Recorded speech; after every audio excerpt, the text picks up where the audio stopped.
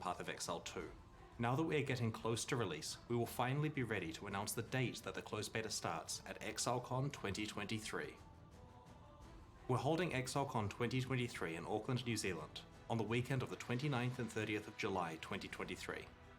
In addition to the beta start date, we'll also be announcing everything there is to know about new game systems, character classes, items, and so on.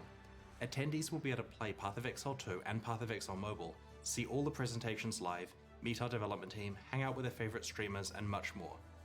The first wave of tickets will go on sale in 2 weeks. We'll make a news post tomorrow with more information so that you have time to determine if you're able to attend before the tickets go on sale. We are so excited to finally talk about what we've been working on, and to let some of you experience the next generation of action RPGs. In the meantime, we have a strong lineup of Path of Exile 1 expansions underway, and today we're proud to unveil Path of Exile Lake of Kalandra, which launches next week.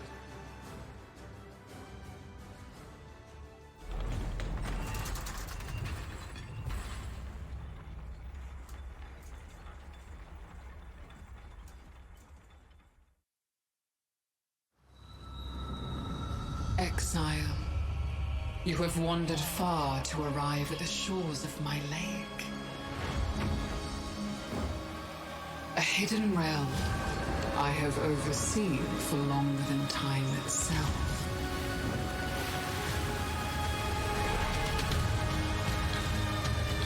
These waters harbor deadly secrets.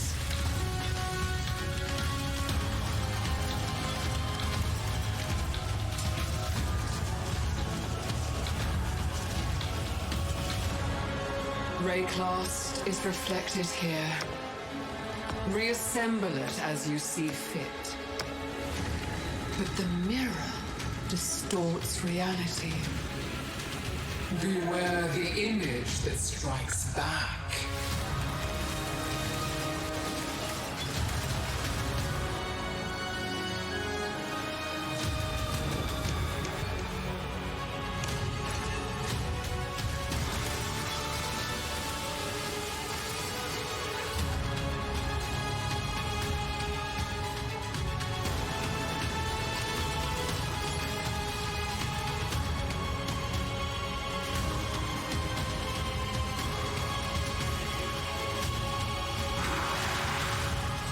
The lake calls you, Exile. Will you endure? Or will you drown?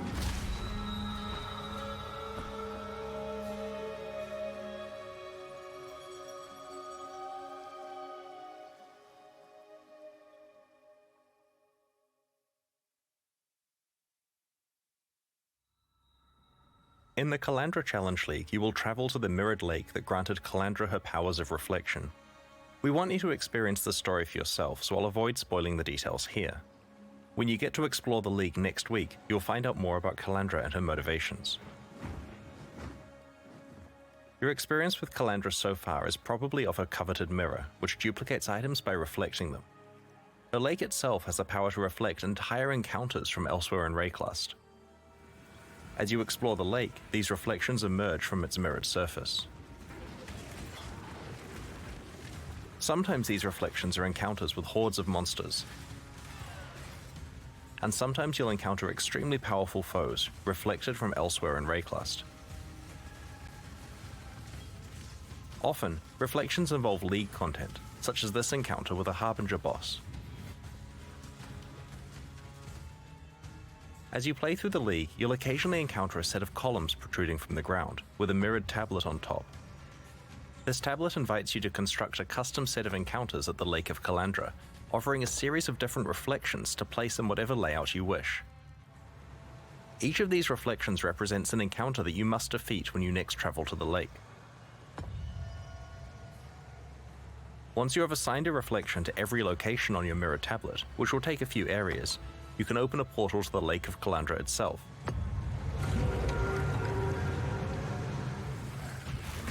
There you will get to experience these reflections of Rayclast as Kalandra manifests each encounter you have chosen.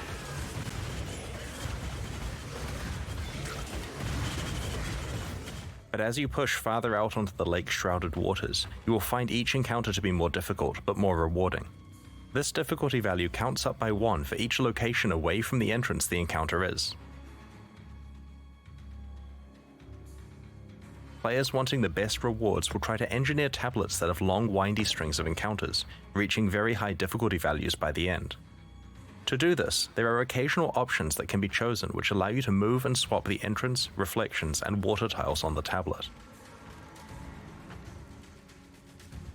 Additionally, as you progress through the league, you'll be able to unlock special abilities that let you manipulate the options you have available on each tablet. If you don't like any of the choices available to you, you can earn the ability to skip picking one entirely. The next ability is even stronger. It lets you re-roll the list of options so that you can immediately pick another one. Finally, you can earn the ability to exile a choice entirely. For the rest of this tablet, that choice will no longer appear.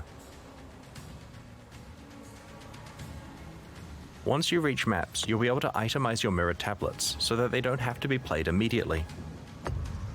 They can be stored for later or traded with other players.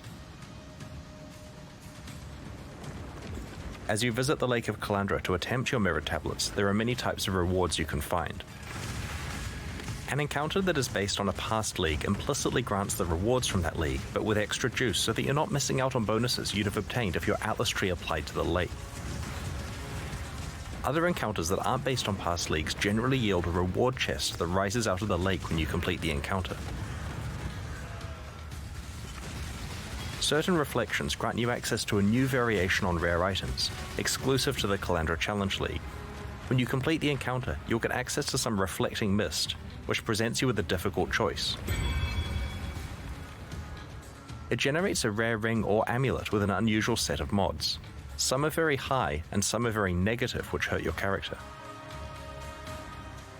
The item is then duplicated, with a reflected copy having inverse mods. Negative ones are now positive and vice versa.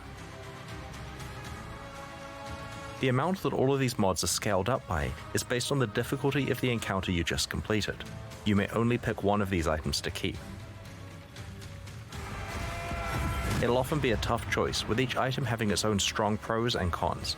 But sometimes, you'll be offered an item where the negative mods aren't downsides for your build, and the juiced up positive mods are very attractive. There are also some special new jewelry base types that you can rarely receive from this process. One rare and difficult encounter rewards you with an advanced version of this crafting process. It allows you to bring your own ring or amulet, distorting and reflecting it with the same process described before. The mods are scaled up in value and some are randomly negated. The reflected copy has the inverse set of negations. It will certainly be tempting to gamble with some of your best jewelry to try to double the values that really matter for your build and negate the ones you don't care about. If you're very lucky, you may find a special League-exclusive unique ring at the lake. Kalandra's touch mirrors the effect of your other ring. The Kalandra Challenge League has something for everyone. It's an out-of-area combat league where you build your own sequences of encounters. It lets you fully dictate your desired level of risk and reward and fully customize what content you play. It features a powerful crafting system, valuable rewards, and offers a glimpse into the lore of one of Path of Exile's most iconic characters. We can't wait to play it with you next week.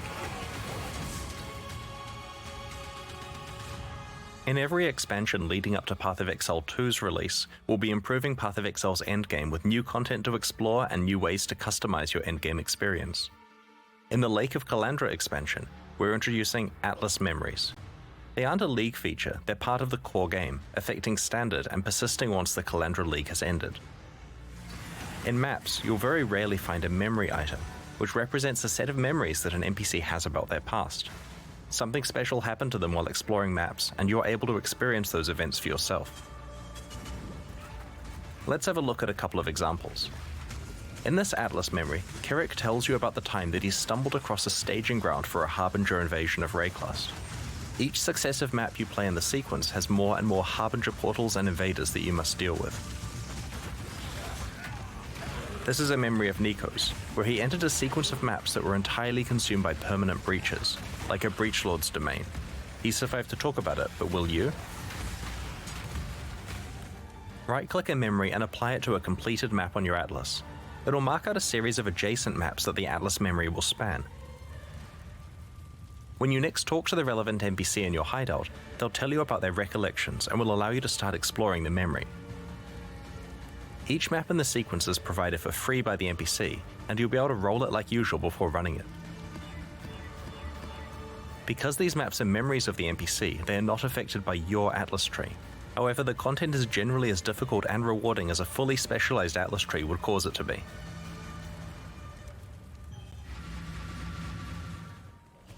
Each successive map in the sequence gets harder and more rewarding as the memories intensify. While memories are tradable, they're also very rare and valuable, so you'll probably want to complete them yourself if you can. For players who love lore, Atlas memories help expand on the backstory of key NPCs. For players wanting to try out different League mechanics at quite high levels of juice that they haven't specialized their Atlas for, memories let them do this without a bunch of respecking. And for everyone else, Atlas memories are a great way to earn some valuable items, if you're strong enough to complete them. The Lake of Kalandra expansion also contains a new unique map that I'm quite excited about. The Trial Master is back. This boss from Ultimatum, and more importantly the unique items he drops, have been sorely missed and will be making a return as the Tower of Ordeal's unique map in Lake of Kalandra. This map can be created by completing difficult endgame Val content. We have not forgotten about the rest of Ultimatum and have a specific plan for how it will return in the future. Whenever we're improving Path of Exile's endgame, we take every opportunity we can to add new variations of rewards that you can find. We don't want to say too much about how these are acquired, but in this expansion it's possible to very rarely find special foil versions of any pinnacle boss unique item. These have the same stats as regular ones, but are certain to be highly prized by collectors or wealthy players wanting to show off. The Lake of Kalandra expansion contains 14 new unique items. In addition to the Kalandra's Touch Ring that is exclusive to the Kalandra Challenge League, we have introduced a new endgame pinnacle boss reward, a supporter unique, the Tower of Ordeal's unique map, 6 new Grand Spectrum jewels, and even some leveling uniques. The first we're showing you today is Soul Ascension, a pair of gloves designed by Zizaran. They drop from the Uber Elder. Soul Eater is a very powerful buff, but it is usually hard to obtain in boss fights. This unique grants you the ability to gain stacks of Soul Eater when you hit a unique enemy, but also makes you lose those stacks if you aren't near one. Ghost Wraith is a leveling unique which allows you to play as an almost pure energy shield character during early parts of the campaign. We'll reveal the other new unique items in this expansion over the next week. Path of Exile has a lot of unique items in its core drop pool, over 700 in fact. We feel that there are two big problems with unique items at the moment. The first is that you find too many, and the second is that they are generally pretty useless when you do. Sure, there are some powerful endgame or build enabling uniques that feel amazing to find, but the majority of unique items found throughout the game are rarely actually useful to you. In the Lake of Kalandra expansion, we have made a lot of changes here.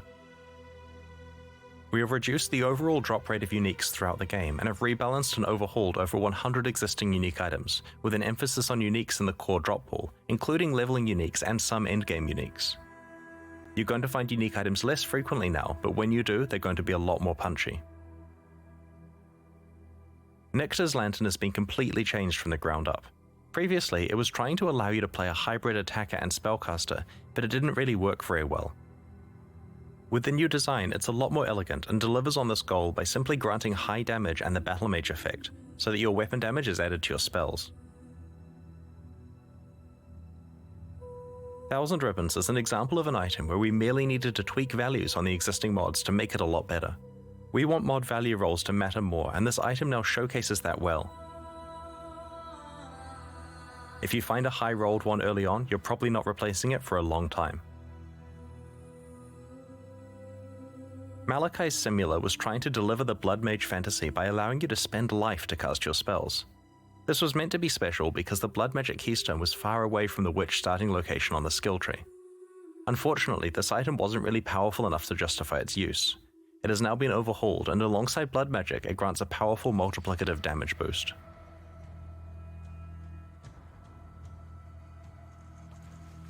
With over 100 uniques rebalanced in this way, your play experience is now punctuated by quite large bursts of power when you find one. We'll continue to examine the power level and rarity of more unique items in subsequent expansions. The Lake of Kalandra expansion includes 3 new skill gems and 1 new support gem. Alchemist Mark is a new Mark skill. Igniting or poisoning the marked target creates burning or caustic ground underneath them, based on the damage of the strongest ignite or poison on the enemy. The damage of the ground effects also scales with Curse and Mark effect, providing a non-standard way to scale your build's damage. Hitting the marked target also refills some of your flask charges. This new skill opens up an extra source of damage for ignite or poison focused characters, especially for ignite builds that want an alternative to Flame Surge, or poison builds that cause fewer, higher damage poisons. This high-level build uses Flame Blast, with 100% of the damage converted to Chaos, to inflict huge poisons on enemies. When Alchemist Mark is cast on an enemy first, that enemy drops caustic ground when it's poisoned, scaled by those big Flame Blast poison hits, melting everything into a puddle. Galvanic Field is a new shock-themed spell. When used, you gain a buff, granting a small bonus chance to shock. When you next shock an enemy, the buff is consumed and the enemy becomes energized, repeatedly zapping themselves and nearby targets, a lot like Ball Lightning. If the energized enemy dies, then the energy sits at their location and continues to zap things. Galvanic Field's area of effect and zap damage scale with the strength of the shock on the target. While Galvanic Field is great for any build that shocks, you can even fully build around it, and use a skill with increased shock effectiveness like Arc to shock enemies and kill them with a ball of death. Lightning Conduit is another new shock-themed spell. A wave propagates out from the target location, causing lightning bolts to strike all shocked enemies in a large area. The damage is scaled by the strength of the shock on each enemy. Lightning Conduit cannot itself shock and won't hit non-shocked enemies at all, so the challenge with this skill is to find a way to consistently apply powerful shocks to your targets to make the most of Lightning Conduit's high damage potential and area of effect. This high-level build uses Wave of Conviction to shock enemies, before casting Lightning Conduit until they're obliterated. For longer fights, it can employ Galvanic Field to create a constant source of lightning damage.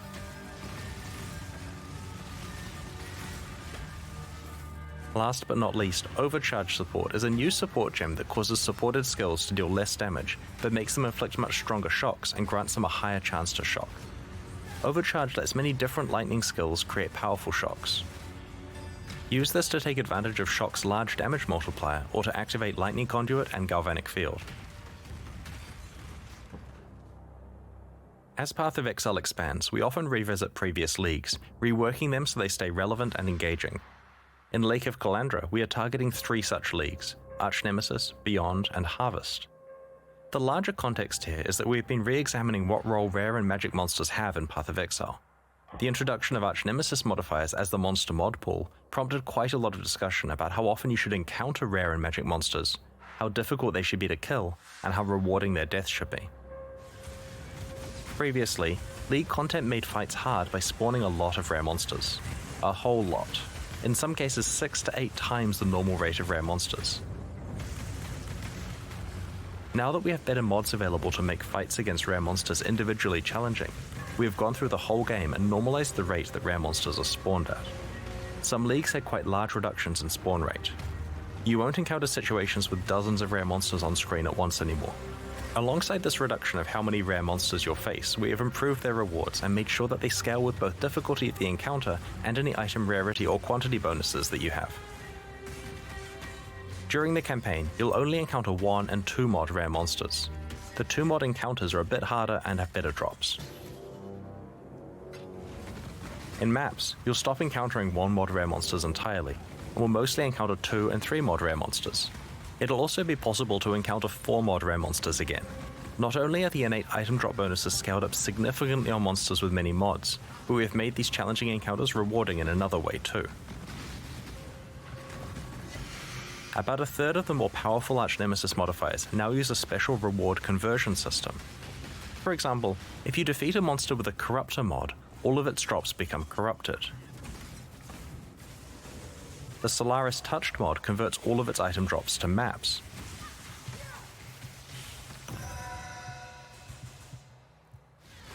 The Katava Touch mod will cause the rarity of its drops to be upgraded by 1 tier, so magic becomes rare, rare becomes unique, and so on. If you're lucky, you can find these conversion modifiers on both the 3rd and 4th mod of a rare monster. This causes them to stack together. So if you kill a 4-mod rare monster with both the Entangler and Katava Touched mods on it, its heavily juiced drops will also be converted to jewels with their rarity upgraded by a tier. Due to the high amount of inherent item rarity that 4-mod rare monsters have, this may result in several unique jewels dropping. This conversion system is fully compatible with your item rarity and quantity bonuses, as well as the drop bonuses from all other Arch-Nemesis mods. Going forward, we want to make sure that a lot more item reward mechanics scale with your character item bonuses. Get your Magic Find characters ready. As a result of this system, when you do encounter a rare monster with many Arch-Nemesis mods, you are well rewarded for the difficult fight. We have also been listening to feedback about the Arch-Nemesis mods that can spawn on magic monsters. Too many of them had external visual clarity issues like on-death effects. We have toned these down on magic monsters so that more of them are stat-based bonuses that aren't so spammy. Encounters that spawn a series of magic monsters now make sure to preserve the same Arch-Nemesis modifiers between the monsters rather than rolling a different one for each monster. This will further help keep the game state understandable in hectic situations. Beyond was introduced in August 2014, initially as a hardcore-only challenge league. It's 8 years old now and certainly has several issues. Firstly, the art. Have you ever really taken a close look at a Beyond demon? It is literally a bandit from Act 2, dunked in red paint. The second issue is its balance. The number of magic and rare monsters spawned is so much higher than the rest of the game, and whatever problems that resulted in before are magnified now that rare monsters are meant to be more difficult. Beyond also spawns way too many unique bosses, which causes its own set of issues. In Lake of Kalandra, we have given Beyond much more than a fresh coat of paint. The Scourge have taken over the realm of the Beyond demons. The old bandit Beyond demons are gone. Summoning monsters from Beyond will now summon Scourge monsters and bosses. We have completely rebalanced the rate that Beyond monsters and bosses spawn at so that it's appropriate for modern Path of Exile. The new Beyond monsters can now occasionally drop the Scourge League's tainted currency items that allow you to modify corrupted items.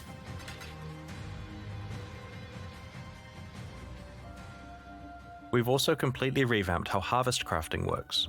Rather than being presented with a selection of crafting options that must be used immediately, you now receive itemized tradable life force of the appropriate color.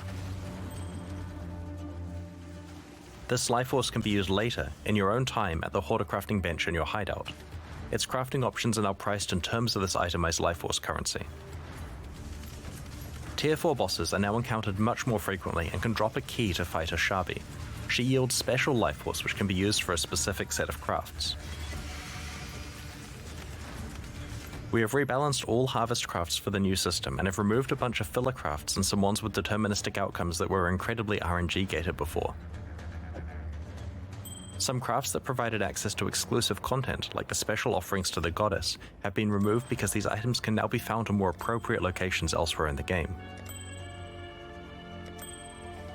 The result of these changes is that when you complete a harvest, you aren't presented with 30 crafts which must either be used immediately or unsafely traded to some player you found on a community Discord server.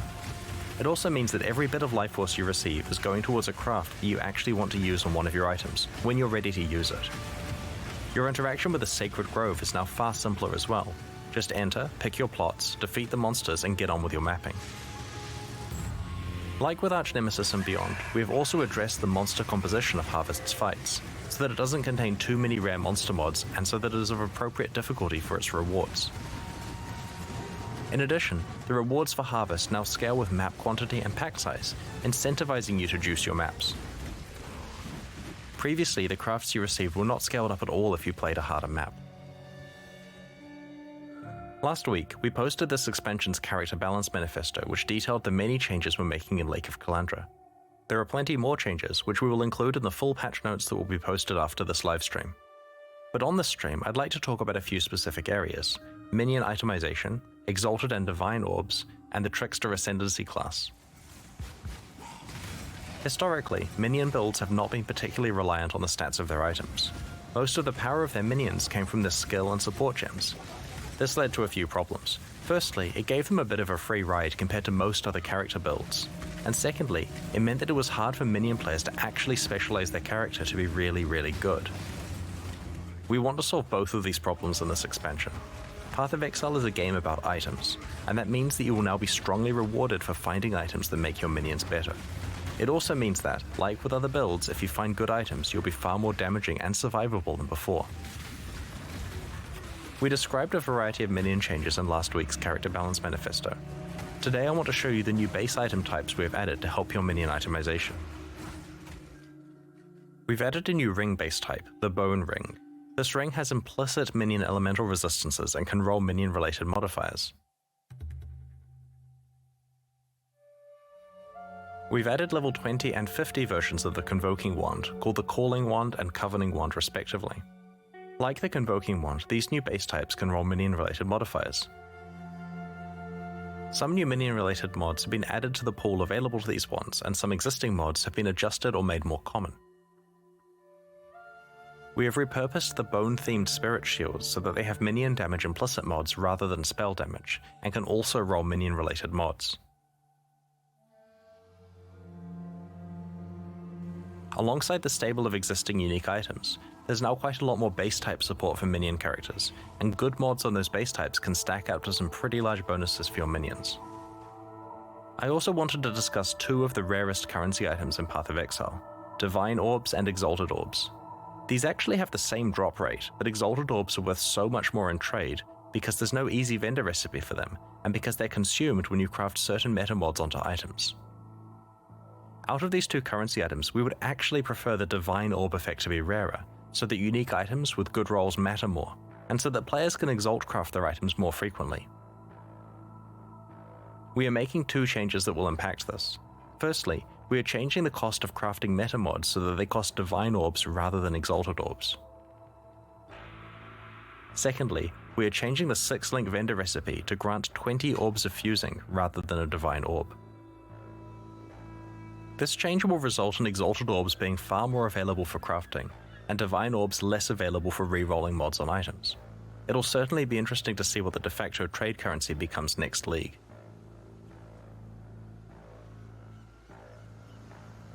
Next, I'd like to talk about the Trickster Ascendancy class. We haven't been happy with the state of this Ascendancy class recently. While it used to be quite powerful, we moved its defining feature, Ghost Dance, onto the main passive skill tree. Since then, it has had a confused identity and hasn't met the power level of the other Ascendancy classes. In this expansion, we have reworked the Trickster with a focus on establishing thematically appropriate defenses and ways to manipulate speed. One step ahead allows the Trickster to manipulate time in an interesting way. Enemies are slower than normal and cannot have their action speed raised above this value, such as through an acceleration shrine. Conversely, the Trickster is faster by default and cannot have action speed lowered below this value, effectively making them immune to effects that lower action speed such as freeze, chill, or temporal chains. Spellbreaker ties together spell suppression and energy shield in a powerful way. Spellbreaker grants some spell suppression chance, which is an effect that reduces damage taken from spells. The skill also starts your energy shield recharge half the time you suppress spells.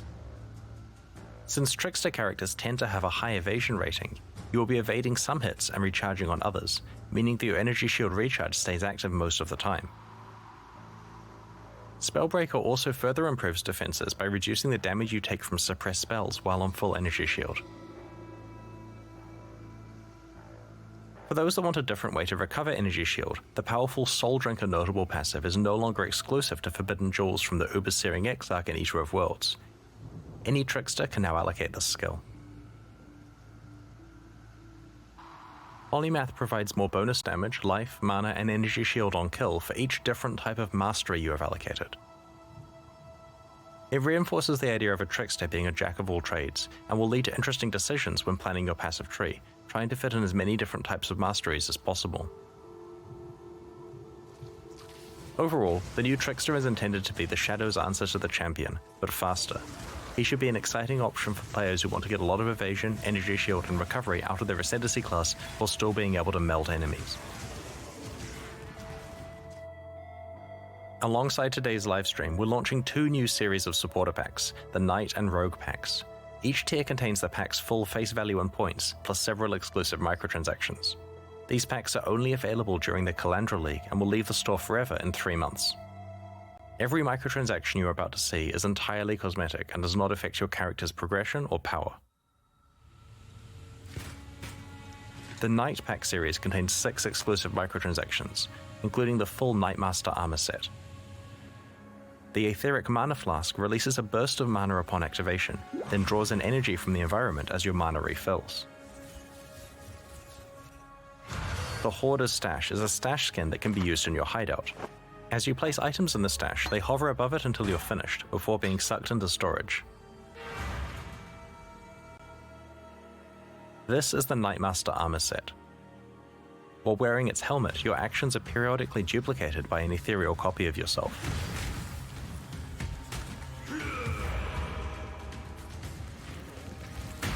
The Blood Scouring Cloak absorbs blood as you slay monsters. It tracks your kill streak and cleans itself off when the slaughter ends. The Ring of the Victor causes a podium to rise up underneath you when you are standing still, elevating you above other players. Seek refuge here. The Warlord's Lieutenant Portal summons a warrior spirit who will greet you, cheer you on, and commend you on your actions. Onward to battle.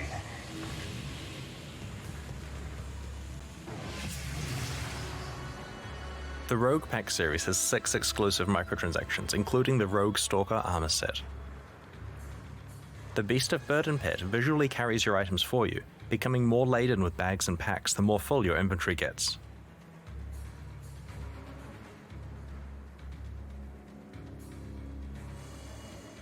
The Collector Serpent Shield covets the treasure you find. Whenever you pick up an item, the serpent darts out to grab it.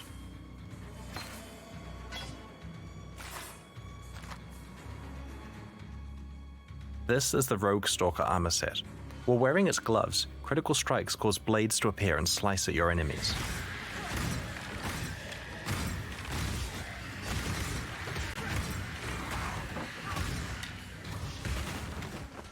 The Corpse Bloom footprints cause exotic plant growth in your wake. The plants especially love corpses and will seek them out and grow in larger patches around them.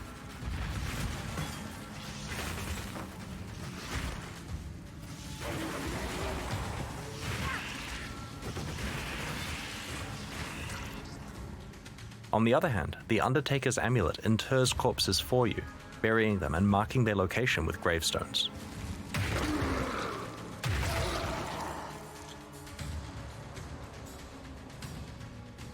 The Unstable Explosives back attachment is not for the faint of heart. As your life gets lower and lower, it gets closer and closer to exploding. And when you die, your party members will certainly feel it.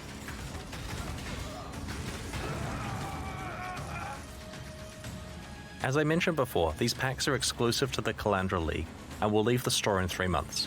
They're available right now at pathofexile.com/purchase, and they directly fund the ongoing development of Path of Exile 2 and Path of Exile 1 expansions like Lake of Kalandra. In addition, the supporter packs introduced with a Sentinel expansion are leaving the store forever in 1 week.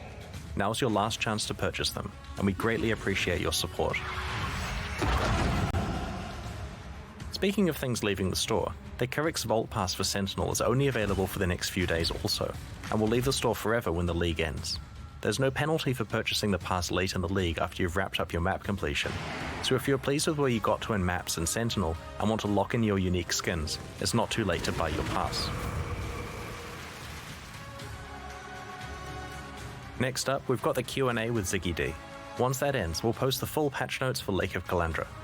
Over the next week, our community team will post teasers for new and revamped unique items, upcoming quality of life improvements, and an announcement for the League launch race event.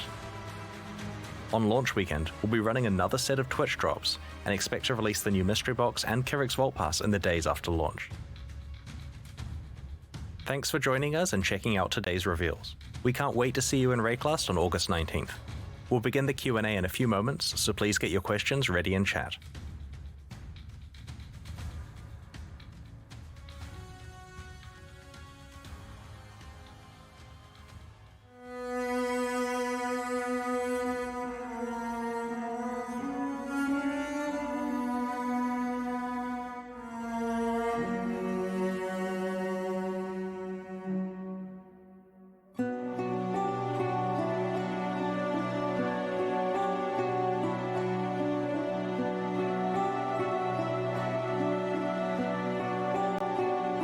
I'll be right back.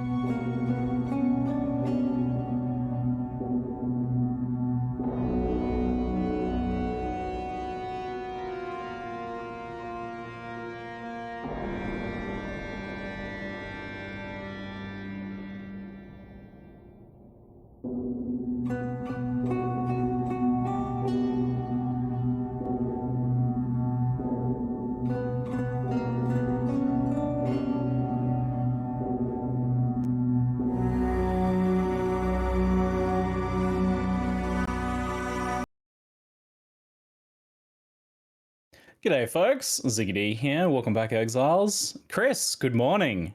Hey, good morning. Excellent to have you back for some Q&A action after some very big announcements. Firstly though, super exciting news about ExileCon returning next year.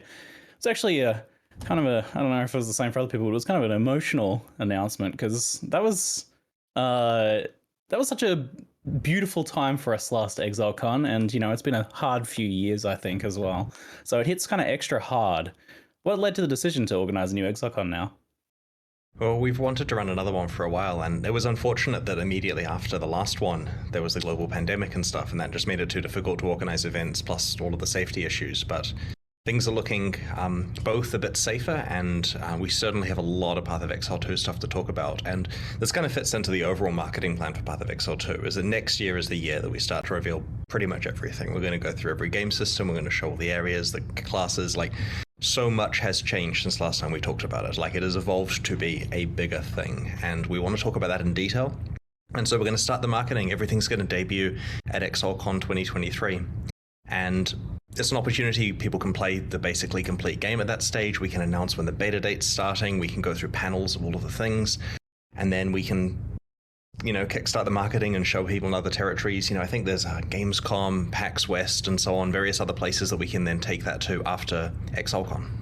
That gives us a pretty firm-ish timeline for PoE 2 then, which is very exciting. We won't be releasing it before July next year, that's correct. That's true. We've been holding our breaths, I think, since last ExileCon. And that was like such a huge reveal then, but a lot of what was revealed has kind of leaked its way in game since then. So I imagine that if you've got a whole new ExileCon of stuff to show, then, you know, how much more progress has there been made since then? Yeah, well, don't get your hopes up. We're not announcing another new sequel. Like, the ability to announce Path of Exile 2 on stage was a surprise that was amazing, but we're not announcing a Path of Exile 3, obviously. This is all about Path of Exile 2 and mobile. And whatever Path of Exile 1 expansion is immediately coming out after ExileCon, like the next one in the chain. I mean, if you want to grab some news headlines, just be like, forget about Path of Exile 2. We're going straight to PoE 3. Make headlines. How cold is it in Auckland in July, by the way? That's in winter for you Northern Hemisphere folks. It's not too bad, actually. I mean, I'm in a t-shirt today, right? Like, it's pretty mild. It's not like the frigid suburbs of Melbourne or wherever you guys are. But seriously, for people in the Northern Hemisphere, I understand that your winters involve things like snow. We don't get that here. It's pretty much like 8 to 25 degrees C, you know, depending on what day it is. And it's not too bad. There are lots of good things to see in New Zealand in the winter. Like, there's a really good ski, you know, season going on at the same time in the cold parts of New Zealand. But in Auckland, it's no problem whatsoever. So we feel that having a convention during winter is not a big logistical issue. Great. But yes, don't bring your, you know, board shorts and singlet shirts. Bring some warm clothes. And make some considerations if you're cosplaying as well. I was originally planning a Tentacle Miscreation cosplay, but I'm going to have to change my plans, I think. So, Lake of Kalandra is the new league this time around, and the mirrored lakes look incredible. I love the basalt columns rising out and the reflection of the clouds and sun and stuff on the water. Is there some like new graphical tech here, or is this just finding some creative new ways to use what you've got? Well, the great thing about the way we're developing Path of Exile 1 and 2 is we get basically the PoE 2 engine and PoE 1 that we can use as we see fit. And so that means when we wanted like surface reflections for the lake, we just, found an engineer and said, how hard would this be? And the answer was less than 1 day. And so it's really helpful that we have like a world-class team of graphics engineers working on iterating. Even though we're not using most of the capabilities in PoE 1, when we need to, we're definitely able to. Awesome. Kalandra is such a mythical figure in PoE 2 as well. So, like, to do an expansion dedicated to her is a big decision, I guess. But without spoiling too much of her story, of course, because I understand you don't want to spoil too much right now. But how did you arrive at like the theme and flavor for this expansion? Like, it's a lake and she's a bird lady. We've wanted to explore Kalandra for a while, and this is a perfect opportunity because it both fits the lore that we've built up for her, and also mechanically works really well with the out of area build a complicated set of encounters kind of thing. The theme of her or the lake being able to reflect various aspects of Ray class, fitting in with the mirror theme, and also fitting in with the fact that you're choosing encounters, many of which are League content that players have played before with a bit of a twist on it. It helps kind of justify the fact that you're, fighting breaches and that kind of stuff, not just arbitrarily. It's because she and the lake are intentionally able to actually manifest stuff from elsewhere in Ray class. Speaking of like this zone building concept, this seems like a pretty natural evolution of Synthesis' custom map building, which I'm very excited to see a expansion on that concept. But you don't need to collect a bunch of physical things this time. How is your approach to designing League content like this changing? Well, we see this one as similar to Synthesis, similar to Incursion as well, because you're building an area, and we like to think that we've learned from mistakes we made in the past, which may not be the same mistakes that Twitch chat would call out that we'd be making, but we have certainly improved how we're doing it. Also, another aspect here is that the difficulty scaling, in this case based on Manhattan distance depth from the origin when you're playing, that is similar to what we were doing in both Delirium, where there was difficulty based on distance from origin, and also with Sentinel, where you've got empowerment scores based on a bunch of stuff. So we've learned various ways of juicing up the risk and reward together and using the same kind of math here. But in terms of how we're iterating on these area building leagues, we're trying very hard to not be too micromanagey with this one. You will notice it's relatively easy. You find your mirrored tablet, you put some reflections on it, and then you run it. And you could do a little bit of swapping stuff around to try to make the layout a lot better, but that comes at the cost of not putting a reflection on the tablet. And so it in some ways rewards less micromanagement than usual, just getting in there and killing some monsters. But there'll be opportunities, of course, where people can micromanage it a little bit. Yeah, well, that kind of segues into my next question, was like, how do you balance something like this between the people that want to just kind of jump in and run some fun content versus the people who really want to think about it and min-max it and make it super challenging, that sort of thing? I think you'll find cases where you want to opportunistically improve your tablet. So if you were to sit there just skipping lots of choices, trying very hard to get the things that move stuff around, you'd take forever to complete a tablet. And maybe you'd get one that's really cool and worth a lot, but you could have done 2 tablets in the same time. But you'll find situations where you realize, if I just swap this entrance location, it juices half the encounters on the tablet by a huge amount. And with one small change, or maybe moving one of the water tiles around to make a really long windy path around it, those kind of things there will let a person who's thinking about it deeply get a lot of extra value from the tablet. But to be completely honest, the way I'm playing it is slap some reflections on there and then go and struggle to complete them. So yeah, it's only really the skilled players who are the ones who are going to want to be juicing it all the way. That sounds familiar. How many maps does it take on average to build a mirrored lake at endgame? So in the end game, there's approximately 11 or 12 blank tiles to fill in. The tablet size varies a little bit as it gets larger as you progress through. You'd normally get about 2 reflections per map, and so that's approximately 5 to 6 areas for each lake tablet that you want to build. So this is about twice as often as Incursion, where you'd be getting an Incursion temple every 11 areas or so. So we've doubled the rate that you're doing that, and these can be saved up. So it's entirely possible to just stack up a giant pile of maps of lakes, in your stash and come back to them later on if you want to. And of course, they're fully tradable. So if you want to run a lot more lakes, you can just buy them from the trade site, basically. That's great. How does the mirrored lake building and running work for co-op? Well, whenever you find a mirrored tablet, everyone in your party gets to improve their tablet. So if you're running through an area together, whenever you get the ability to place a reflection down, everyone can do it on their own tablets. And then at the point that they decide to run the tablet, all the party members can take part in it.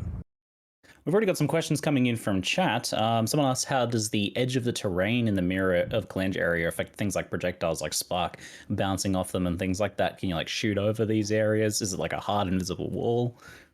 I believe that there is projectile transmissibility over them, so you can fire projectiles without hitting a hard wall. I'll do the obligatory dev check to confirm that.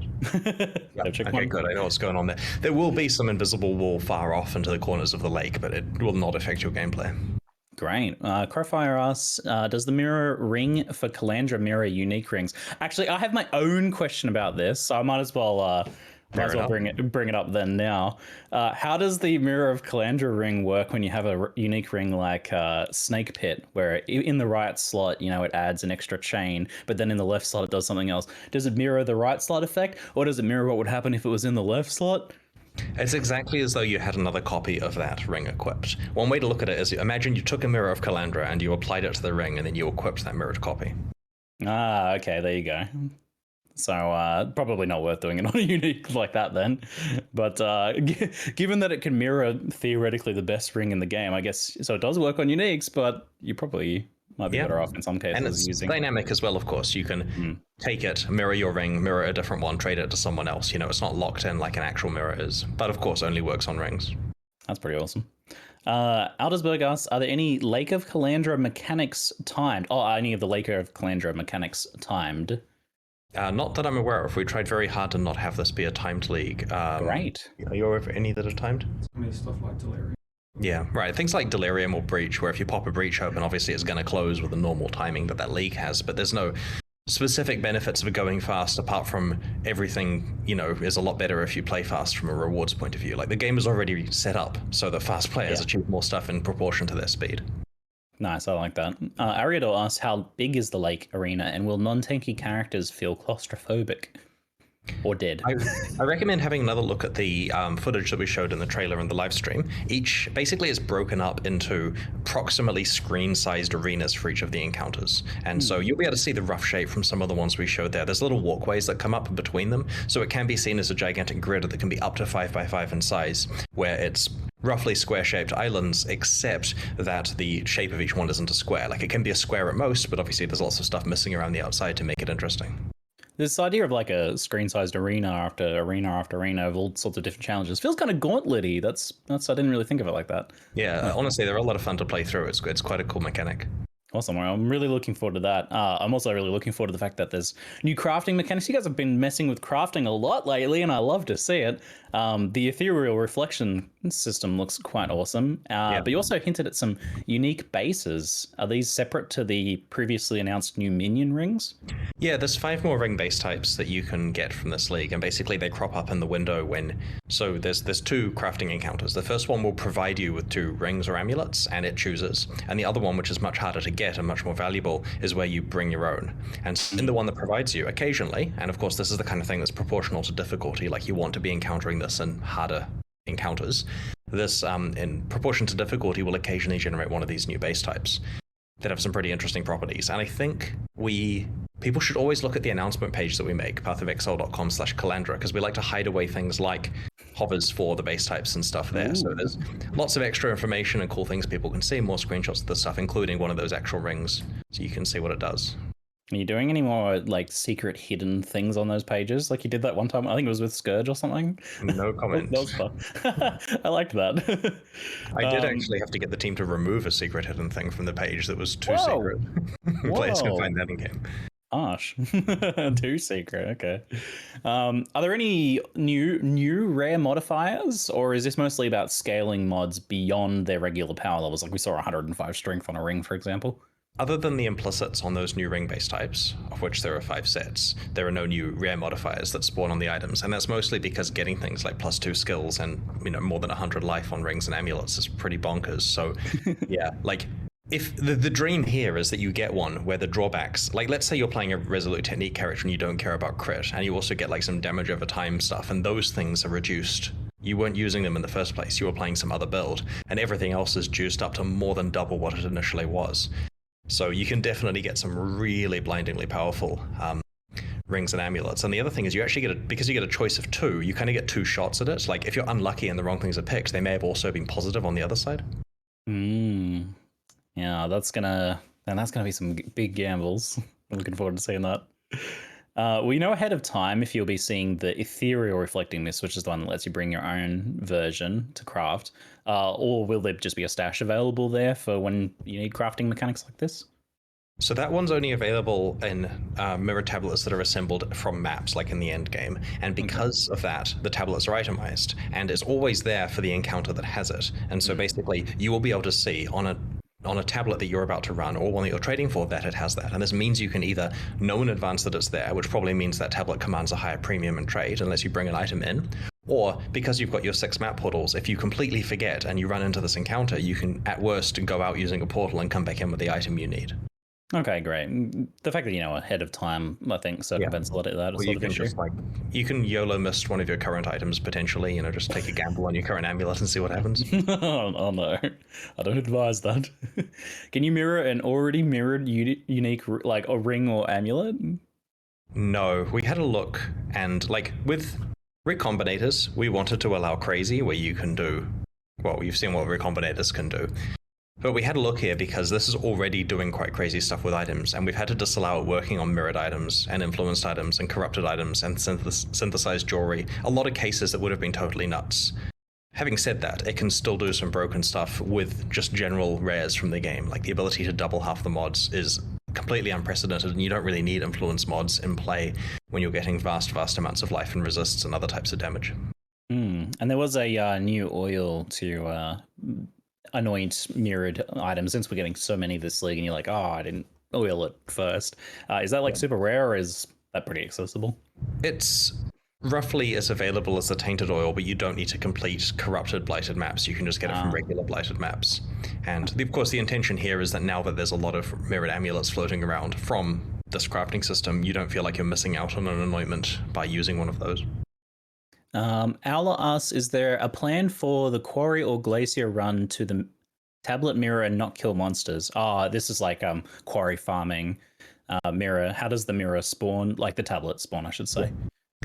My understanding is that the mirror tablet does not spawn if you are massively over level for the area, which is what we've done for years with this kind of stuff. That may mean that you can essentially assemble pre-map tablets, right? I'm not sure of the exact, like how punitive we've come down on that, but they won't have the various reflections that can occur in map content. So by playing pre-map ones, you can't itemize them, you have to run them on the spot, because to stress, map and above tablets are itemizable. Campaign ones have to be played as you complete them. So it's not a good way of farming for trade value that way. Having said that, you may be able to still run quite a lot of tablets just for the regular rewards from them.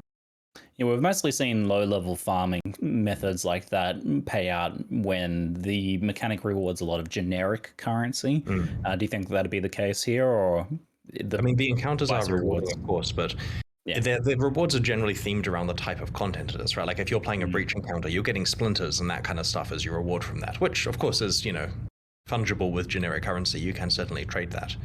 But my advice would be just push onto maps and actually play properly, and you'll get plenty of tablets. Like, we're not in a map starvation kind of system at the moment. Like, you've got drifts of white maps to play if you really want an easy encounter. Speaking of mapping, let's talk about some endgame improvements, in particular the Atlas memory system. What sort of goals did you have with this new system? They seem like they would help with both pacing of the endgame mapping, but also creation of like a story thread to follow between chunks of maps. Not much else is happening potentially. The Atlas memory stuff is really cool, actually. Like, I'm low-key as excited for this as I am for the actual league itself. It's just that because they're quite endgame and, moderately rare, it's something that only, people that actually get into red maps and stuff will be interacting with, so it's not quite as broadly applicable as the league. But the important part is we promised that every expansion we're doing until Path of Exile 2, we're going to try to make some improvement to the endgame. And so this is an alternate way of playing through content you're familiar with, but with a twist. And we've designed these to be fun, rewarding, and kind of crazy. Like, we're low-key hoping that certain team members don't actually check these out before release, so we can release them in a really punchy way, because I get the feeling that the fun police may try to turn a few of them down. So an example was, I was playing one yesterday where I was asked, can you please try this one and let me know if you think it's over the top? And I join that one, and the theme of it is that there are gangs of rogue exiles that you find like in roaming packs that are trying to hunt you down. And the map I played had 100 rogue exiles in it. Now, I can't promise it's going to release with that number, but it was certainly nuts. And so I kind of want to emphasize these aren't incredibly common in maps, right? Like you do have to play a bunch of maps to find one. And because there are a bunch of different types of them individually, it's hard to actually get the one you want. And so because of that, we can just go a bit overboard with the rewards. Like we can do crazy stuff, and it lets us also, like, here's a key thing with the end game stuff this year. You have to juice your Atlas to get full rewards from content. And that means that if you want to try out, what is it like to have some silly breach stuff going on? You have to go and specialize your Atlas in breach, and that requires a bunch of respecking.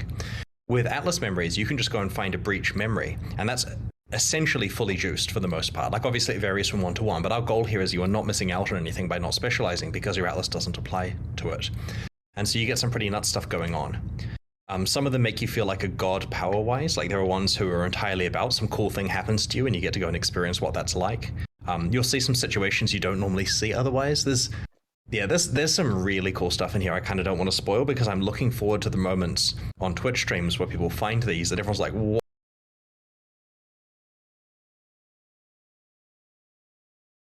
what is happening here? Great.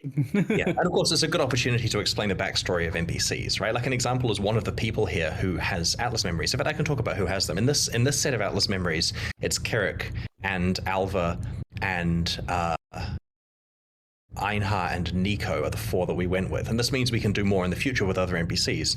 But everyone loves Einhar and his craziness, and his interaction with these things that he barely understands himself, but certainly wants to make friends with all the beasts in, is quite cool.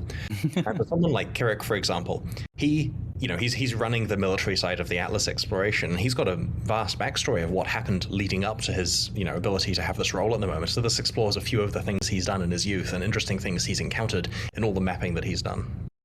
I'm really excited that you're expanding out like the lore and story of the endgame stuff, because we mentioned synthesis earlier with Kalandra, but that was another big part of synthesis, is it had a ton of lore for like characters and mapping and stuff like that has kind of disappeared. So it's cool that we're getting something back. Synthesis is actually quite important canonical Atlas lore to a large extent. Yeah. And, it's not off the cards to bring synthesis back. Like, us doing Lake of Kalandra doesn't mean we're not going to potentially do that. It's just that these leagues happen to be moderately similar, so it does scratch the itch a bit, but in a much more accessible way. Cool. All right.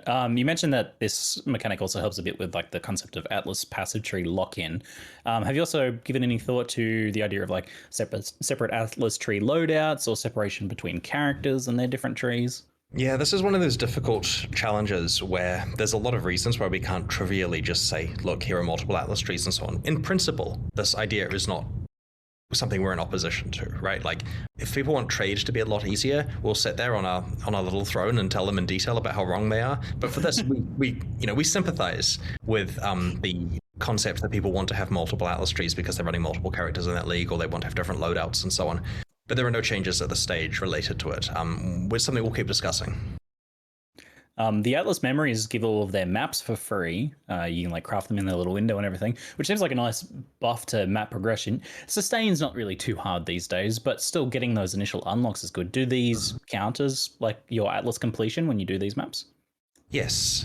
I should note, though, they only spawn in quite high-tier maps, and they are quite valuable. So you're probably going to have large completion by the time you get them. This is not a thing where you're completing your white maps with it. Like, I forget the exact tier they kick in at, but it might be like tier 14, for example, like a red map kind of thing. There's certainly very endgame, very juicy stuff. Now, you have to apply it to a completed map, but the ones that it snakes out through, which generally goes up tiers rather than down where it can, my understanding is that can go through uncompleted maps and does give you completion for completing them. Now, I haven't actually fact-checked that. That's more of a, this is how it's meant to work. And so, we'll confirm. Like, we'll announce if it is not going to work like that. But my understanding is it should do. All right. Do the memories like avoid each other on the physical Atlas? And does that mean you can do some weird like memory blocking or something like that by applying multiple memories? We looked into that, but instead we made it so that they can fully overlap each other. You can apply multiple memories to exactly the same starting map if you want to. They can go on exactly the same path. I mean, they probably won't because they snake randomly. And again, to emphasize it, you should expect these to not be particularly easy to get. Like, yes, people will have multiple running at once occasionally, but they probably had to trade to get those. It would be rare for a person to have multiple concurrently going based on naturally finding them. How do you get them, by the way? Are they just a random drop? Yep, they drop. Not often. Yep. Okay, now expectations are set. Very good. What happens if you fail, and can you fail, I guess? the Atlas memory map things. I threads. mean, you can certainly run out of portals, but you can still play the next one in the sequence. So it gives you your entitlement of having the ability to try to go for the rewards of each one. Now, if you do fail out and don't have any portals left, or you die in hardcore, you're not getting the drops that you would from the rest of the encounter, obviously, so that sucks. But yeah, technically you can still go and play the harder ones, but I don't see how you're going to do any better at the harder ones in the sequence, because they ramp up a lot. True. Maybe you just had a bad day in one particular map. Yep. Will there be any changes to the Atlas passive tree for the 3 league mechanics that have been changed?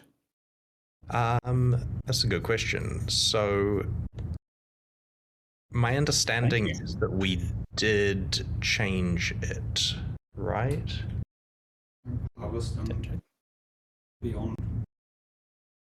Yeah. So less so for Arch Nemesis, but for Harvest and Beyond, there were changes related to the passives. I don't think we released the Atlas tree before release. I'm not sure. That's a good question as well. So either way, it's changes in line with the theme of what we've been doing with these leagues, so it's not going to be too surprising. Okay. The Tower of Ordeals, the ultimatum boss fight, yeah, it's back. It's created from difficult endgame Val content was the terminology. Is this like Val Temple maps, or is it something else? We want people to work it out. It's a variety of stuff. So to be clear about how this works, you do several pieces of content, you get some pieces that you can put together, like making Harbinger uniques. You place them next to each other in the inventory. And it's, go play some Val content, see what drops, post it on Reddit, It won't be too hard to work out. It's going to be like a new fragment set or something for these. Okay. Yeah, I'll actually clarify with that Atlas tree question. The details will probably be in the patch notes that we're posting as soon as we finish talking, so people won't have long to wait. It sounds like there's some there's like some sort of creation process here. Does that mean we can influence the roles on the map in any way, or are those random and we get what we get?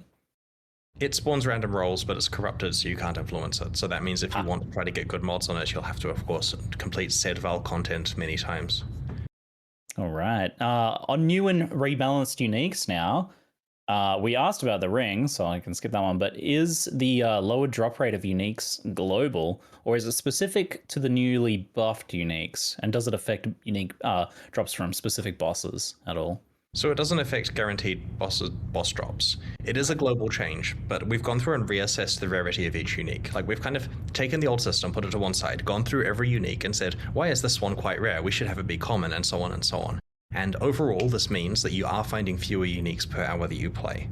But the difference between the uniques is quite staggering. Like, I would much rather find one item per time period that I can actually use or has some trade value, rather than, and hypothetically, a bit more than one item, which is probably useless. And so it does feel quite different now. And yeah, no one likes to hear the drop rates have been reduced, but the game was really spamming you with uniques, and it's probably gone over the top. And that's because we don't post in the patch notes every time we implicitly increase the drop rate of uniques in the past. We just happen to increase it too much. When you make a change like this, do you think, people are going to have less alks? And then like change the drop of alks or something? Or there were other currency items I was focusing on this league. Indeed. So you've got a long list of uniques getting changed here, but as mentioned that there are just like many more in the game. There's so many now. And I think that whenever you do like a big list of buffs like this, and the buffs themselves are pretty substantial for the most part, people can feel a bit sad about whatever ones didn't make the cut, for example. I don't think I saw Voltaxic in that picture. Sad. Is there any plans to give like similar treatment to more uniques in the future then? Yeah, we will be. We plan to iterate on more uniques and other expansions. We're just not sure of the timing of it. I mean, we've done unique revamps in the past. This was an expansion where we happened to have balance capability lying around in the unique department that we could use for this, and it felt like the right time for it. So yeah, expect more improvements, but we're not promising that we'll do every other unique in the next one. People want to know what the process is for creating unique items for Uber Pinnacle bosses, like their design, working with members of the community, and how that's all going. We had one new on this league, it looked like. We have been running a league launch race boss kill event thing for the last couple of leagues, and the way that works is that historically for the last two, people who were the first to kill all of the Uber Pinnacle bosses got ranked in order and then had the ability to design unique items. And that's resulted in some really cool stuff, like the Zizaran got gloves that are in this expansion and a bunch of ones in the last one. But we ran into some problems. The first problem was that the same people are having to make the same uniques, and while they have won the competition multiple times, the same people are getting to make multiple uniques, which isn't a problem from a fairness point of view because they're winning the competition, but it's a problem when Ben gets to make like half a dozen or something like that because he will run out of ideas after a while. In addition, these content creators, and they're often content creators who are winning these because of skill and so on, often don't have the time to actually fully engage with our design team in the relatively time-consuming process of making these because there's other things happening. And so we only had one out of a backlog of I think 6 or 7 pending uniques actually make it in. And so we're going to be putting a bit of a deadline on it where the creators who still have uniques pending there, we're going to release them in the next expansion with or without their input. Ideally, they will. We're contacting them basically, but yeah, ideally you've got months to actually go and get it, the process finished. But we are planning to actually release these because the players want their uniques, and we're going to give them. So the earlier and faster you can work with us, the more stuff we get in. Now we will be running another race event at the start of this league where there are some cool prizes, and we'll be talking about that this week. But we're not going to be giving out more unique design slots at this stage, partly because we still have a whole bunch we need to finish. And so we found some other cool stuff that people will probably enjoy, and we'll post about it in the news this week. All right, get on it, eh? Get on it, guys. All right, let's talk about some skills and support gem stuff. Alchemist Mark is one of the new revealed Mark skill, taking the Floss Charge generation off that one used to be on Poachers, I believe, or I can't remember which one it was. Poachers. It also creates a ground effect based on like the biggest ignite or poison on an enemy. This seems very good for like ignite builds or big single hit poison builds, but doesn't seem very useful for most poison builds, which scale by stacking a lot of smaller poisons. Is this the case, and is that just okay? Yeah, the goal here wasn't to just say all poison builds have an extra thing that they have to stack on in addition to everything else. The goal here was to enable builds to exist that use single big poisons and ignites. So we're trying to open up more space here rather than just buff an archetype. Oh, that's true. Like, we saw like the Flame Blast poison stuff. Does that mean Consuming Dark is one of the changed uniques, by the way? It's all right, don't worry. I think that all the changed uniques are listed in the patch notes. And for reference, I would much rather just say they're in the game, go have fun, but we have listed every change as far as I'm aware. So it's all there. Spoil it, Wow, so all the uniques are getting spoiled. As soon as I finish the Q&A, let me just stall for a while longer. We could stop right now and people would have that information, but instead we're going to keep going through the question. I'm not going to stop until Bex tells me to. I feel really bad for the person that has to write up all the changes if I was wrong and they aren't listed there and then the community expects them and that's their weekend gone. Sorry, folks. So the new shock skills seem very cool. Though they feel a bit like PoE 2 skills. I've been noticing this a lot lately, where we will have a lot more socket and support freedom in the future. I've noticed this is a bit of a trend with new skills feeling a lot more like combo pieces, and like it really feels like you're butting up against the limitations of the current socket system. Do you feel that when you're designing skills at the moment? Yeah, we are certainly designing content for PoE 2. I mean, like, this league is designed so it could appear in PoE 2 if we decide to. We're trying very hard to make sure that we are juicing both games at the same time. And that's why from a quality point of view, we want them to be, top notch. And also, I mean, it means we can produce much higher budget stuff for PoE 1 because we're getting to spend PoE 2 money on it. And it also means that we're able to make sure PoE 2 launches with a much larger stable of content than other action RPGs in that generation will do. A lot of stuff is going to take on new life when PoE 2 comes out, especially with, like I said, we've got so many of these like combo piece feeling skills that are just so hard to fit in builds at the moment. So they'll find places. Like our team are very excited about these.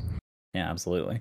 Overcharge support, I really like the idea of, but is there any concern that it could become like a universally used damage scaling tool? I've seen this in other games where they've had like a mechanic that you debuff an enemy with so that they take more damage, and the entire gameplay ends up revolving around them. Is this something you're like concerned about here? So in order to get a good shock value, you don't want to put it in a 2-link with some random skill to shock enemies. You want to actually like increase that damage and put it in a 4-link. And so then you're facing the opportunity cost of every other relevant support gem or utility skill you could have in that slot. So, I mean, it will certainly have its place in trying to make good shocks, but it's not just something you put onto every build just as an afterthought because, there's limited sockets going on there. Yeah, right now, like you have the option, I guess, of doing that, but it usually comes at a pretty big opportunity cost. Like Skitterbots, for example, reserving something is a pretty frequently used one. So I guess right now, if it's like it's hard to get enough power in a build that doesn't really make sense, it's not going to be a problem. I guess it might be something you might have to review in PoE2 when people can throw a 6-link at it, even if they're like a melee build or something where it doesn't make much sense otherwise. Yep, fair enough. I'm avoiding commenting on the availability of 6 links in that content, but people shouldn't make assumptions. I mean, as far as everyone's concerned at this point, we're all getting a 6-link on every single skill. Not a Instantly, problem. on the Free. beat. Yep. A whole lot. Thank you for all the 6-links. Well, speaking of 6-links, we've got the return of Tainted Fusings coming this league. I really liked those for easier, unique availability on corrupted items. It's like a awesome stepping stone. I'm glad to see you guys brought that back, but is it something you wanted to avoid, or because they didn't stay around for a while, but now they're coming back? What are your thoughts on like that and the availability of 6-links in general? We believe the rate that we've reintroduced them in is going to be safe because they're moderately scarce. It's certainly, they're not dropping all over the place, so it should be fine. All right, let's talk about the league revamps, in particular Arch Nemesis. I'm very excited to see big changes on the Arch Nemesis side of things. At the risk of putting it bluntly, I think Arch Nemesis implementation last league was not met with a lot of love for many, and it didn't really feel like an improvement to the game overall for some. How was your reaction to the implementation of Arch Nem, and the community's reaction to it? So I played at League launch last time, which is relatively rare because usually we have raging server fires and that kind of stuff that I get to work on. But this time I got to play some Path of Exile, and I got all the way to maps without really feeling any problems with the Arch Nemesis stuff. And so I was a bit like, I had some cognitive dissonance with the feedback, but our design team agreed with the feedback. Our design team looked at the builds people were playing, looked at the way they were playing, went through it and said, yeah, we need to tone down some problematic stuff here, which is good because I'm glad they're the design team and not me. And so we really feel that Res in the early game felt too hard relative to Res later on. And we made a lot of changes to it in response to the feedback, and obviously that's stuff we should have had in there through more testing prior to the release. But there were some changes specifically around rewards that we wanted to do but weren't fast to implement, so we waited till 3.19, and that's why it's one of the revamped leagues here despite being so recent. And it was the ability to go through the entire game and make sure that the rate that you're encountering rares is appropriate for how difficult they are, and then making sure that when you do have a hard rare fight, you don't just get a pile of junk, you actually get some really good stuff going on. And so now people will hopefully look forward to finding monsters with multiple Arch Nemesis mods so that they may get really broken conversion stuff. How aggressive was this reduction in rare monsters applied overall? It varies. In some cases, there were no changes. Like, for example, the monsters in the actual just areas you walk through are generally relatively low. Like, you can play a map and only encounter a few rares if you haven't juiced it, with all balance values, and that's left unmodified. Of course, you could, if you're lucky, encounter more. But the leagues spammed the ever-loving, there were some leagues that gave a lot of rare monsters, Ziggy. Like, we had to turn some down 6 or 8 times in some cases. And so that's making a big difference. Now you actually have some ability to focus on what mods you're playing against, as opposed to the screen being full of yellow 1 frame per second death. So yeah, there has been a big reduction for some leagues, and then we've had to compensate. And this is why Beyond and Harvest were 2 that we redid, because we can turn down rares, but you can't turn down rares in Beyond, where the whole point is all the monsters are basically rare, or Harvest, where they have to be rare in order to give the amount of life force they did before. We had to rework systems and balance entirely for those leagues in order to be able to turn the rares down. Chat's been spamming about Headhunter. How does this nerf Headhunter once again into the dust, Chris? All these extra mods on rare monsters for you to take, I mean, that's a buff, right? We can't balance the entire game around Headhunter, and it's still a very powerful item. There you go, chat. Sure enough. How does this change the balance between base gameplay reward and specific league reward mechanics? So I guess now, when a rare spawns from a league mechanic, it potentially is dropping its new reward system, whether it's like a bundle of maps or uniques or something like that as well. Yeah, we want it to be consistent across both. We've had a problem long-term in Path of Exile that isn't fully solved, where the base game has one difficulty and league content has a different difficulty. Like, if you were to fight a monster in an expedition, a white monster, and look at how much life it has compared to just a random zombie walking on the beach 1 screen over from the base game, there's a pretty big difference there. And we haven't addressed that life difference here. It's quite a large change to go and normalize all that, but we do want it so that league content is appropriately rewarding for its difficulty, but not to the point where you just don't want to play the base game. And so here, a rare monster is leagues have interesting ways of supplying you with rare monsters, often at a higher rate than normal, but hopefully not at an insane rate.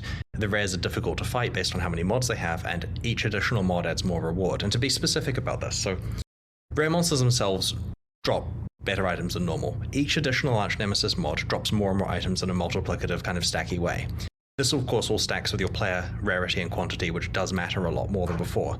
Then, some of the mods have conversions that occur, and those conversions can stack together. And the goal is that player rarity and quant both affect all of these conversion things. And this means we have internal calculations now where for monster drops like this, your player rarity can actually convert currency items to better currency items. So if you get a currency item drop and you've got a lot of rarity, you're potentially having a higher chance of better currency in there internally.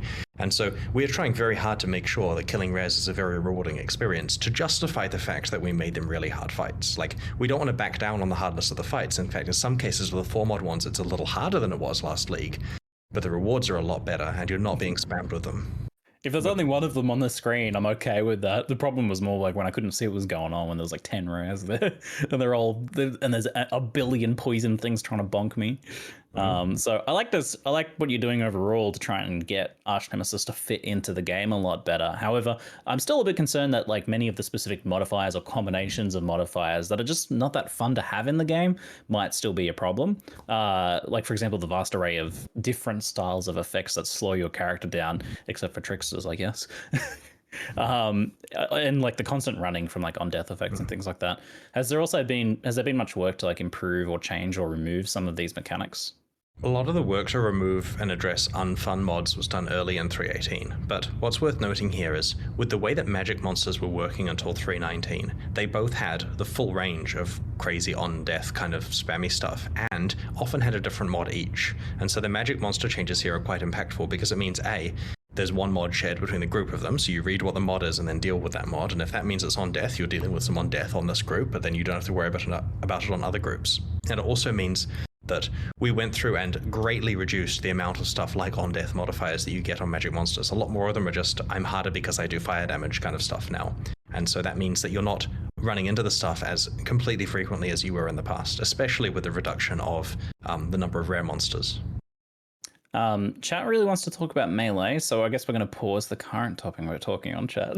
Here you go. I got you. They want to talk about melee, but I'm not really sure what the specific questions are. So do you have any generic comments on the state of melee in Path of Exile currently? And then maybe I can read some specific questions from chat instead of just spamming melee. So my interpretation of what chat's asking is that they feel that they would like to see buffs to melee skills. Me too, yeah, I figure. Of which we haven't included specific reworks in this expansion, but what I'll do, and this is not a promise, so do not put melee on your internal list for 320, is I will make sure that when we're having our design meetings for 320, this is brought up. There are pros and cons for this, and I was recently having a look at how they're doing melee skills in PoE 2, and you will love that. As much of that as we can get into PoE 1, we will try to do, but bear in mind, one of the major things they have there is an entirely new animation system that lets them do really punchy, cool stuff. And so the future is very bright for melee, and I will make sure, I understand that it's not necessarily about the punchiness of the base skills, it's also about, you know, the builds being viable from a damage point of view and so on. And so I will make sure that we do bring that up with the design team. I will just do a quick dev check to see if there's any thoughts. Anything coming up? Yeah, we're aware people would like us to discuss melee. Why did Cleave only get like a 2 radius buff? I don't know. I found this out by reading the patch notes as well. Something else, maybe.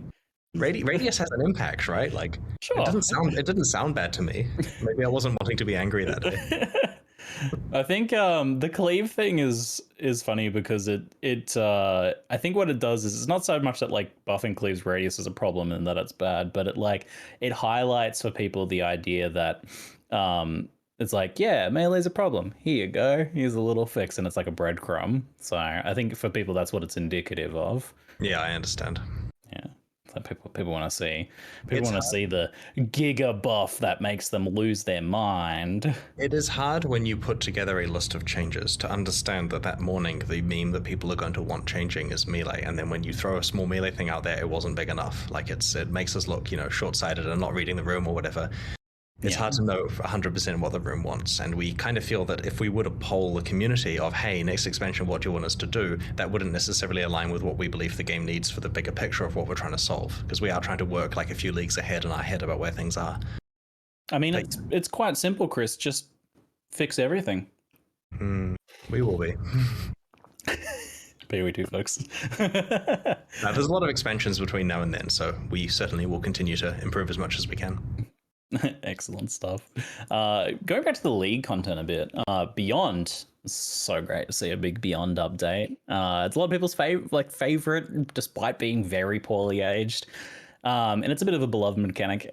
And it's good to see the monsters getting updated. Like you said, they're just painted bandits from Act 2. But I think there's still going to be a little bit of nostalgia for some of the old bosses. Will we see them again in some form or anything like that? Or are they just gone for good?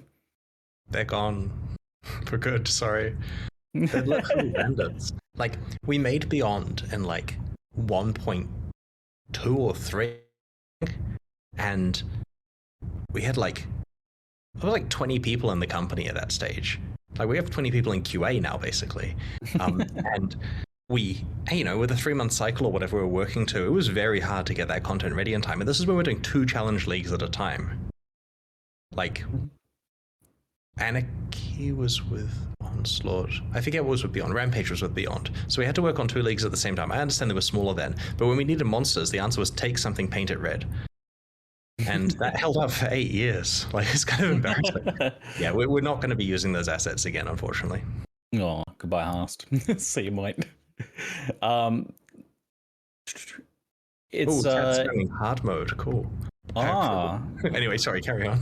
You keep throwing fine. Well, what's going on with hard mode, Chris? Oh, we're working on that. Hard mode. We're working on that. No promises, but it's coming along. All right. When do you think we might hear a little bit more about hard mode? I mean, in the next few months, you're probably going to hear some stuff. We got to make sure it's good before we release it. Fair. Make sure it's good and hard, eh? It's interesting to see that you've effectively used Scourge to update Beyond. Was this always the plan for Scourge? No, it wasn't actually always the plan. For a while, we were thinking of removing Beyond, but we worked out that we could fix it up. And we wouldn't remove something just because of its art assets, but we also were unhappy. Beyond is a funny league, because when it was initially released as a hardcore league, okay, so when it's always on and you want to level and not everyone is great at the game, you have to actually be kind of careful. Beyond has tension. If you trigger too many monsters, you die. And so even for medium skill level players, they had to be careful to not accidentally have Hast all over the place when they were playing maps. And so my experience playing Beyond way back in the day was kind of fearing it, wanting to engage, flirting with the edges of it, but often just getting wiped out. And in a hardcore league, that meant a lot of new characters. And then nowadays, where people's clear speed can just deal with Beyond, and they're probably not playing hardcore, and they can control when it's on and just stack it as a juicing mechanic, it's a totally mandatory juicing mechanic where you just have it on your maps where you want to get a lot of extra monsters, and it spawns tons of them. And so it was basically an all or nothing kind of thing. The new version of it is a lot more well considered. It's still a way of juicing your content and getting extra drops, but it's done in a way that's a bit less abusable, and ideally something that people will not feel afraid of using if they do find it challenging. Previously, this way it spawned monsters was very consistent. It would consistently spawn a rare, and you could kind of you see those dropping out constantly. Does it change the mechanics of how that works now? I understand the bosses are replaced with Scourge bosses, but how does the spawning work now comparatively? Yeah, we've taken that back to the drawing board a bit with making sure that the numbers and so on have been tweaked, and I'd recommend people just try it out. I don't really want to itemize the exact list of mechanical changes behind the scenes. Play the league, see what you think, get some good currency. It's different. All right. Chad wants to know how they will get the Steam achievement to kill a Backsith now. Some people are big on achievements, Chris. It's gone. It's gone. Do people who already got it get to keep it as a legacy achievement? How does that work? I don't know how that works. That is a very good question. Go on. See you, Chad. This is why you need hundreds of people in the company, because someone is having to worry about that. Yeah, I would never think of that.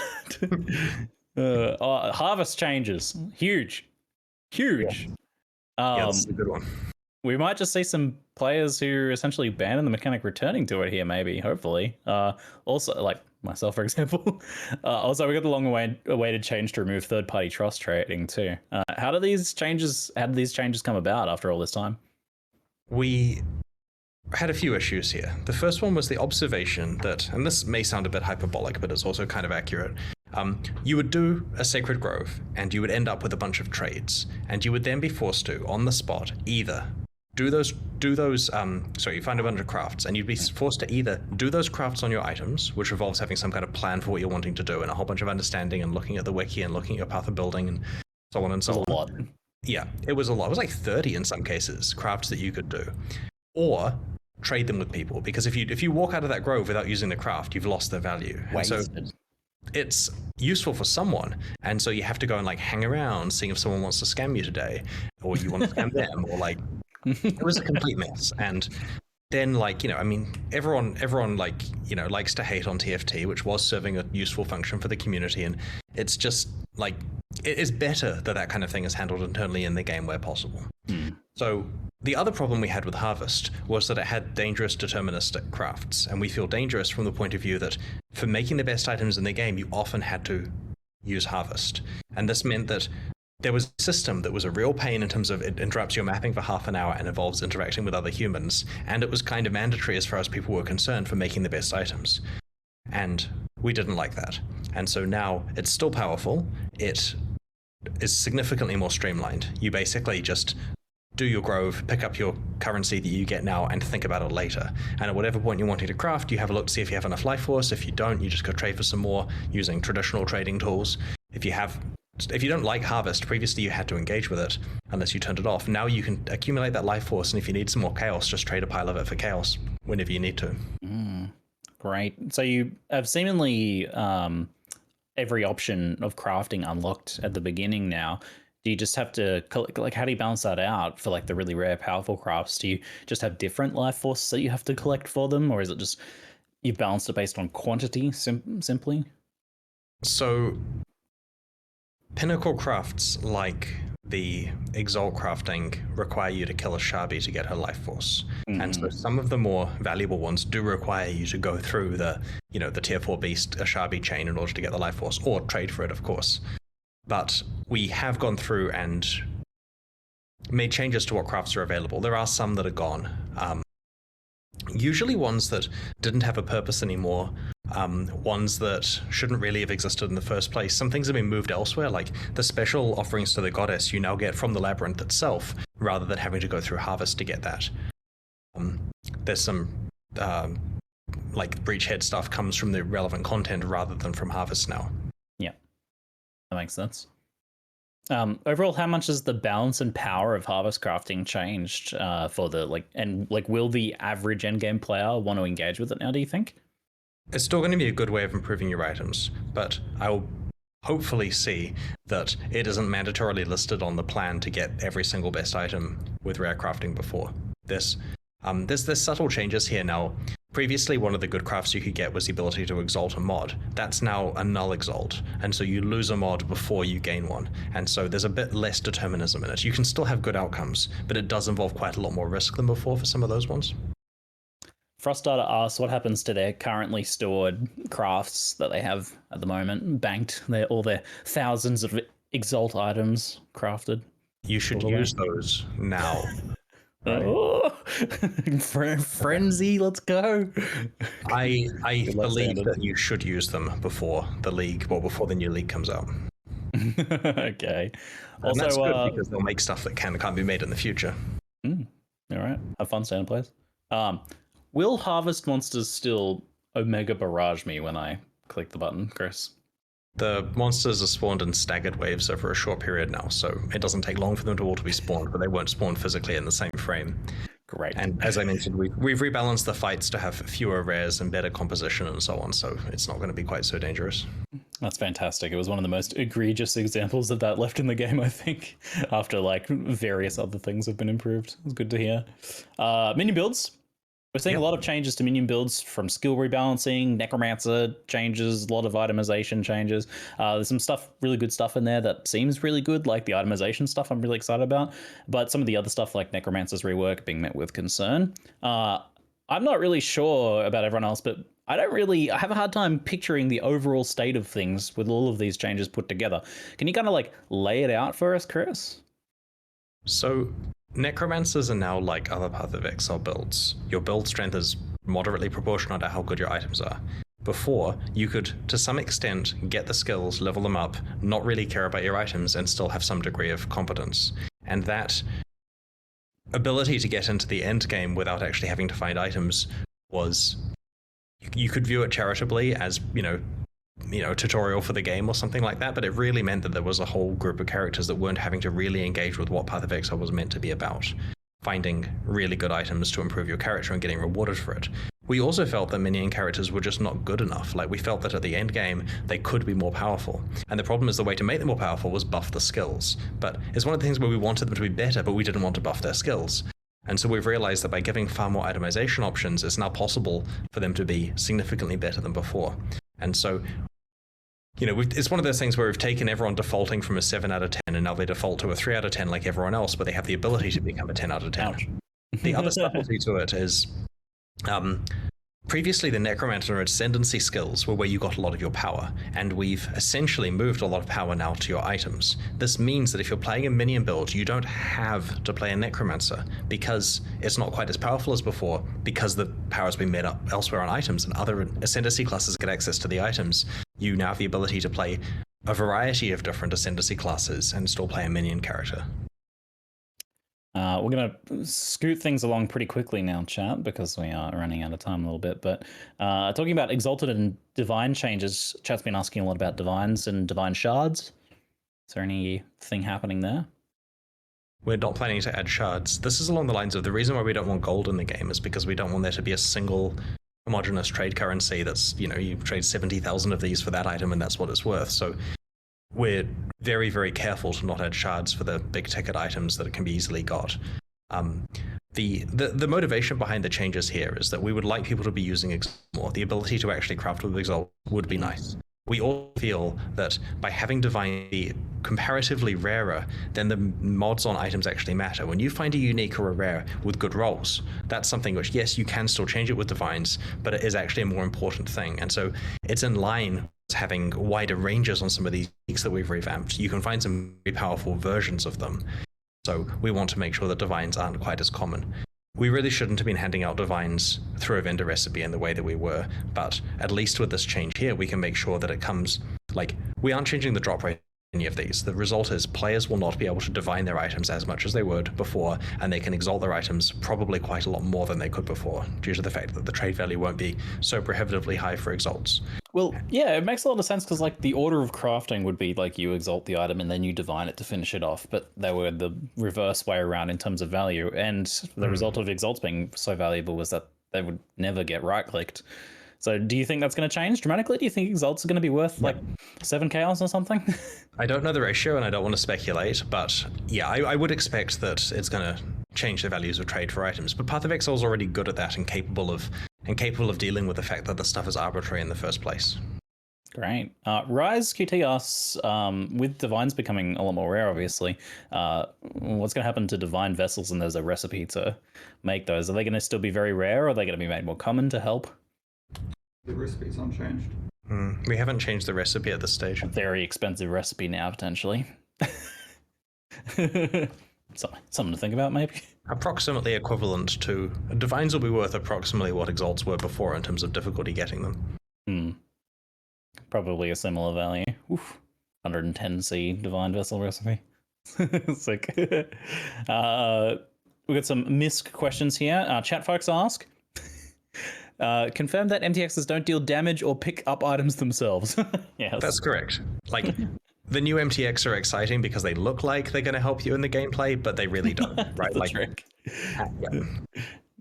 This is like the best trick that you can pull is like make them look like that. Oh, I'm waiting for some sort of advantage, but yeah, I'm waiting for someone to write into customer support all angry about the fact they thought they were going to be able to like cheat by buying these micros. We do try to make it clear that it's just cosmetic, but they certainly do quite exciting things where if those things were real, then, you know, like exploding on death and killing the monsters would certainly be something special. I've been curious about PoE Mobile, as it's been all quiet on that front until today's ExileCon announcement. How's development been going? And if you're happy to speak about it, is it still aiming to be quite a different experience to PoE Desktop, or is it going to be like a direct port, or how are you kind of progressing there? Progression's going good. Yeah, we've got a lot to show, and we're saving that up for ExileCon next year. The direction is what we talked about before. I don't know if I described it as quite a different experience. Like, there's certainly like mobile versions of games that play like mobile games, and ours is trying to represent as much of the full PC experience as we can do while still actually being playable on a phone. And so, I mean, the ability to go and get a bunch of items, go do, build a character, go and do some maps is still there, exactly like you would, except you're doing it with your hands on a touch device. With the focus on endgame changes lately, is there still plans to rework the acts as was started briefly? That requires a lot of work, and we are finding better value improving everything else in the game.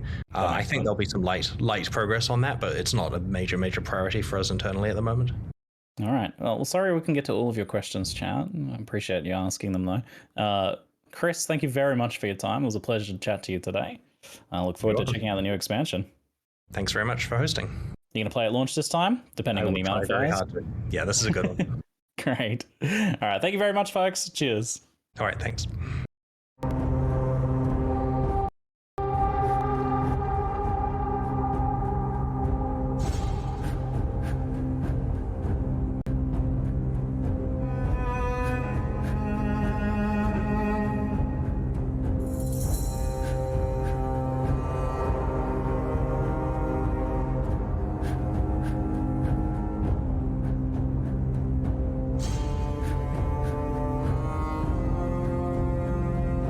Just everybody asking for patch notes. Patch notes, where's the patch notes? Hey, you said patch notes. Wait, Chris, before you go. Wait, patch notes. Dev check one more time, please. Hilarious. Actually hilarious. I mean, that was a pretty good reveal, I thought. The changes seem good. For casual players, for sure. But it sounds like we're going to have to new strategize the best way to juice. But it seems like there's going to be some good Magic Find options.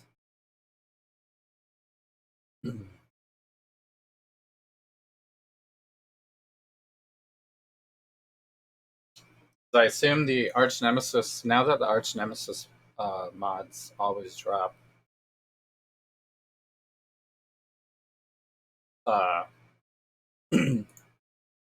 they always drop what their mods are.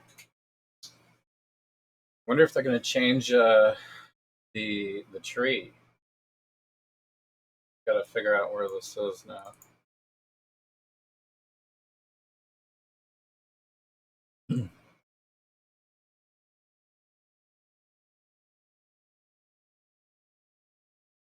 The Atlas tree.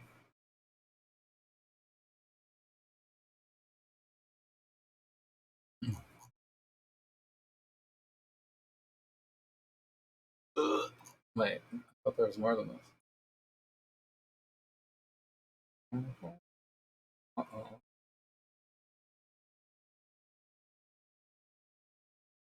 Haven't posted it yet, I guess. Or it's on the website, maybe. Oh, wait. Oh! They just posted the full patch notes. Error, bad gateway. Shit. Is that serious? Lol XD. No, they're not RIP. Oh no.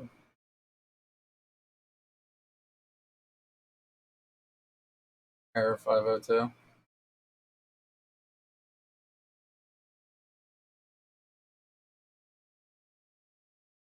Path of Exile actually breaks the internet.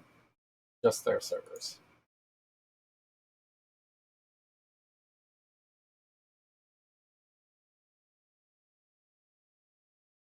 It is loading-ish.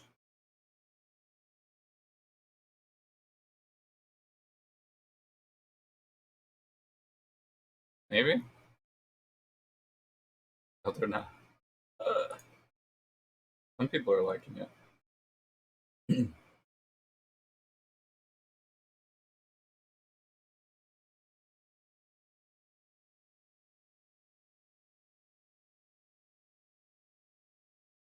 So much for League start.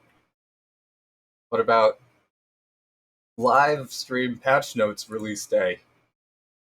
This destroys the server. Oh shit, still bad gateway. Try again.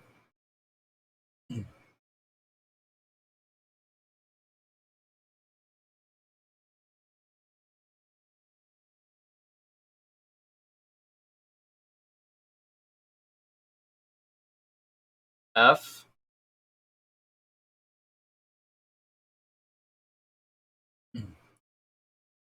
F.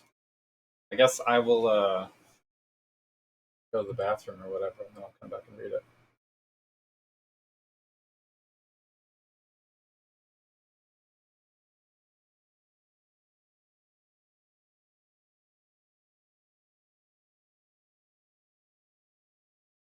But I gotta see what Scion is for Trickster, for sure. Because all I want to do is play Trickster now. I don't even care if it's bad. I don't even care. There's not as much movement speed as I thought, though. There's only movement speed on like 2 of the minor nodes. They're like all different. I'm gonna have to look at it and pad the building or something.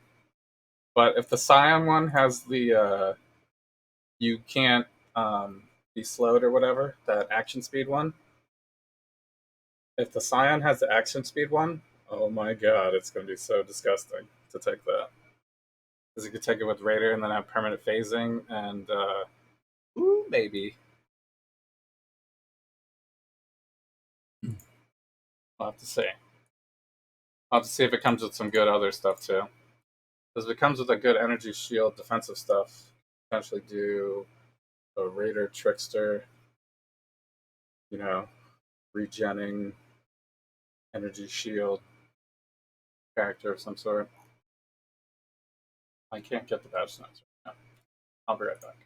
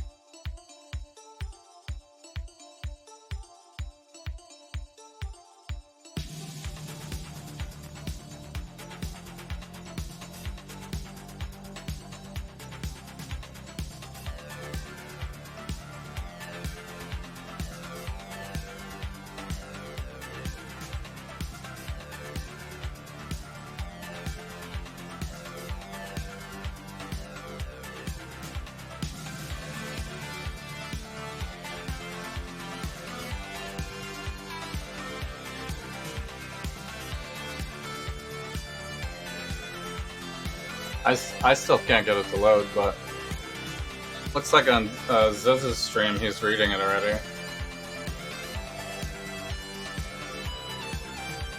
Streamer advantage. Kazu's got it. Mathel is looking at screenshots.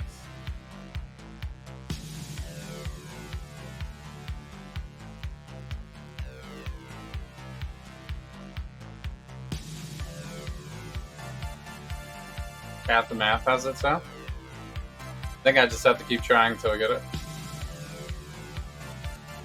Or let me go straight from the main website, maybe?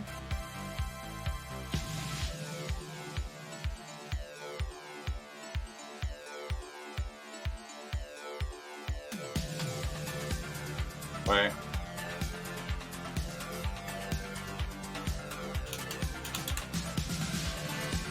Oh shit, I can't even get to regular Path of Exile.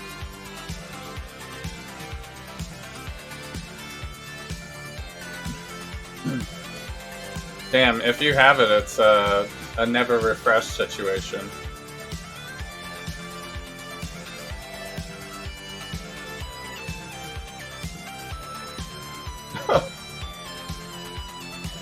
This is the biggest keck of all time. Just like hype everybody up to the fullest and then be like, take down the website.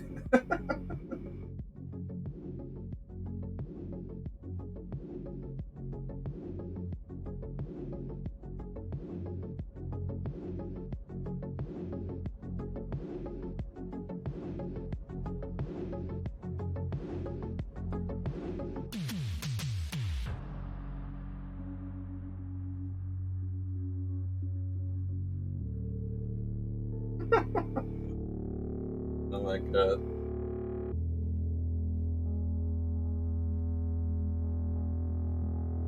At the math. He just tweeted that Lightning Strike was removed from the game. This is above. Hilarious.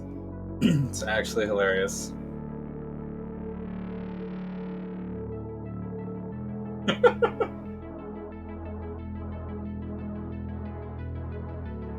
Oh my god. So toxic. Holy shit. Please load. God damn it.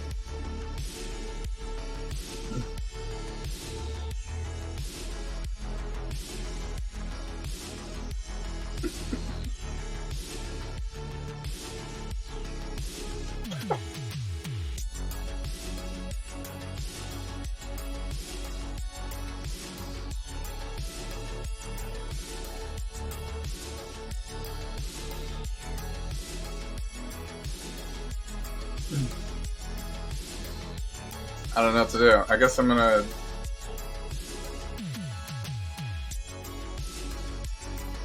end stream.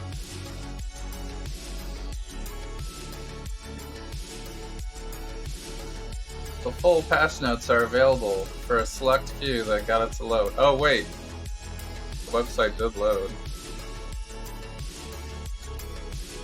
Content update? Where the hell is patch notes on there? Forum.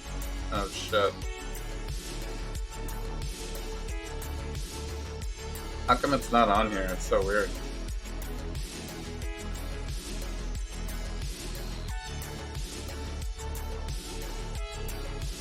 Do I dare? Oh shit. Realm is down. What the hell?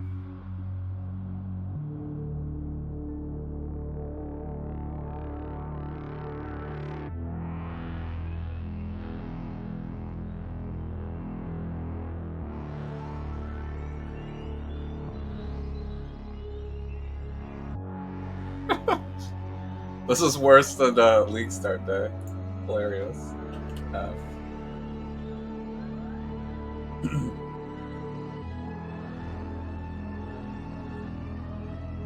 Damn. Please. I'll do anything. Yo, somebody screenshot them all. Screenshot all the patch notes, please. Screenshot it.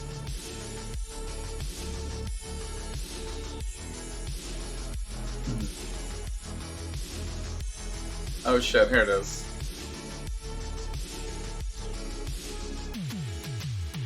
Show all spoilers? That's dangerous. Do I even click anything? I don't click anything forever.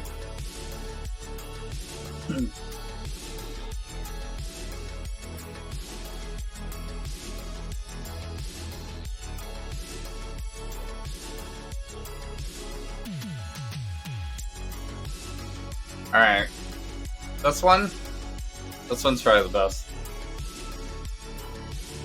So what do we got here? The Kalandra Challenge League, yeah, new content. Should we just search? Oh wait, I shouldn't click on that.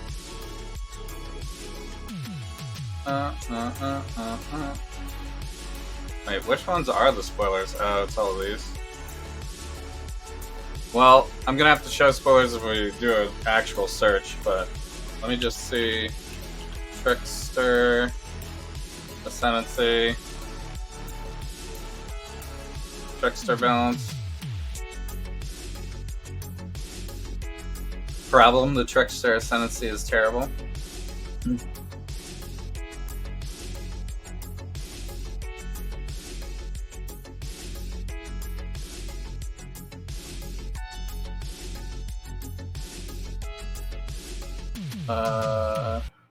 Chieftain. Wait, that's it? So they didn't. So what is Scion then? Is it in here?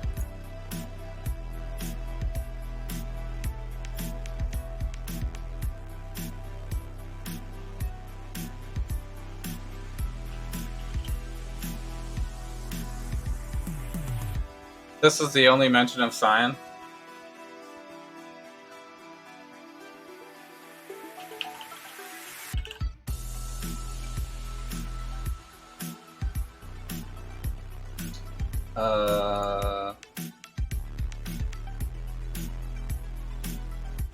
Does that mean it's unchanged?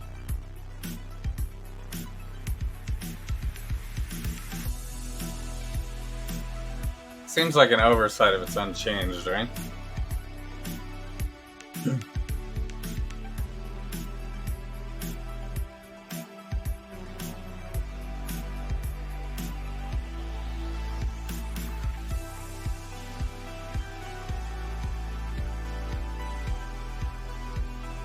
Damn. I guess it would be kind of a meme if Trickster League, where they buff Trickster, everybody played Scion, but I feel like that's a bit of an oversight if they didn't actually change it.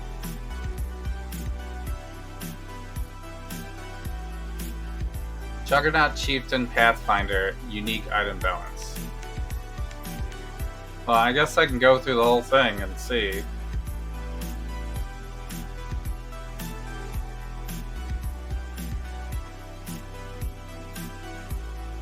Damn.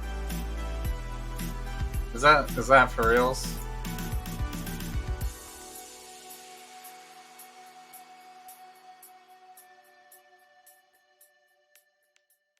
Man, I could have had movement speed on it. Or the action speed change. Along with this.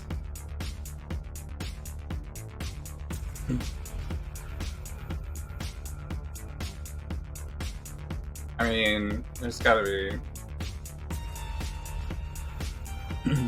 Heartstopper, Polymath, Swift Killer.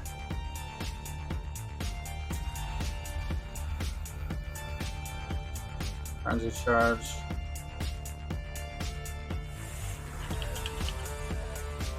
So they only have movement speed on here and here. But I don't think you ever want those, do you?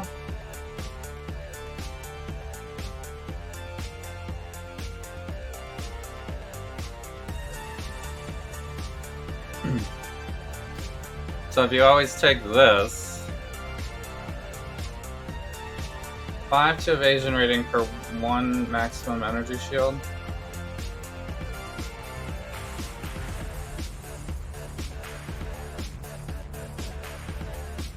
1 to maximum energy shield per evasion on body armor.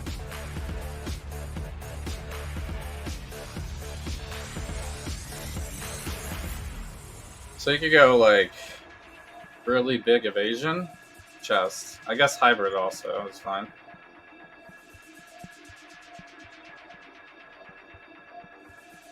So, but really you want energy shield on your helmet and you want evasion on your body armor. There are some crazy evasion body armors. And they usually sync with movement speed.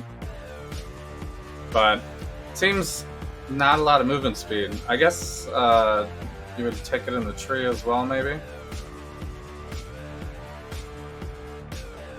It's just Ranger is like such a better start for movement speed.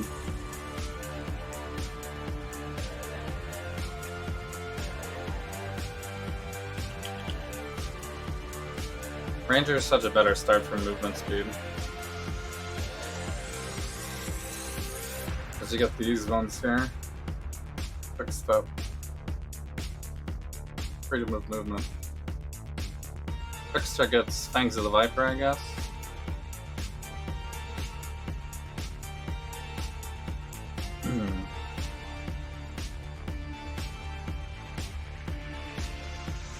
I don't know if that really counts. I don't think that counts. Carrier. Man, I mean, I guess Scion starting does get it. They should update these nodes, really. I guess it kind of works out because this is the spell suppress over here. But I don't think you would ever go all the way over this. This is just usually better.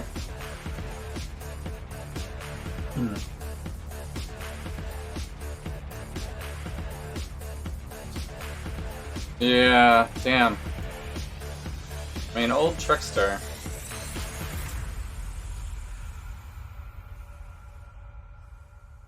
I guess I have to do a comparison.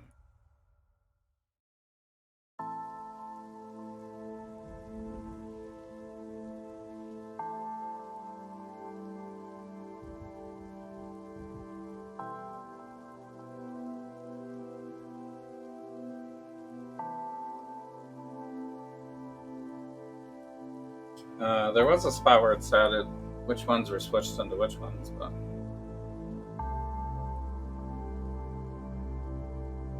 Oh, wait, it is here. Yeah, I didn't read it. I called it the Ascendant, right? Spell suppress damage while on full energy shield. 2%. This one? Suppress spell damage while on full energy shield. 2% more damage for each different type of mastery you have allocated. Oh, they're doing that one. 2% more damage for each different type of mastery you have allocated. I guess that's fine. 2% of damage leached as energy shield. That's energy shield leech. Nearby enemy monsters action, but it doesn't give you any actual energy shield or evasion or anything. Nearby enemy monsters action speed. It doesn't increase your speed either. It just reduces their speed.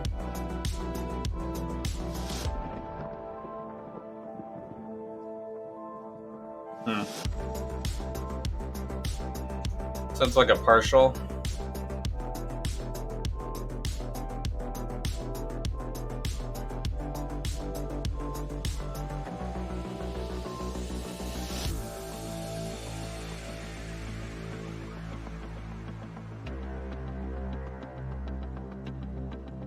Like a partial of the polymath. Lowers everybody else's speed. So, but if you're going pure speed, I guess you have to take this, you have to take this. I have to look at the screenshot again.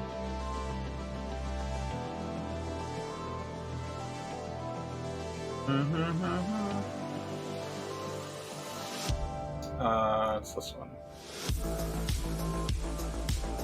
Thanks for joining us. This was the end, though. I guess it is in my Discord.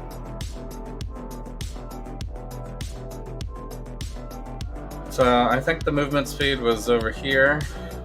This one. And this one has the movement speed.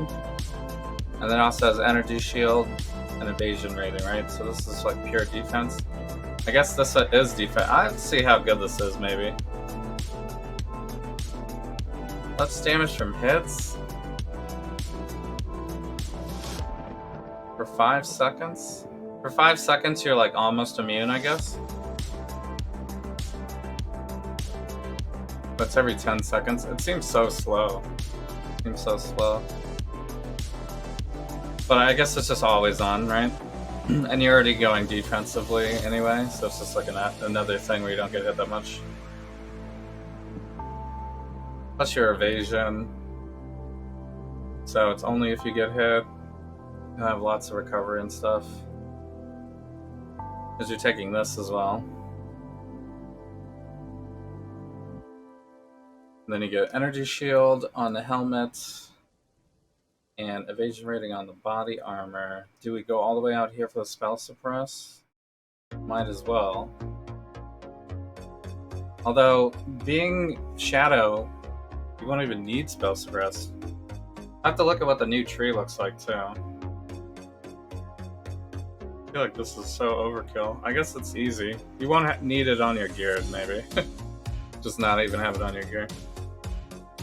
Or get it on your gear and then take it off the tree. End game. Seems like you'll be like way overcapped. Energy shield recharge rate.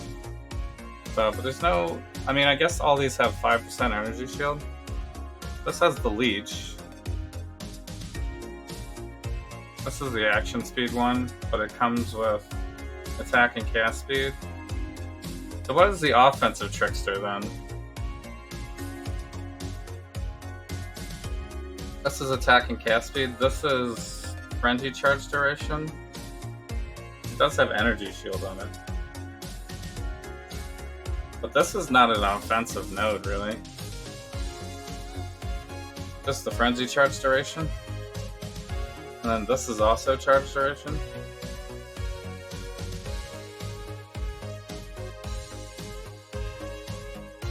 I guess if you're frenzy charge stacking, but it seems like I guess this makes sense. It's like very specialized.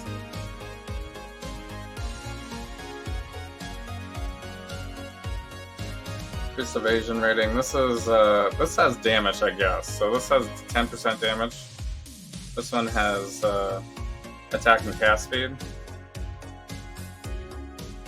They like spread it out so evenly. You can't stack too much here, I guess.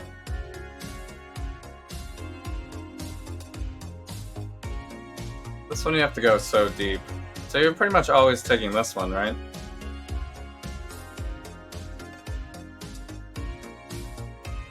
Escape Artist seems to be the new bread here.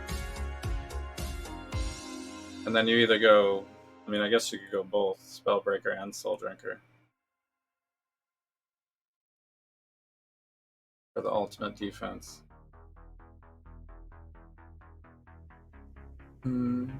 This has recovery though too. Different masteries. They did put this on the Scion, which makes sense, I think. I feel like if you're Scion, you would be doing this anyway. Alright. Let's go to the top, I guess. So, we already know all this, pretty much. Challenge League's a great opportunity, yep. So it's the tablet thing, and you make your own tablet, and then you go to the mirror temple. Basically an incursion, right? But Chris said the incursion would be like twice as often as actual incursion. It's not like 11 maps or whatever. Except for during the incursion league, it happened every league, or every map. There was like 3 incursions, right? So this one, I think he said average of 2. So maybe it's 1, maybe it's 3. Sometimes 2, not sure. I don't know if it says that in here. But that's what he said during the live stream. But it's all about the rings. So ring slot, I guess, I want to pick a build this league that keeps the ring slot flexible, because in order to really take advantage of this league, we're going to have pretty strong rings here. And pretty strong flexibility on the ring slot. So we'll want to, if we're interacting with this during leveling, we'll want to have the ring slots to fill in with this kind of stuff. I assume we're not going to get like the actual mirror currency until like way crazy stuff.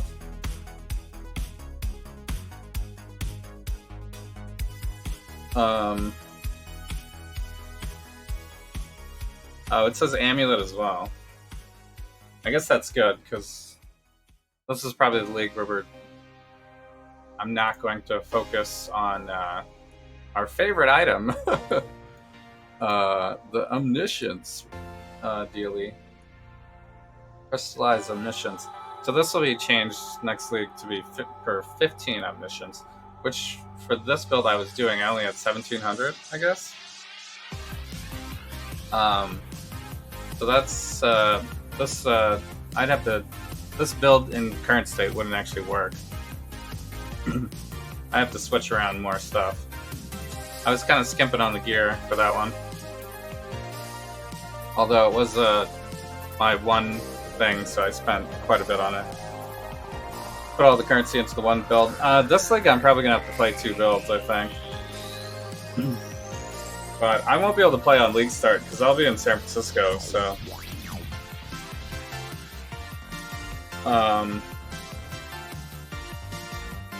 The Trial Master, I should make a clip. I was watching during the thing, so maybe I'll make a clip of my reaction. The Trial Master has returned, that's pretty cool. But it's still kind of a keck, because it's not Ultimatum yet, but you get like one random thing. So I assume that when you drop it, if you can do the encounter, you could always trade it, I guess, so it seems fine. But I don't know if it's going to be worth like farming them or not. It is new this league, so I'm sure somebody will. I don't know if that's going to work out with Magic Find either, because those ones are like... It's just a unique map, right? I wonder if this is going to affect the Atlas at all. Probably not, right? I assume it would be like a unique. Doesn't count towards your Atlas progression, I would hope.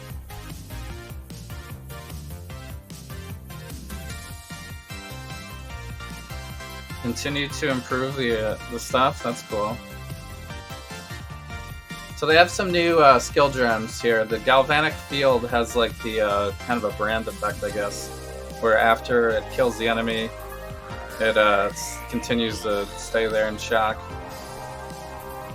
So I imagine if you're killing all these enemies, then you probably have some sort of pro-lift. It's going to be bouncing all around and killing everybody.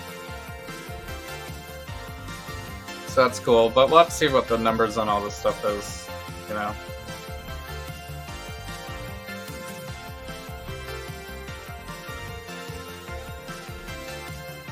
So that's usually why I never really play with this kind of thing for the first time. I mean, the Alchemist Mark looks like cool stuff.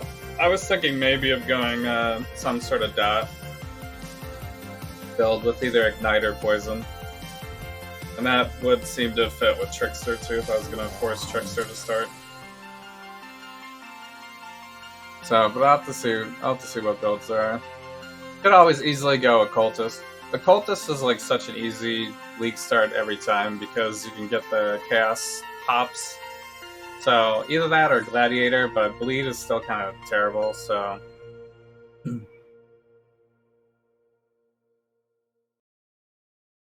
I don't think I'm going to play Bleed. But it could be really fine to do some sort of chaos stat. Chaos stat occultist is always good. Weak start. But that won't be able to convert into anything really. Unless I convert into minions. It would be easy to convert that into a minion, whatever.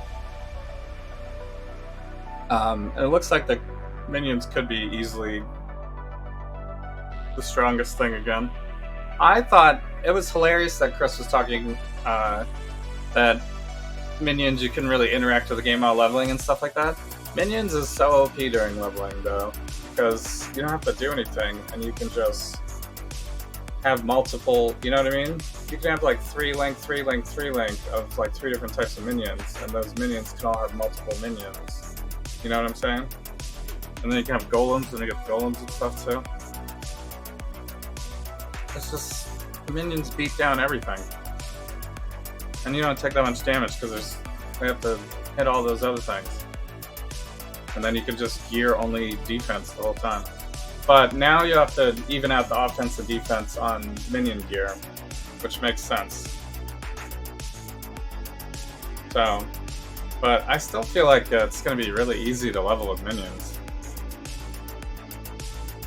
It's just so flexible. Plus, if you find minion gear while leveling, it's going to be like really ridiculous. It's going to be so more overpowered now.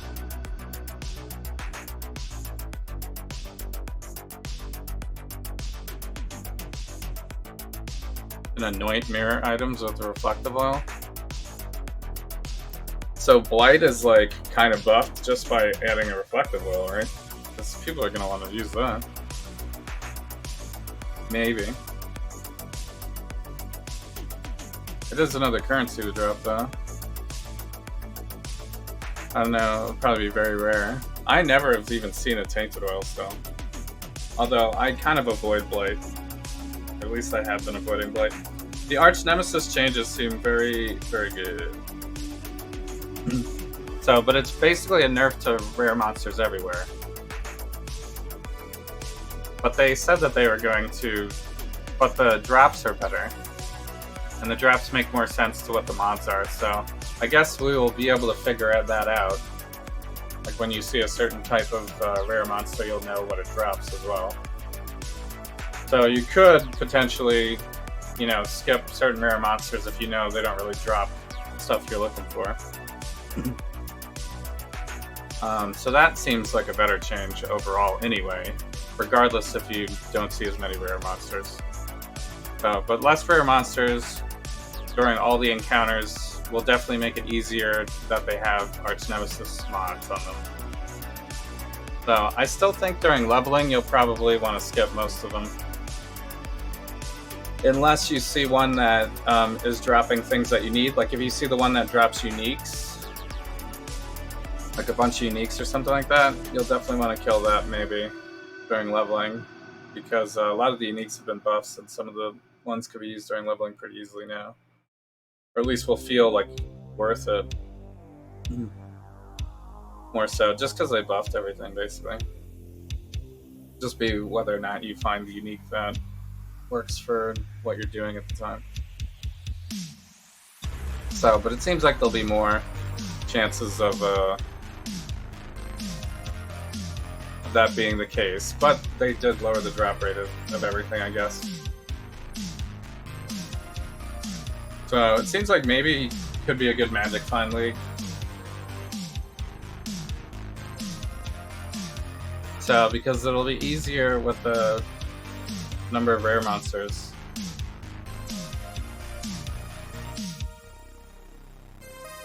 So, plus the content. Content seems like you'll be able to tailor it like that. Because basically we're going to always see like 2 of those mirror things per area. So it's kind of, it's maybe like Legion monoliths. Legion it's usually 1 though. But I think during Legion League you could have had more than that though. They usually tone it up for the league to hype it up and then tone it down. Plus it also makes it easier for you to engage in that league. Usually the league, GGG knows that if the league itself is not rewarding, that people aren't going to play the League itself, and then the League itself seems, why are we playing the League itself, right? So they usually always buff whatever the new content is.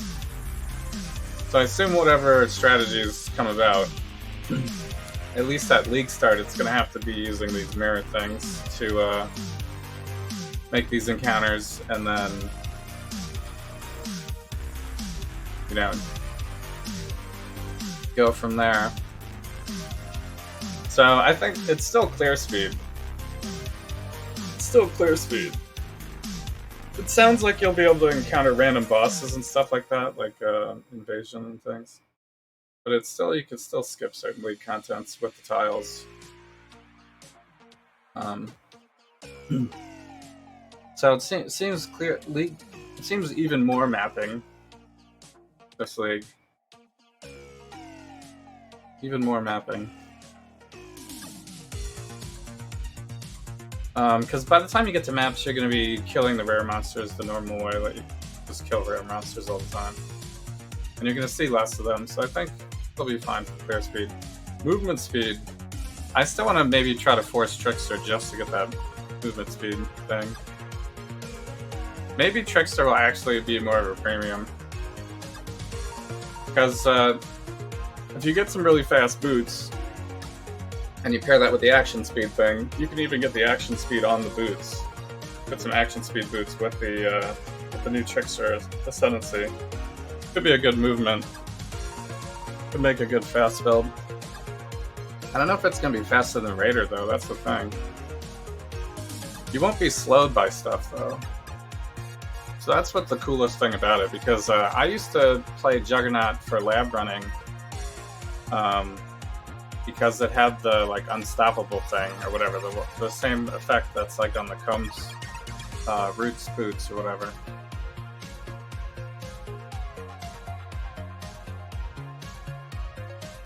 So basically, but that doesn't really work against a lot of the newer stuff that's put in the game now. So the way that they worded it with the Trickster thing is that you'll never be slow below that speed. So chill like has no effect on you pretty much. I guess it would stop the damage effect on you. So you'd still want cannot be chilled, I guess, on your boots, but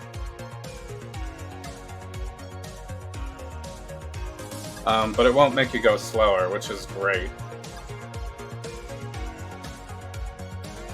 So the won't make you go slower might actually be cool enough just to League start that. Like never having to go slower. Never having to go slower. Because it seems like a good League for Heist as well. Because Heist is on the map device. The device started Trickster and went all speed. All speed and clear. And did like a damage over time chaos build or something. And then later to transition into all evasion energy shield or something. And then maybe even go CI? And do like a cast one channeling or something. Because I'll have the energy shield leech.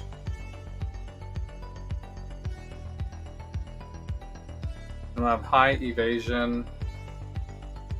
To make a defensive like forever leech. That's what I played in Ultimatum League basically, but it was an Inquisitor build, I think. And I did a cast on crit.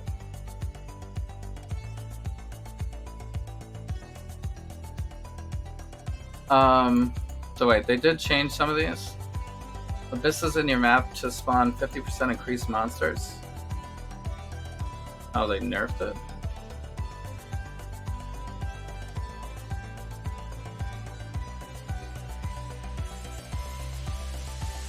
Yeah, so this is what I was saying before in my Discord. Things that spawned a lot of rare monsters is going to be... Like, Ritual was good because it spawned so much, but then they said they increased the sacrifice, so hopefully that works out fine. But we'll have to see, because like this could be like severely terrible now. Metamorphs no longer summon minions at various life thresholds. Okay. So they won't be just super tanky anymore. They'll be whatever I mean, this might be good. I still don't know if I want to do Metamorph, though. It's just the rewards aren't really that good. I mean, in the end, I'm not going to look at any of the rares anyway, right? And we're just going to be blasting through them all anyway.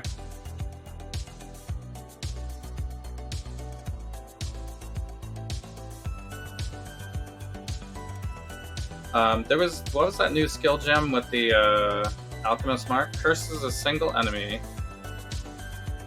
Granting flash charges. You only have one mark at a time. Could you use this with the mark hit thing? The mark hit support? That's what I want to say. It should probably, right? Alchemist Mark. Curse single granting flash charges when you hit them. I mean, because the burning ground cost of ground thing is cool.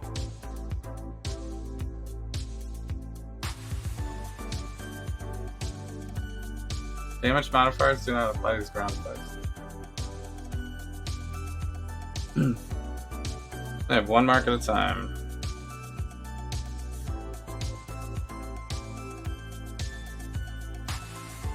I guess I'll have to see. I guess if you're doing a dot build, maybe this is good.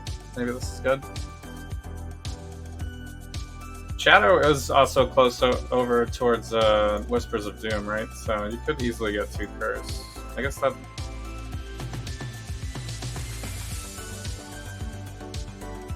They can go mark and a curse, I guess. But yeah, we'll have to see. I think if you were projectiles, you'd still want to go Sniper's Mark, right?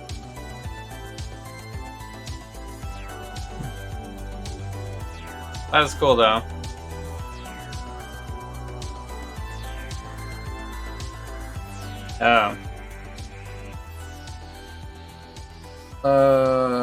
Okay, yeah. So Corpse Detonator can no longer be a magic monster. Ice Prison can no longer be a magic monster. Mirror Image monsters. Okay.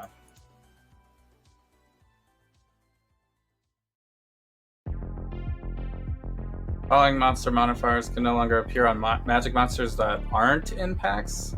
Consecrator, Flame Strider, Frost Strider, Storm Strider. Okay. Yeah, because then they all apply the effects. That's very annoying. So, magic monsters, Storm Strider no longer trigger Lightning Mirage when hit? Oh, okay. Magic monster, Sentinel modifier. Delayed Reckoning. Oh, that's the thing that shoots out the shield. I hate this thing. This is like the worst possible. I hate this so much. So, but it won't happen on magic monsters, so I guess that's nice. Assassin modifier no longer teleports. Enemies creating smoke cloud. Okay. I mean, that one wasn't that annoying.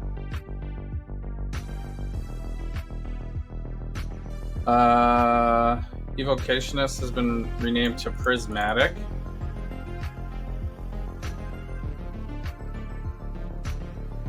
I know. Okay.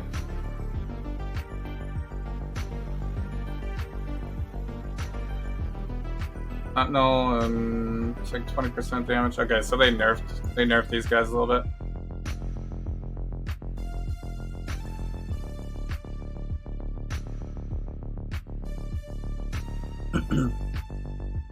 I mean, this is a good change. They had to do this, though. I mean, it's ridiculous. It should have been like that the first time before they released it, but I guess we were kind of beta testers last week. And we're beta testers again this week, because all this could be release bugged on the day one, right? So, I'm not playing day one. I won't be able to play until after the weekend's over. I'll be back on like Monday. And I'm taking a red eye on Sunday night too, so I'm gonna be like super tired. I probably won't even play this game until Tuesday. So by then I would assume they would have all the patches in for any like critical issues. Plus I'll be able to see what the meta is, I guess, before I start. So I could see what every Trickster is playing on day 3. So that probably won't be a terrible thing to do.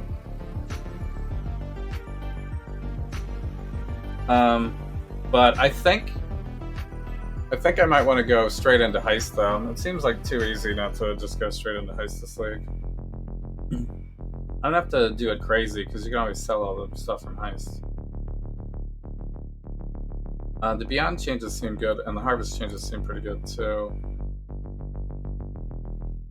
The Scourge Demons. Demons are still divided into 3 factions.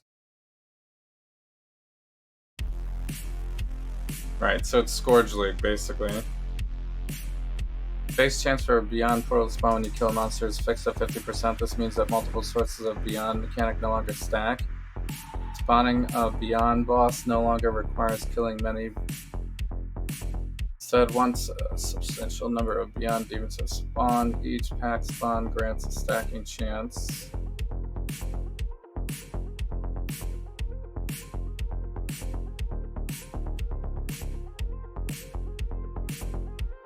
Spawned in the instance. I mean, Scourge League, it was like do it double, but this won't be do it double. Only one Beyond boss can spawn. Once a boss has spawned, Beyond portals no longer spawn in that instance. Oh, okay. So Beyond's like a quick hitter now, I guess. It's not like throughout everything. I guess it's maybe more like Abyss, but Scourge. And a boss could pop out at the end. Beyond demons will occasionally drop tainted currency. It's good that they're bringing the tainted currency back, but it's going to still be pretty rare unless you're doing this. So, like League Start, you're not going to be able to really use this. But by the time I start playing, there'll be plenty of this currency, probably.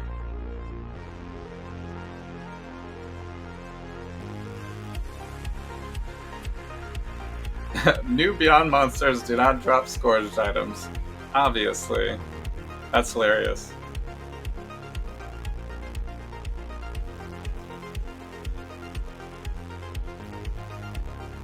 So Harvest seems fine now. So it's Harvest monsters no longer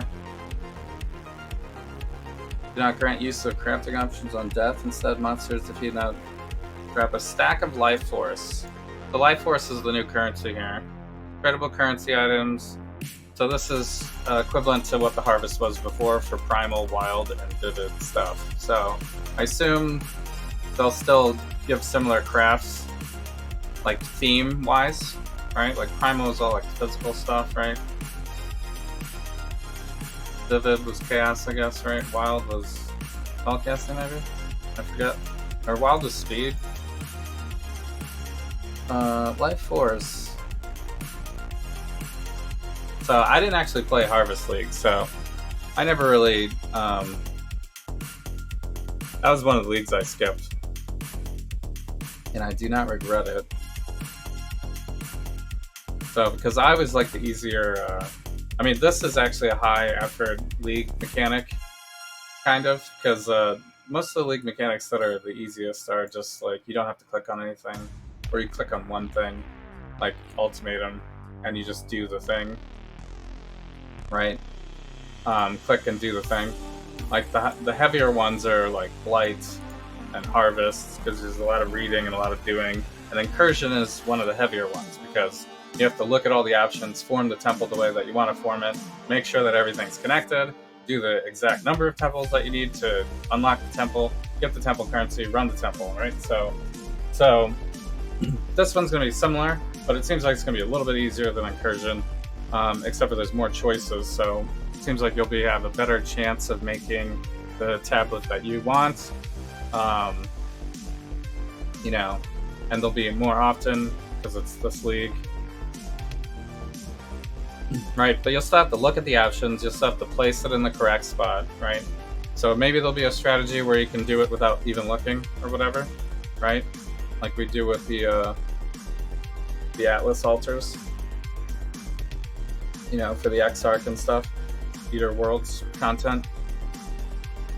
Because that's still going to be in the game, right? So we're going to, that obviously we'll have to strategize, either go X-Arc or go the other way.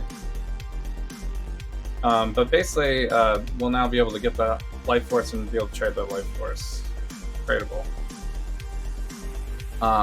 So you could actually skip Harvest and still buy the currency and still do all the crafts now, right? And this basically kills dead to the ground harvest TFT too, which is great. Anytime they kill something off a TFT, chef's kiss. You know? So, just every time I have to go to TFT, I hate it. Actually, we should look at what changes. Well, they didn't make any changes to Heist, I guess, because the ones they made changes to are these three. And Arch Nemesis is kind of a cack because that doesn't even count. GGG. That does not even count as a league. But they did do half ultimatum, I guess, too. So we'll give them we'll give them an okay. That you give us a tiny ultimatum instead. So, because I'll definitely be playing Trial Master just to hear his voice again. He's easily my favorite character ever in Path of Exile, so it's good to see. Good to see. We will be hearing some. I guess that means I'm definitely gonna have to play this league then, you know, just to get the Trial Master. Pretty cool. Pretty cool. So we'll have to see what the new crafts are. Do they have them listed here? No, probably not. Doesn't look like they do, or maybe they list it later in the thing. So harvest bosses are now encountered more freely. So this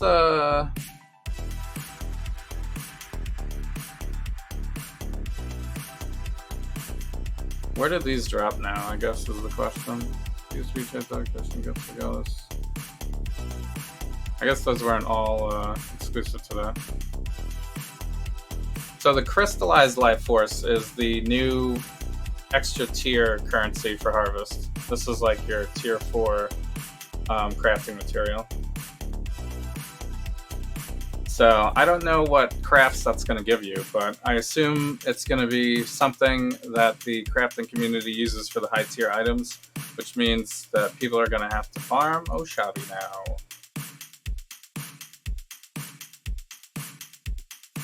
So there's going to have to be some strategy for farming Oshabi at some point. I don't think I'm going to do that. Although I think I've only done this encounter maybe like one time. And I don't even think I streamed it. I'm not sure if I streamed it or not. It's like, it was like so rare. I forgot even when I saw it. It was the league before they nerfed everything, I think. But it definitely wasn't during Harvest League because I didn't play Harvest League. So, I don't know, maybe later on it says what it is. Crafting options.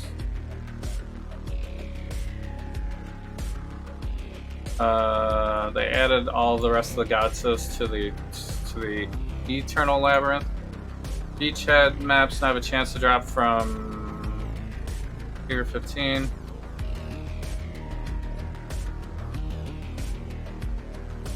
Lures and infused engineers orbs can no longer be obtained.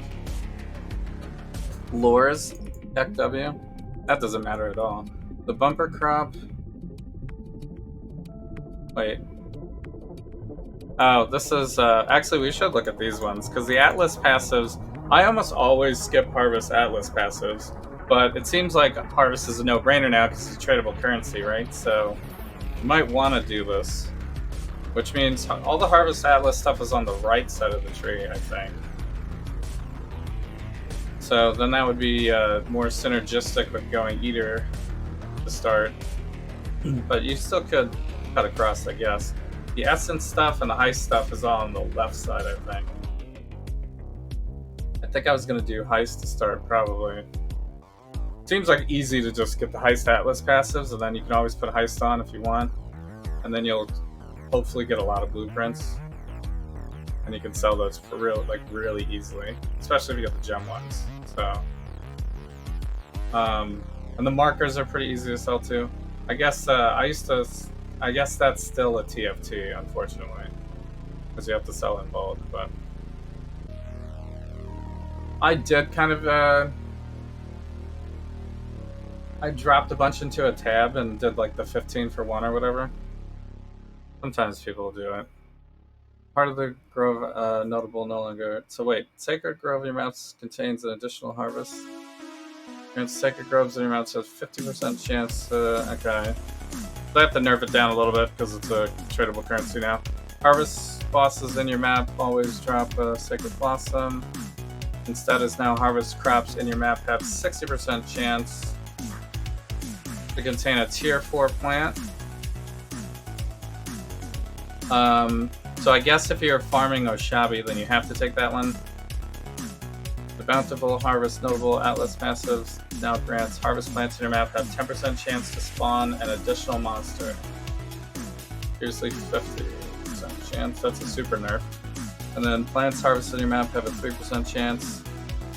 Crafting option, harvest monsters in your map drop 3% increased quantity of life force. Okay. So this is a no-brainer. Oh, this is a small Atlas passives. You could just go all small Atlas. I did the all small passives last league, and it actually was pretty good with magic finding options, and it like boosts them all up. It was like a perfect way to end the league, especially with the league content that they had last league with Sentinel. We could just buff everything really easily.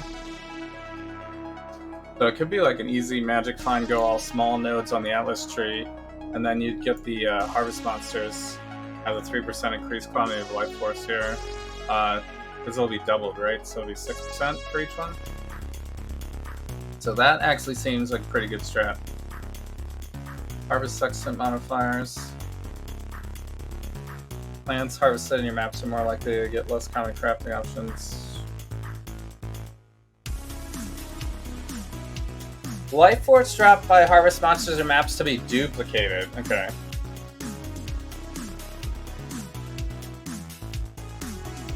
That's the sextant?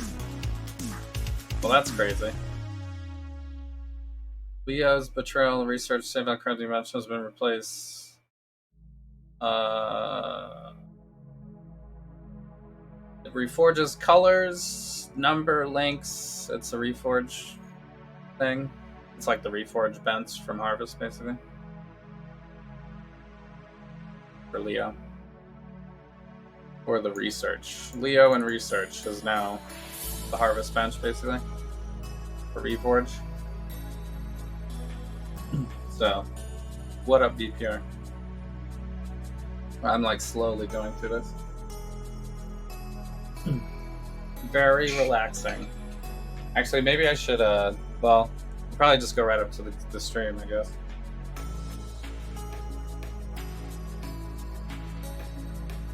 I'm still on vacation, so I do not have to work tomorrow.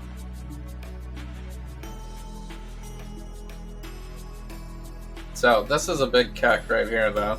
You can't get a Divine Orb from the 6 sockets anymore. I guess it'll still be worth farming them, though, because it's 20 orbs of fusing, right? So it's usually like 4 to 1, right? For the jewelers, right? So a 6 socket, you get what the like, get the 7 jewelers orbs or whatever.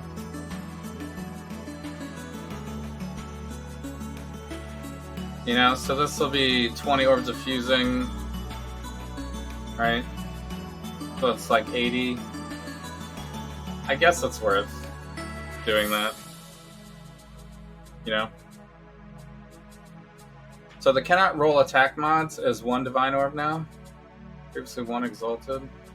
Cannot roll casters, 1 Divine.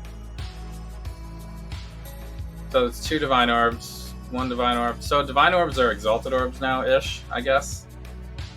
I wonder if everyone's going to trade in Divines now instead of Exalts. Am I on solo? They went to the pool right now. So everyone's home. We just all got home. My luggage is right here. I didn't even unpack yet. I got back at like 20 minutes before before the thing. We hit a bunch of traffic on the way. So plus we had to stop a couple times. You know, with the kids. Everyone has to go to the bathroom all the time.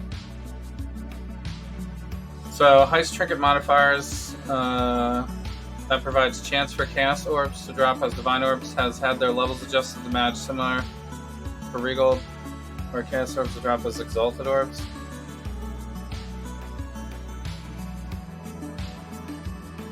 Hunter's Gabble. Wait, the drop rate of Shaco, Judging Voices, Venter's Gamble, and the Risk has also been increased?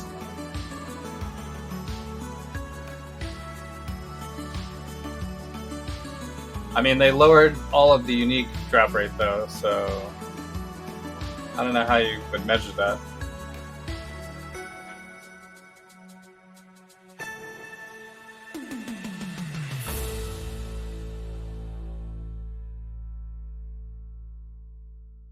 I should probably eat something. Oh, yeah. Actually, let me do that now. Probably just order some food. I think I have to, because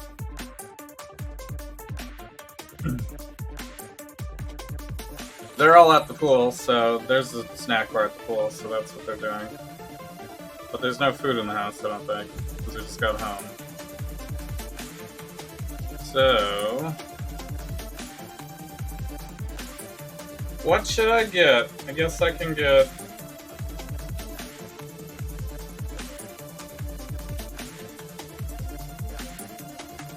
get something handheld, I guess.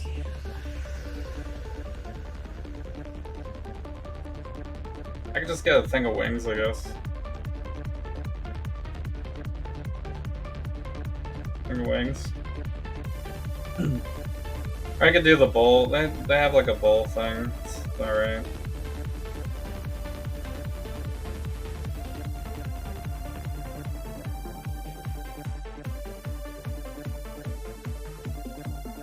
You did DoorDash and Uber Eats deliveries? I guess a side job. You made $40 for how many hours?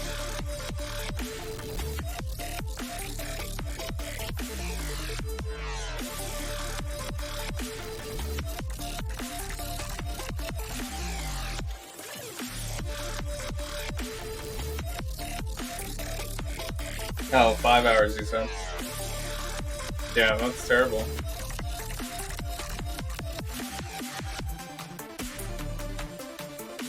That is terrible.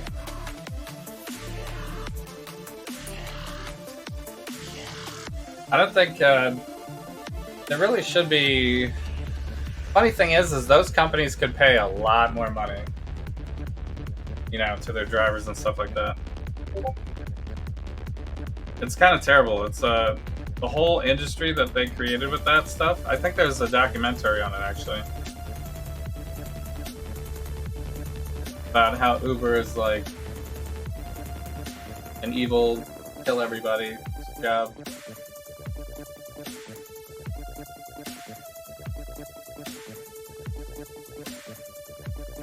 Very sad. I thought about becoming an Uber driver actually because I drive all the time, but it just kills your car for no reason. It doesn't even pay for the cost of the car being destroyed by all the driving. So it's really not. It's like a lose scenario for the driver.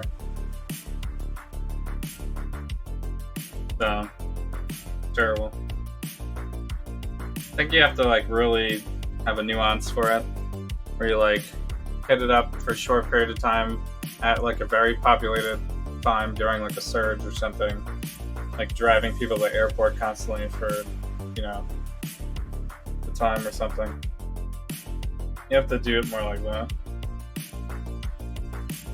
But, I don't know, it depends on where you live and what the strategy is, and that's still bad on your car and it's still probably not worth it. So cars are just like a very expensive thing. It's another way that, you know, they boomed the car industry, they boomed the infrastructure of all the roads and stuff like that. They made the United States like a very capitalistic, dependent on cars society. You know what I'm saying? So all this is kind of built into the United States from the beginning. You know, we can also look at all the positives from it too, right? You know, now people can live farther away. You can have a bigger house. You don't have to live in the city. you know, but it also means people bulk buy more, and we don't shop every day necessarily, you know. And if you do, you're still getting in a car to drive there probably. So there really should be more stuff built into the. Being an American should have more perks. You know what I mean? Like there should be things that give that kind of stuff out. You know, if they're gonna force everybody to drive and they're gonna force everybody to pay for insurance, then there should be like, you know, free gas or something, you know, free yearly maintenance on your car or some bullshit, you know? Like when I get insurance for dental insurance, it's like you get 2 cleanings or something, right? Yeah, that's like included in the cost.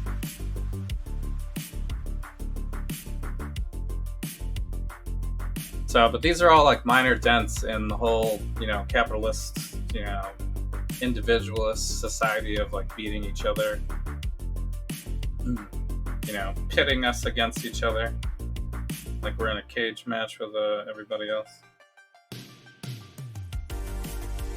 So, here, I gotta focus on this order, so I should just get.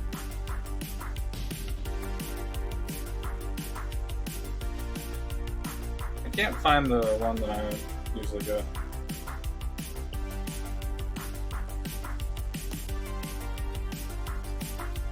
Not a platter.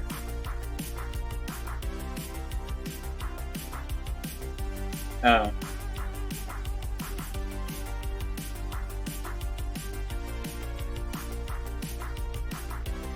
Maybe I ordered this on the other app.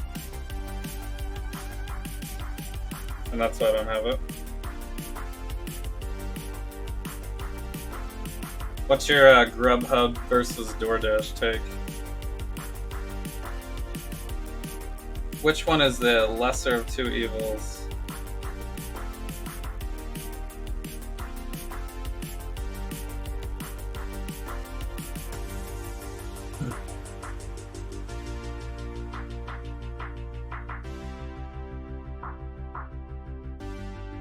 Driving to the airport is terrible? Sure.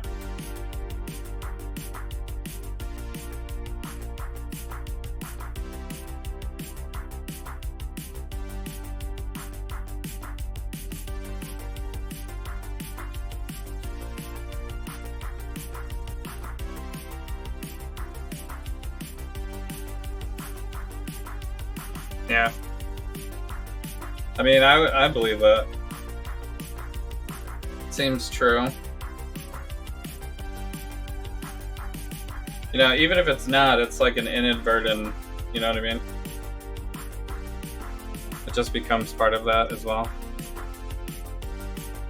I mean, are the wealthy people always living outside of cities? Not always, but I guess the majority of them probably are, right? Because there's more space.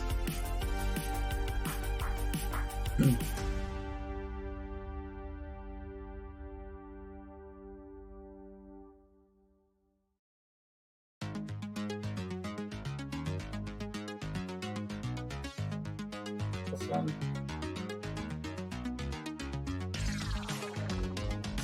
I swear I can't find this thing.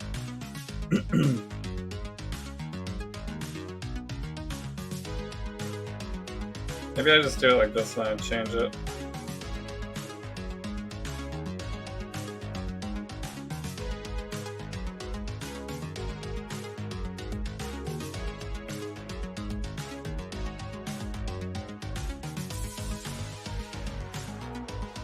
I have avocado.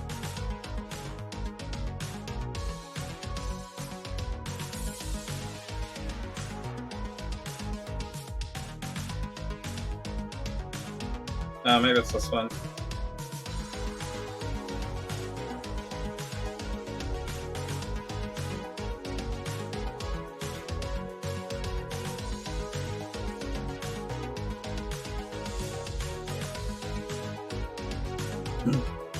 Oh, this one's vegetarian though. I swear I could have ordered the other one. I guess they changed it on the menu.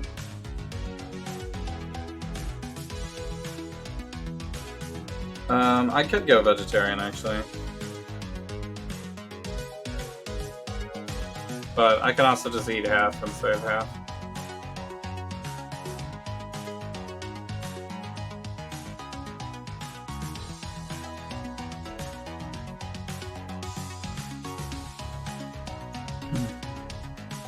I don't think I want anything extra.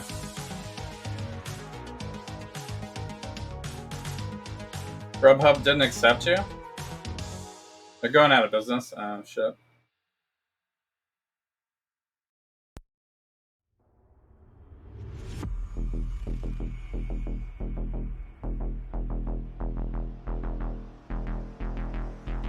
Uber Eats? I don't think I've tried Uber Eats, actually. Garlic bread, 12 wings? No. Kind of a waste to do a delivery for one person. Because the fees aren't really worth it.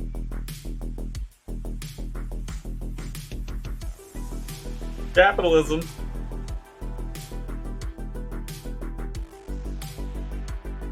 You can save on this order if you spend more money over time, and we hook you in to our subscription plan, which gives you no benefit because you're paying for it in the long run.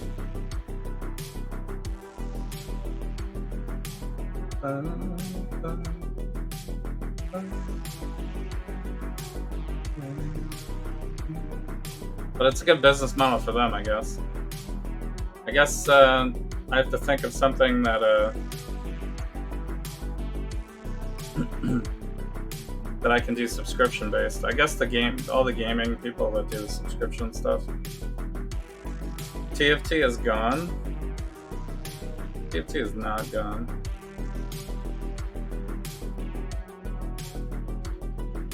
I mean, people will still sell the Life Force in bulk, probably, right? So I wonder if they'll add it to the currency thing on the trade site or not. Because it might be easier to just do it from there. But people always have bulk on TFT anyway, so. But you won't have to do the crafting anymore there. Nice.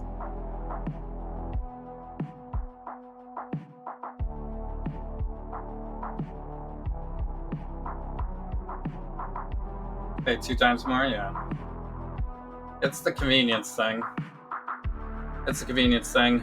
And with the really varying differences of wealth, there's a lot of people that it's worth it for, like my family, when you can't leave the house because you have to be here with kids or something, or it's too hard to go to a restaurant and leave your kids in the car because you can't do that anymore.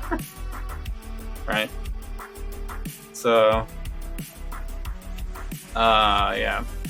Alright, should we get back to this? Where was I? Here? Bestiary recipe. Gilded scarab to winged scarab, same type, sweet. I'm not doing freaking...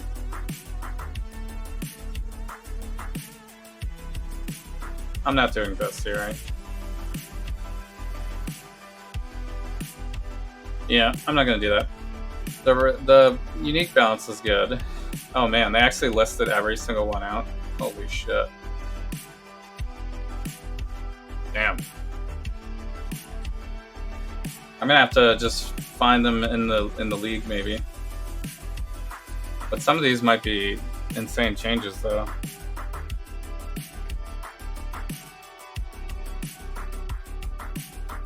Alvarin's Warpath is no longer skeletons. It now causes your skeleton warriors to be permanent minions. That is a unique thing. But it says skeleton warriors. So not the mages. Unless that still works for the mages. If that still works for the mages, then that's actually insane. But it's not like any damage or anything, it's just quality of life. So, but if you don't have to cast them all the time, you would potentially have a bunch of other minions then. Or you could have another... You could be casting SRS or something, you know?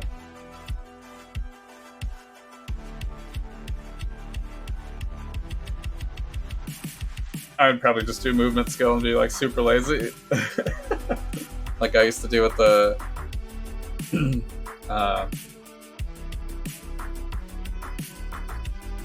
dagger guys, the Spectre build, pure Spectre build.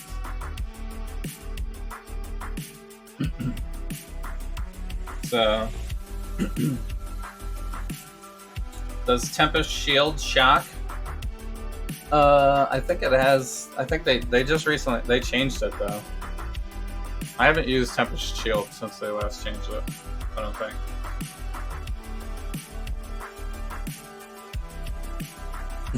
I have to look that up again. Are you thinking of a? Are you thinking of a lightning build? Because they had so many new lightning things. They went very hard on the lightning, I guess. I don't know if I'm gonna play lightning though. I think it's gonna be ignite or chaos dot, and then the other thing I would play probably would be cold. I could now potentially play physical converted to cold as well, because that seems easier. What? Wait, I never use these though. Now satin gloves? So that's just a straight up nerf? That doesn't do anything.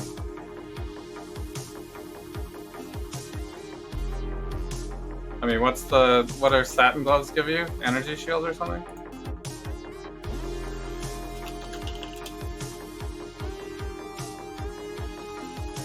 Satin gloves give just energy shield, right? There's no implicit.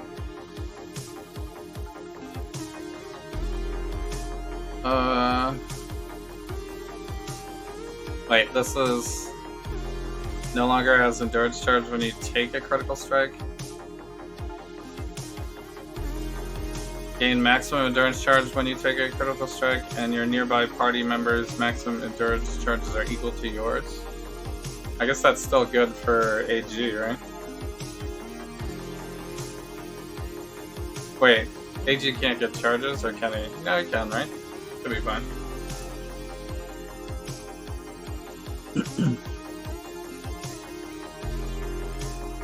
But the regen was really why you used it, right?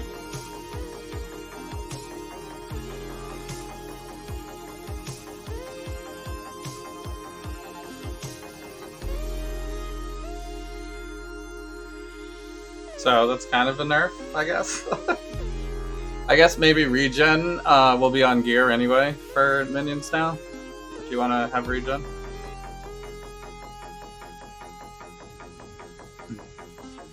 Seems like an AG nerf though. Although I always hate using AG anyway, so it's just like too much to manage. And the AG dies and you lose all the gear, so it's just not worth like investing in it. For like the casual minion, if you want to be like the best minion player of all time or whatever, then obviously you gotta AG, but you know, if you're just like casually minion build and you don't want to do anything and you don't want to worry about losing all your gear all the time, then AG kind of sucks. It's just like whatever, don't do it. Plus, you never really want to use it for the big bosses anyway, because he just melts if you're doing like Uber and stuff.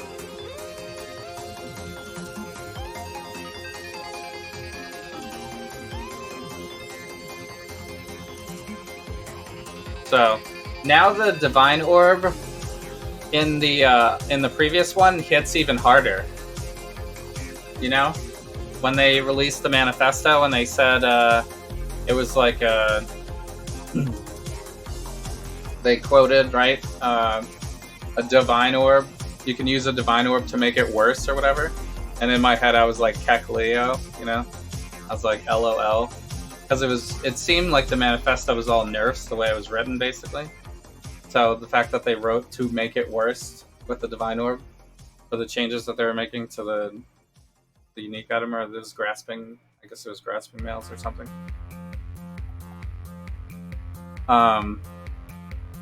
That hits even harder now because Divine Orbs are exalts at this point. Make it worse by exalting it. So now all the exalt memes are slamming divines. Who's gonna be slamming those divines? I guess if you're high tiering your items, you're gonna be divining them anyway. So I'm like never using a divine now, right? There's like no reason to ever use a divine for casual players. I mean, I guess eventually, if you're rich enough, you can like burn your divines, but I feel like I would never want to use the divines anymore. So it actually means that really high variance uniques are going to be more expensive now, right? Because you can't just easily roll them over and over again. So if you have a perfectly rolled, like, magic finding gear, like those rings and things that have the really wide variance, it's going to be even more expensive now, I think, because divine orbs should be worth more now, right?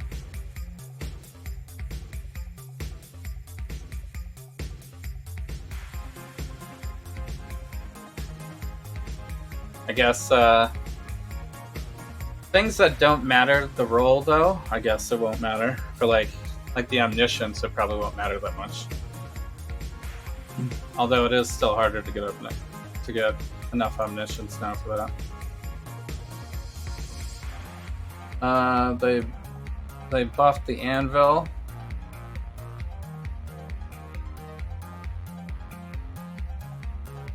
Poisons faster.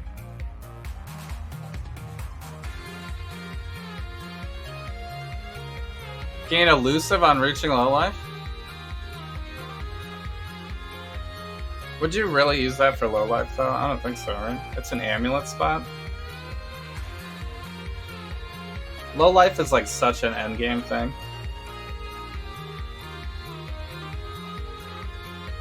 So to be like permanently low life, I guess.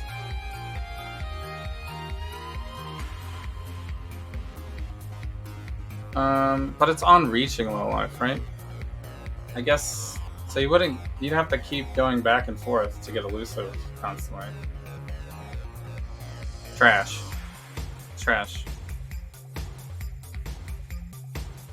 So, but I guess this was not a valuable thing anyway. Stun and block recovery? Oh wait, it was triggered socket spell. Trigger a socketed spell when you attack with a bow.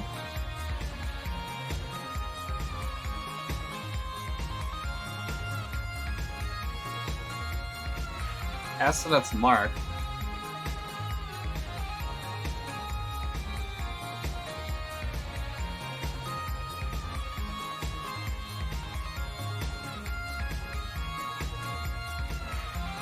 Oh, this is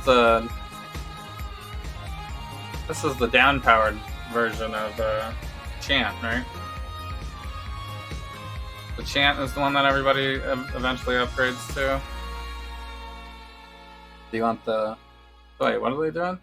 It actually has the same effect. Trigger a socketed spell.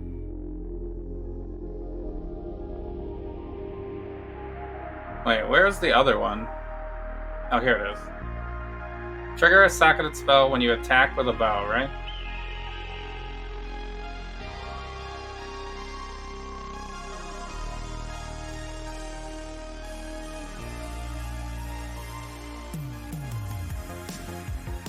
It has a little bit of a cooldown, I guess, so it's still an upgrade to get the Chant, I guess.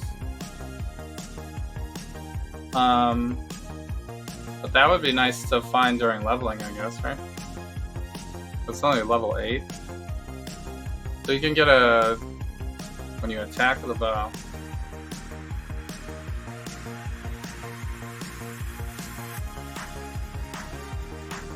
Increase spell damage.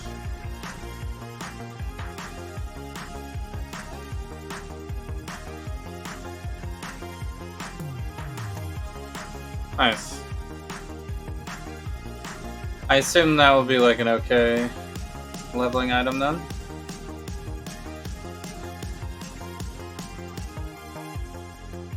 Makes being a bow character a little bit more smoother because you can get you can cast your whatever else you want to cast automatically earlier. No, but that doesn't really change too much. It now provides 10%.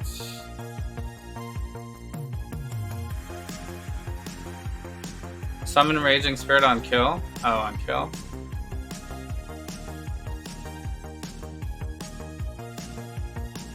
Ashrend. This one was previously used to get the added fire damage. It doesn't have the life though.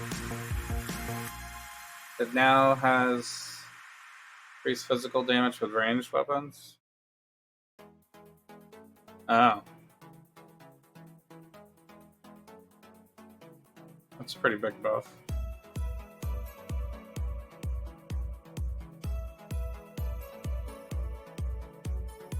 Nice. Ranged weapons. I guess you could Ashrend level basically for any bow character now. If you're doing physical damage. You know, the less physical taken from attack hits is pretty good too. While you're leveling. And then you can put on those new convert to cold gloves. 100%, baby.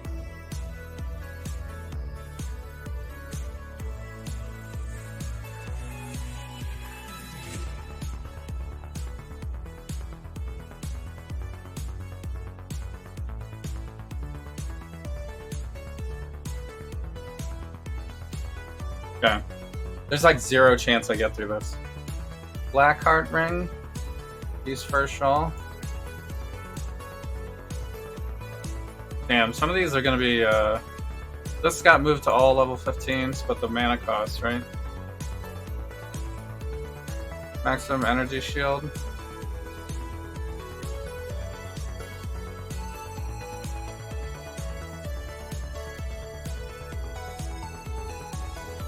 Increased damage taken?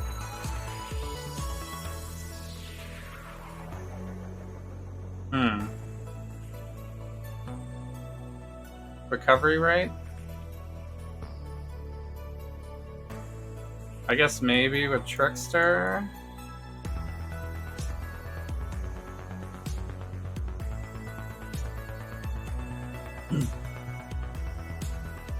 Replica Bitter Dream. Emulate, Unbound Ailments, Ice Fire Inspiration, Innervate. So this should be good, right? It's all buff. They're all level 15. So Bitter Dreams are level 15 now for all the things that were usually on them. Inspiration, Innervate, Ice Bite, Unbound Ailments, Emulate. So for like a big ailment build. This might be a thing.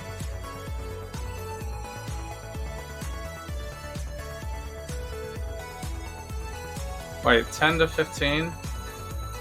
Oh, wait. It doesn't have the increased damage anymore?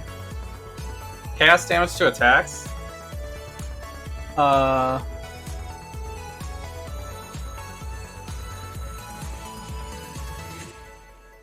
Regenerate life per second? Not that much life per second. I guess if you're doing cast attack.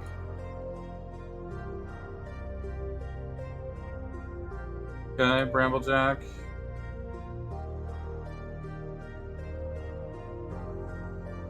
More reflective.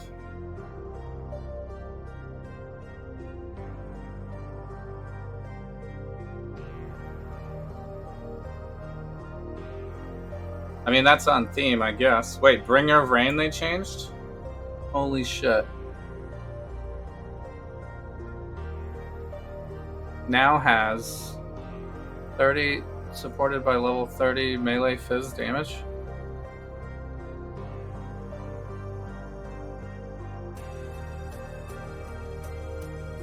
Wait, level 30 blind and faster attacks?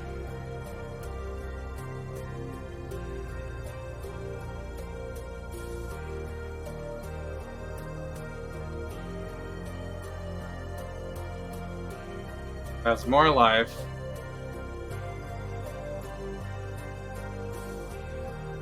This was the one where you couldn't wear it. I used to use this way back in the day, before Ascendancy was even in the game. On like a claw shadow build. And you just like regen your life so fast. It was like when Valpact was insane.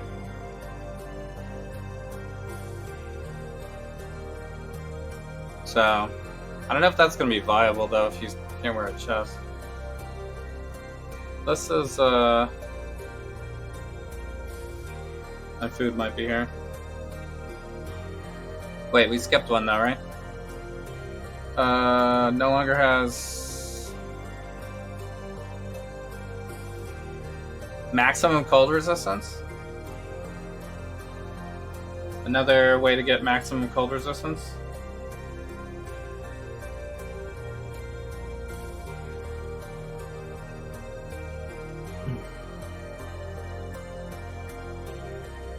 Wait, Brisk Wrap no longer has movement speed or attack speed? Damage per dexterity? Oh, well that's dex stack. Mana recovery from flasks. And it's a sun leather now?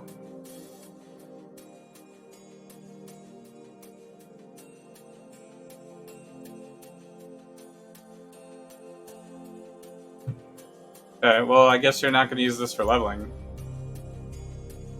anymore.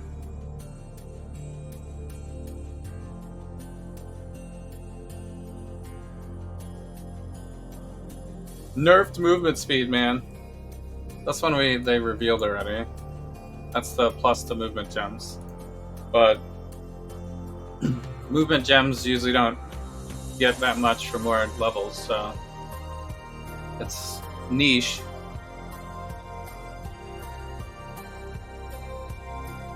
So I used to use this on like a Cyclone build back in the day, but it was like physical and stuff. Dad, your food's here.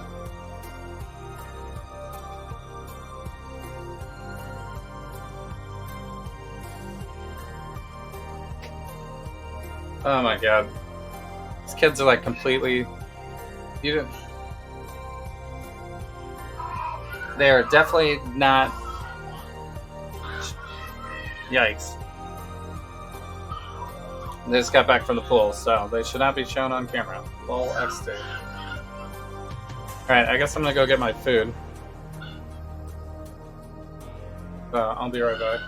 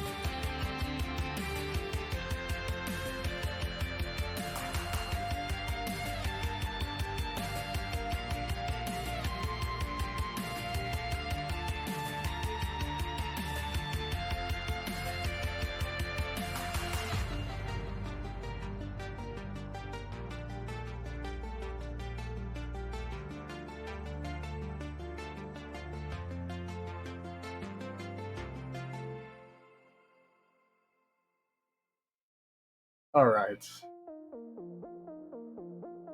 I'm back.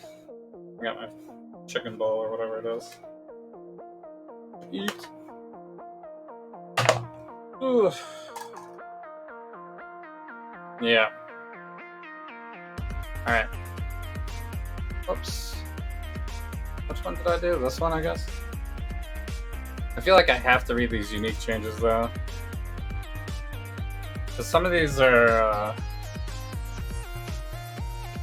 Actually, I don't care about this one. Cloak of Flame.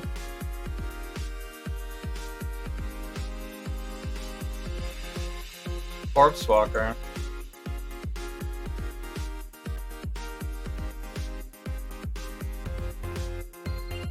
For each nearby corpse, 1% increased movement speed.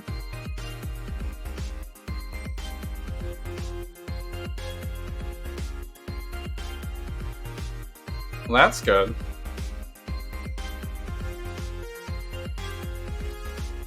So there's a movement speed option for minion builds. I always thought that minion builds were nice, but it was very hard to make a fast minion build most of the time. You would be at like a steady march most of the time, which would be okay for bossing. But for map clear, you know, it would be as fast as you could walk through the map, which is not so fast as a minion build usually. But that when I did play the Syndicate Operatives, that one was pretty fast because those guys were shooting like so many projectiles all over the place that you could actually zoom pretty far ahead of them, and you know, their attack rate was fast enough. That one was decently fast.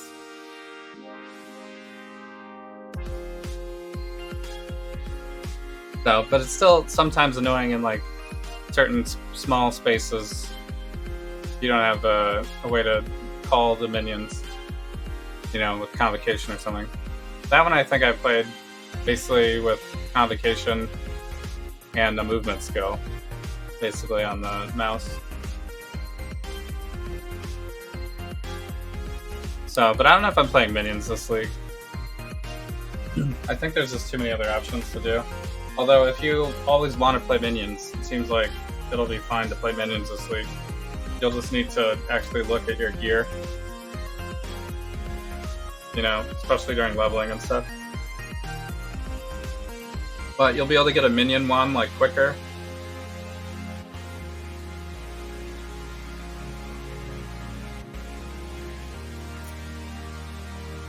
So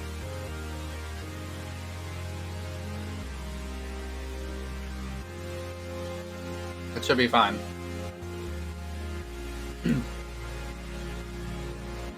I think if I was going to do minions this league, I would try Absolution. Because it seems like that one's been buffed enough.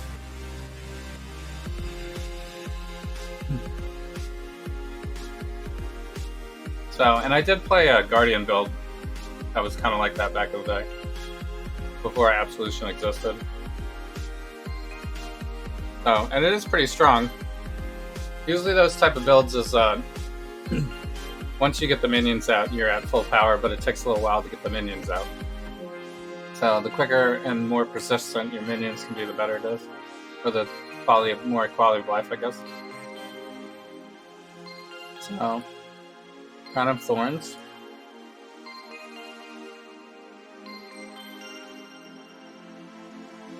So they buffed this a little bit, but that's not really why you use that, right?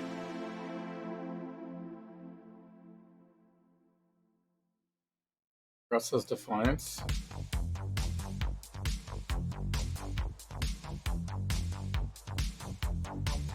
%2 physical attack damage leeches life with 100% onslaught. I mean, these effects are kind of easy to get though.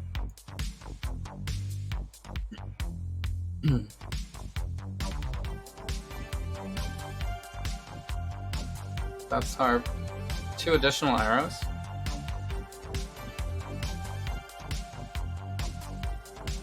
Two additional arrows on Death's Harp? That's a lot of additional arrows for just one item, automatically. I guess if you're going for max arrows, You could still get more than 2 though on a bow, right? And like a rare bow. Death Rush.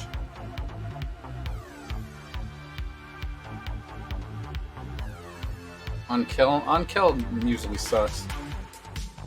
Your Stalker unique boots no longer has. Wait, these I could maybe use. This is trapping. I'm probably not going to do traps, but we'll see. No longer has life.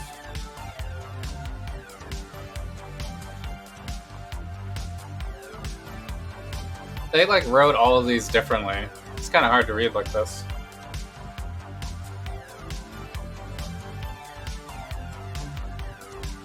So they took the life off of it and they upped it to level 15 trap.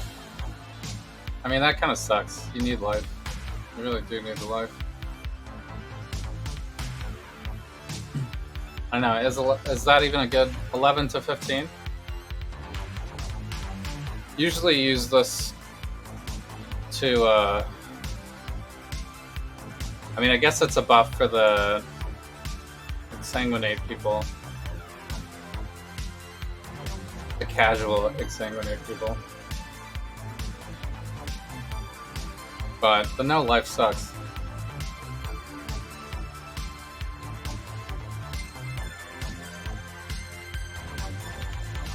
Exert an attack to not count that attack. So that becomes an exert.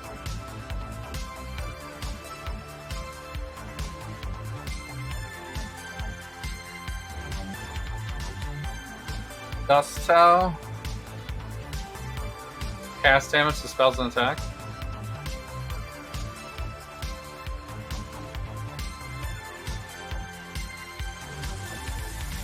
Cast damage. No longer has the life. Are they just taking life off of all the uniques? Is that like the plan? Unique will never have a life ever again because you get the unique thing instead. So, like full endgame best in slot gear, you're not gonna have all uniques probably. Or at least not for these leveling ones, maybe. Ice Tomb.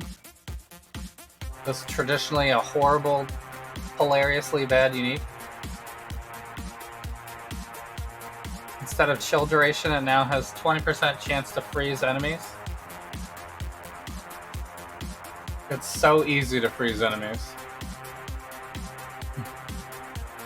They just like changed it to another really easy thing to get.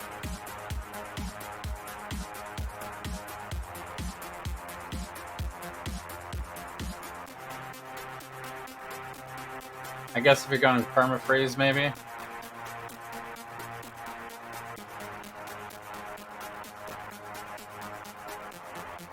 Did anybody have Ice Tomb Change still horrible on their bingo card? Kintsugi no longer has life. Has more or less damage taken. 100% increased evasion rating.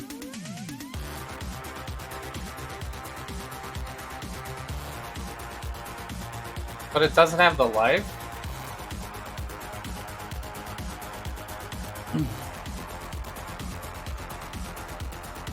Not having the life on endgame body armor is like so bad. I guess you could, but this is it's not even energy shield one. I guess it still works for Trickster though, right? Because Trickster has for evasion.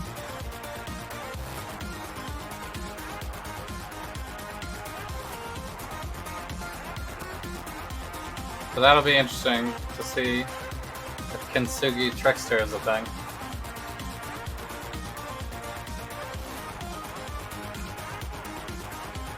I guess I can close these ones.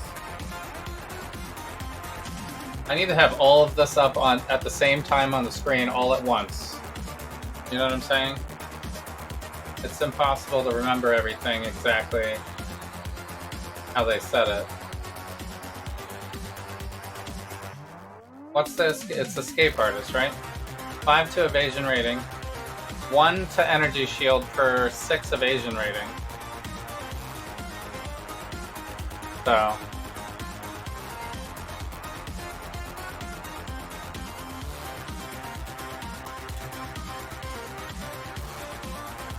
I mean, it's still probably better to be a hybrid though, right?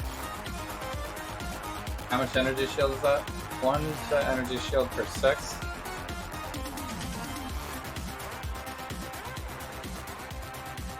So what do you get? 1600 on this one? Is that even a... That is pretty high, I guess. It's like 266. 266. Yeah, like 250 energy shield, but you lose this life. But then these ones are all bigger.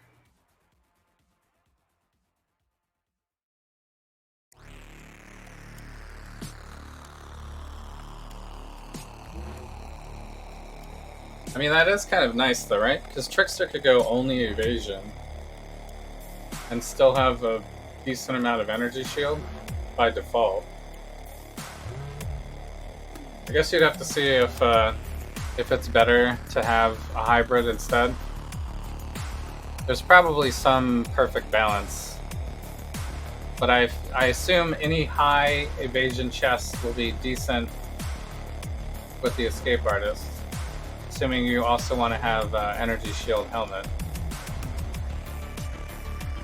Or a high energy shield helmet, I guess I should say. Actually, that's even least important. The energy shield is way more important than the evasion rating, because you're already going to have tons of evasion rating anyway, being a shadow.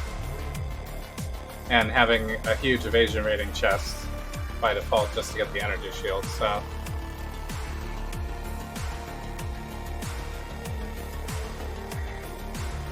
I think I want to do this league. Even if it's bad, I think I want to do it. What is the best... That's the new question right now, is how tanky can we become with Trickster? And can we get so tanky that it doesn't matter? Like, literally it doesn't matter anymore. That's the question.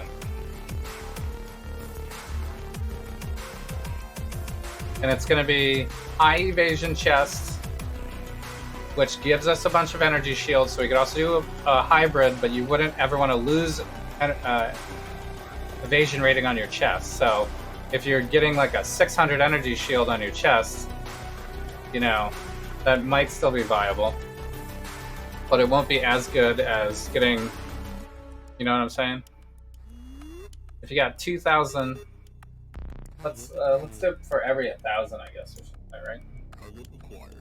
Like 6 to 1. Right, so one, it's like 100 and, let's just say 150. It's really 160. 166 per 1,000. Right? So, I don't know, what's the most evasion chest you can get?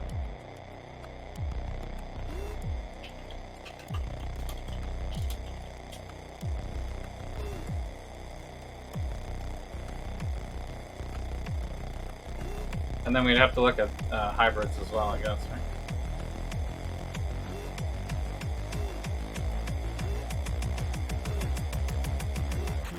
Did they already change this, or is it the same as before?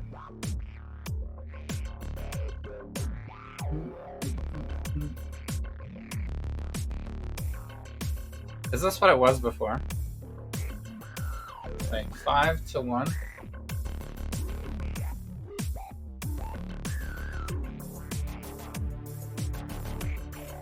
Wait, did they already update this whole thing?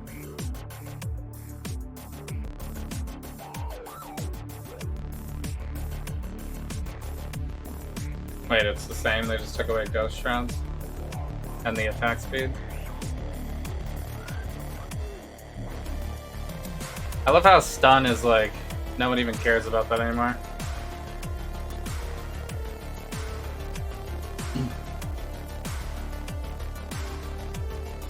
LG released a Star Wars Special Edition.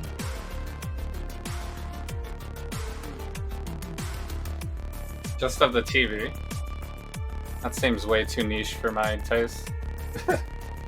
That's hilarious, though. Any way to make more money, I guess. 1% maximum energy shield per... I mean, you have to go through it if you're getting Spellbreaker, so...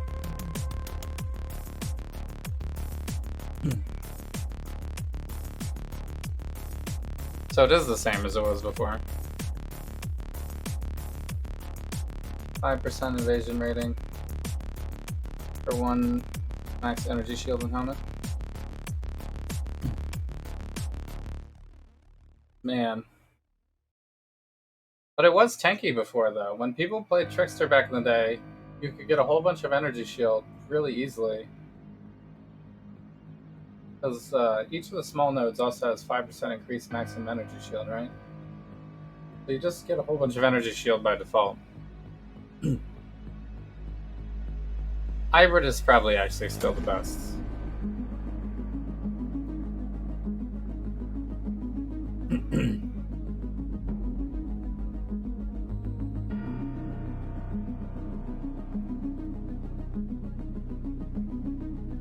Wish I could close these down.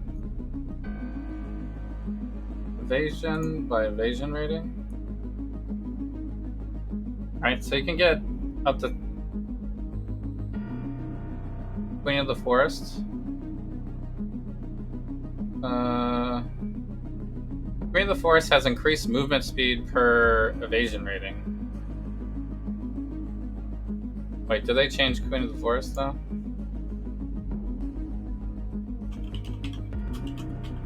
Not on here, I don't think.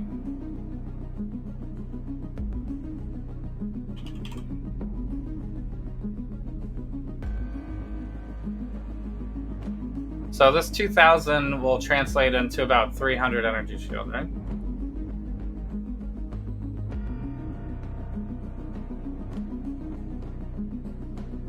And then this doesn't matter, right? Because we'll also be taking one step ahead. Reaction speed is at least 108 of base value.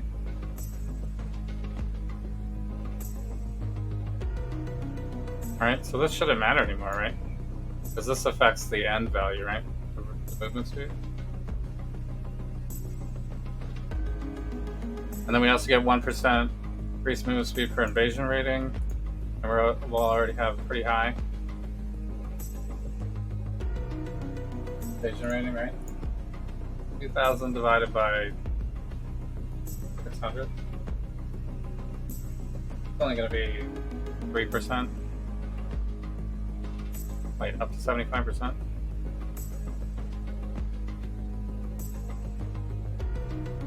I mean, we'll have way more than that. That's just on the chest. So, I don't know about that one. This one is used a lot for...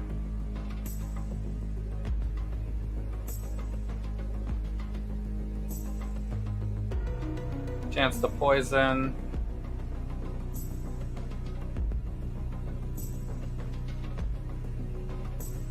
So, and if we went with the higher desire, dexterity, increased chill duration, have to be a bow build. Would you go bow trickster?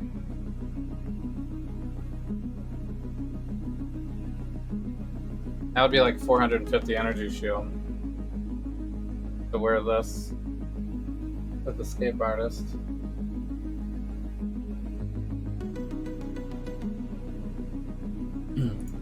Oh, I guess I have to also look at energy shield ones as well, right?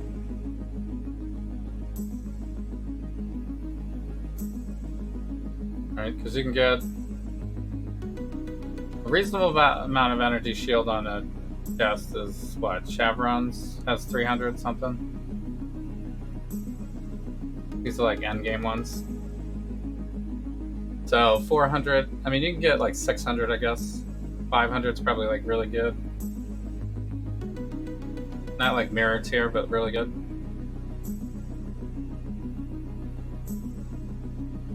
So, because if you always take Escape Artist, then you can go. I feel like you won't need the spell stress 50% chance for energy shield to recharge. I mean, you could go like super energy shield recharge.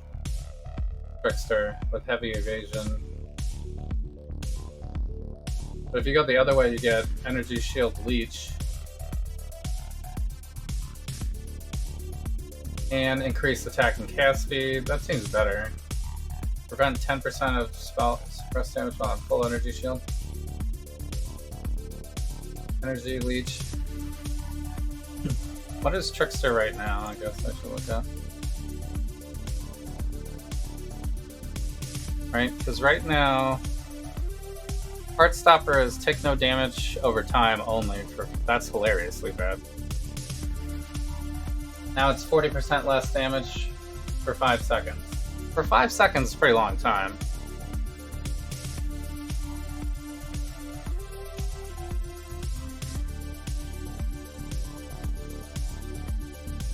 So, but there's no movement speed here. But they're adding movement speed. This is now movement speed. Energy shield. The energy shield and evasion was already there, though. So, Escape Artist is...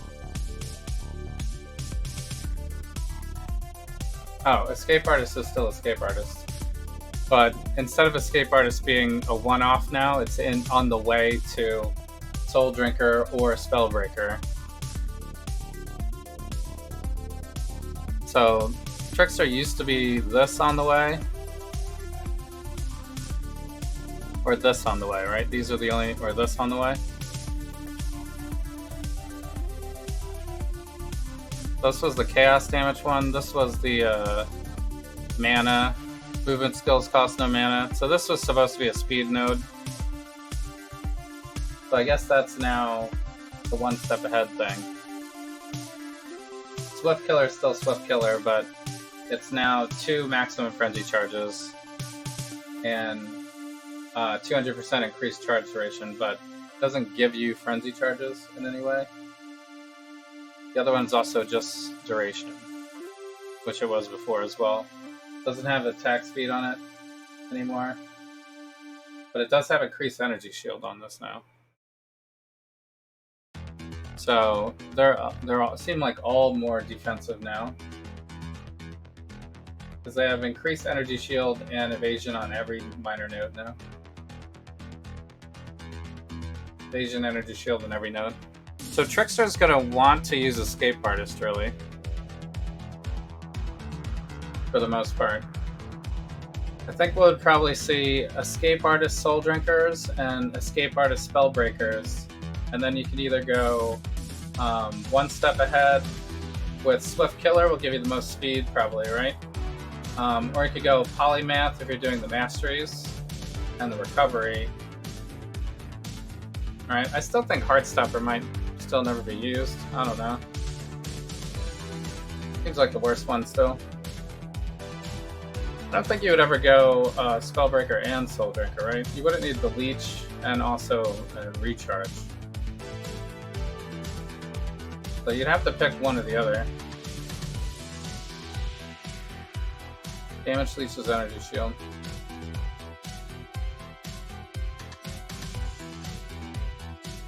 I guess if you completely ignored the Escape Artist, then what would you do? You'd take all the other 4? They'd be Polymath with Recovery, Swift Killer, and the Speed, and then Heartstopper to maybe not die. I guess you could just go Escape Artist and not go deeper too, but... You get 40% increased total recovery per second from Energy Shield Leech, in addition to the evasion and energy shield, and then the other way you get the recharge rate as well. So you get 60% recharge rate. Or it's 10%, and then you get extra. Oh, it's extra chance for recharge. Yeah.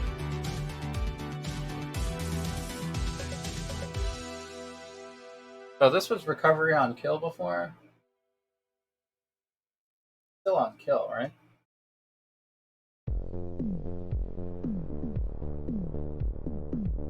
I mean, this is still good for damage over time, right? Because you kill something, and then you recover right back.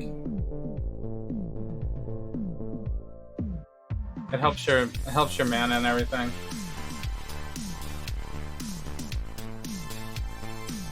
So this before this,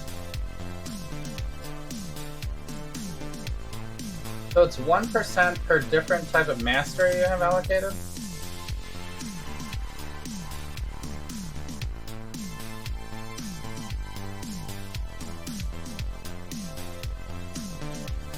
I mean, you could easily get more than 3 masteries, right? So it seems like a buff if you're going that way. Plus you get the damage, but the damage is going to be pretty minor. You know? Like 10% more damage or something maybe? You get 10.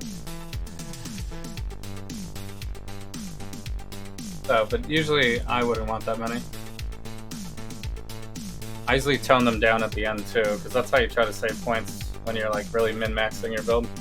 Is getting rid of your masteries that you can get on gear or something. But they're really good for leveling.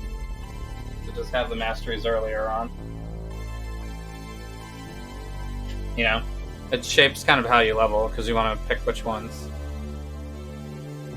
So, but that would be like polymath. You'd probably pick up right before mapping or something like that to make sure you have your recovery when you're blowing through all the enemies, because you'll then be killing everything.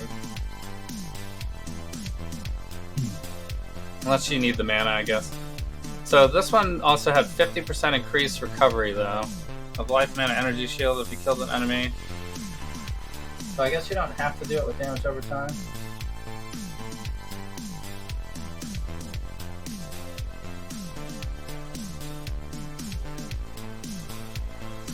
So there's no more of this type of thing anymore, though, right?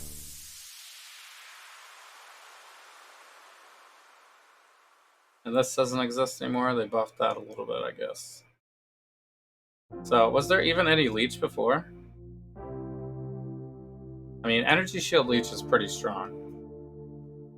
And the fact that you'll always have energy shield just by picking escape artists and having an evasion chest, obviously. But what is TFT? It's the trade Forgotten Trove.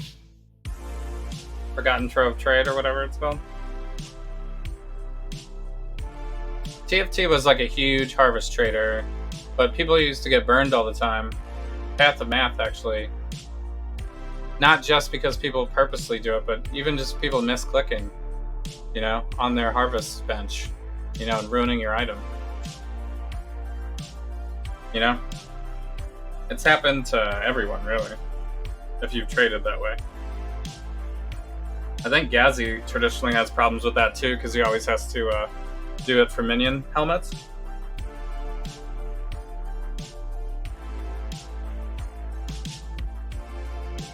So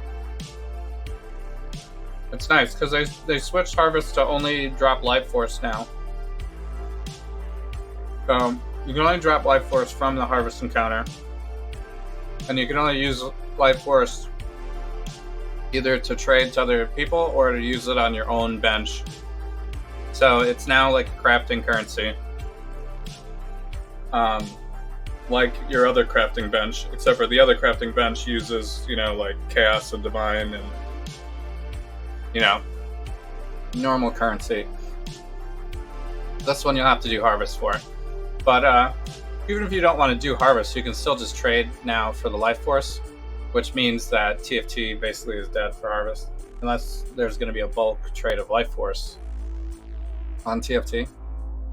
But that's great. Every time GGG can kill something on TFT, it's chef's kiss for me. It's freaking destroy TFT, please. So, you know, if they added heist contracts to, like the heist locker, if they added heist locker to tradable,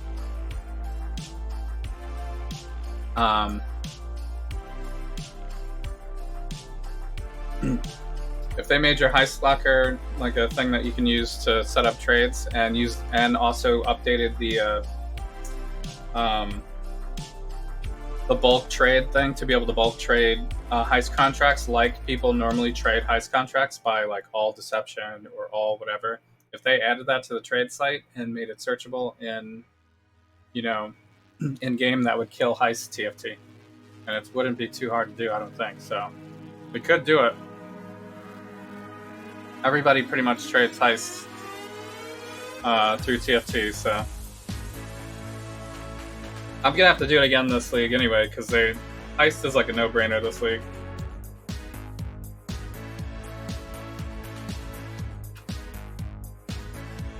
Buffing heist just gives you more caches all the time anyway. Even if you never heist, clicking on a cache takes 0 time every map. So for the lazy player, or if you don't want to overload your maps with too much stuff, just straight up slap it on, baby.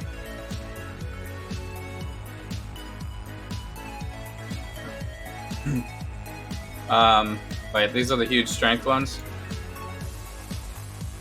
Knockback distance?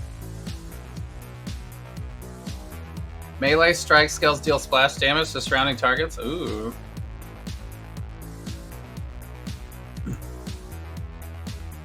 But you'd have to always want to knockback.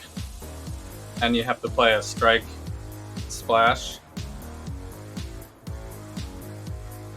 I wonder if this still would proliferate correctly. Seems like this is counterintuitive to knock everybody back. It says to surrounding targets. But you're going to be like constantly knocking them back too.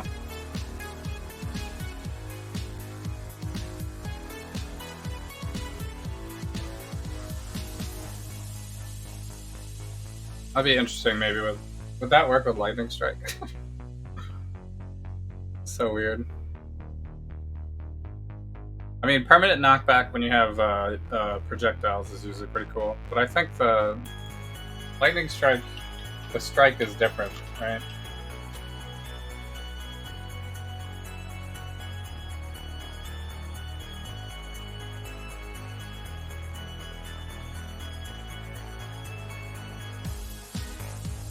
Like the projectiles don't count as strikes, right?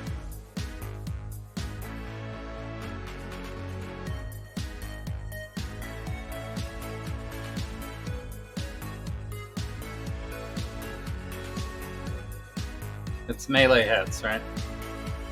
That's the wording, melee hits.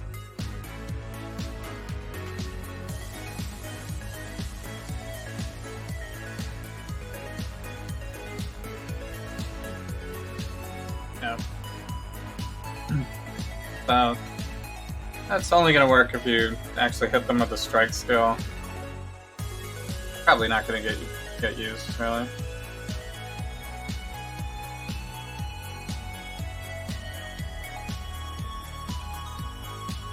Rainbow Stride? It's a lot more spell blocky now, but less movement speed.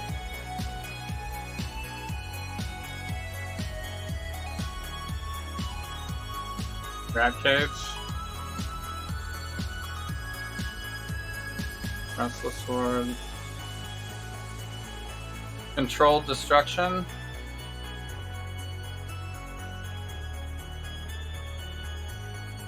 And Arcane Surge.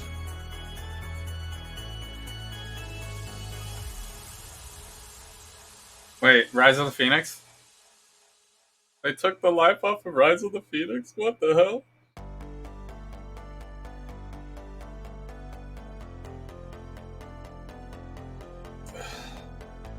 It's a lot more energy shield and armor. And regen. But no max life. I mean, I guess it's still good for what it does. Because usually the Rise of the Phoenix, you want to use it with the high regen anyway. So, it doesn't hurt to have more armor, obviously, but... Damn. They're taking all the life off of all the uniques, basically. Zephel's Frame?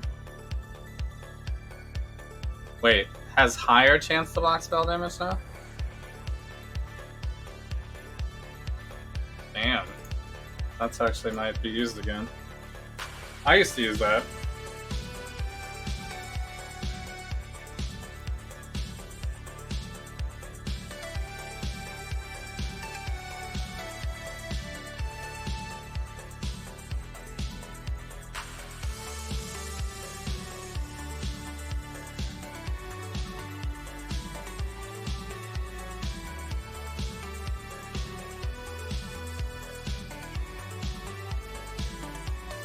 I'm probably not zoomed in enough, am I?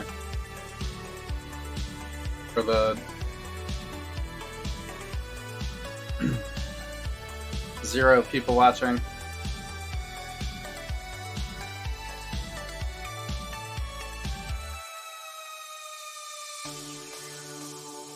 We did talk about that already. Thunderfist.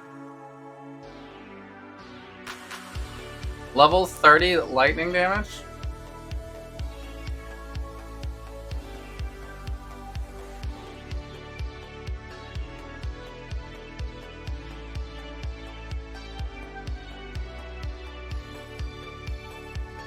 %, increased effective lightning ammo.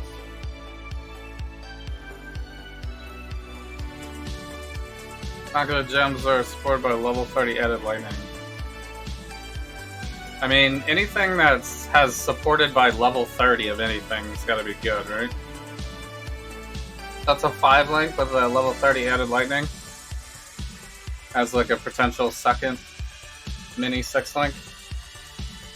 If you want to have another thing be that strong that works with added lightning. So that'll be the shock builds. Victario's Flight.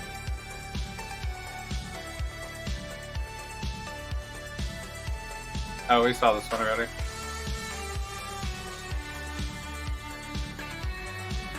Area effect to hex skills?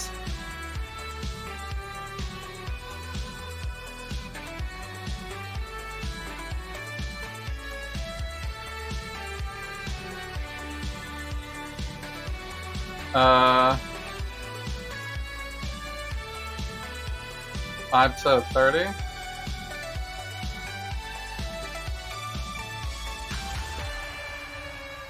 Ten to 25. Oh, you can get 25 on Wonder Traps.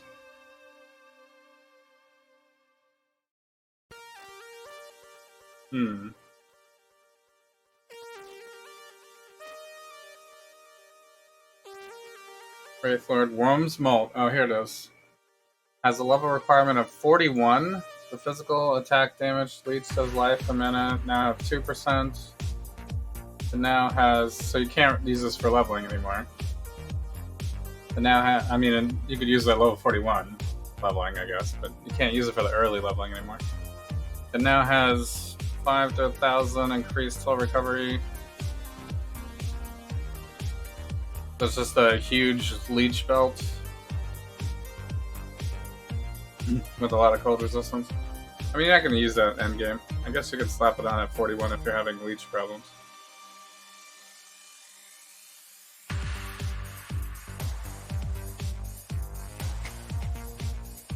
So, Faded Uniques. When Prophecy was removed from the game, some Faded Uniques were discontinued. Original plan was to develop a new method. Second round of Faded Uniques merged. Became very clear that there was not enough remaining Faded Unique items. Yeah. No shit. They should have done this originally.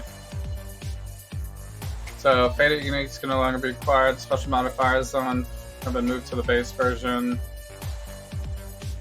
Oh. So there is no more Ascendant's Chance? Is that what they're saying? Ascendant's Mark is now the only one.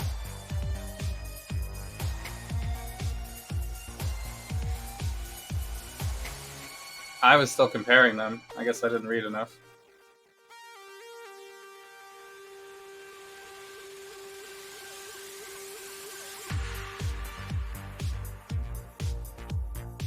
Mara's Avarice. They changed the Faded Uniques Atlas passive cluster. It's like, I don't think there's any reason I would get these, right? Oh, they've just been removed. Masters to have a 100% chance to be Nico, June, or Einhar. Alva, okay. So if you want to get Masters, I guess you have another cluster to do that. Defense balance, they talked about this already, right?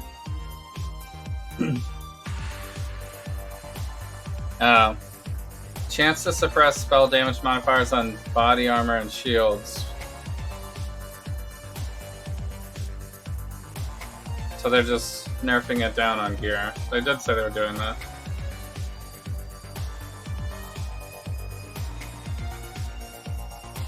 So, but they said they put more in the tree too. 15 instead of 12, right? Someone's gonna have to go through this line by line and update Path to Building and head explode all night.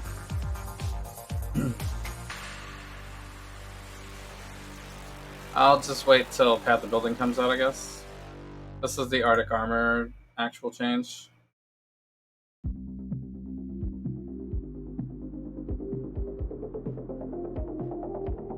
Less fire damage while stationary. So, I mean, if you could somehow get yourself to take more fire damage and then use this, you'd be good. Or only take fire damage or convert to fire damage. Flesh and Stone. These ones we already knew about from the manifesto. Arrow Dancing. Ward.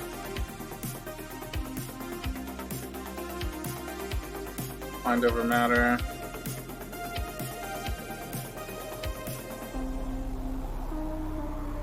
I still don't think I'm going Fortify. Unless I'm already over there and it works with the build, but I feel like there's zero chance I go left side this league, at least to start. Inquisitor is the only one that I feel like maybe, because Inquisitor is pretty cool for a lot of builds. And I played Inquisitor cast on crit before during Ultimative League. That was pretty fun. Did I get my food? Yeah, I did. It's just like a chicken rice bowl thing. Been like very slowly.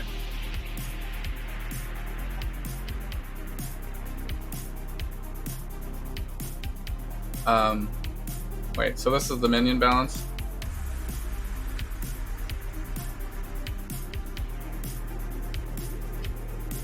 Yeah. This is exactly what we saw before.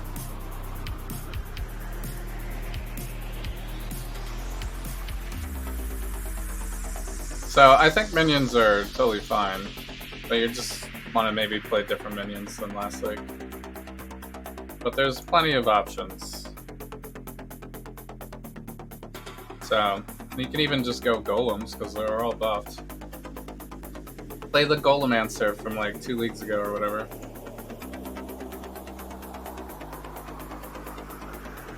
So, but maybe go all fire golems this time? I don't know. Might be able to switch it up a little bit.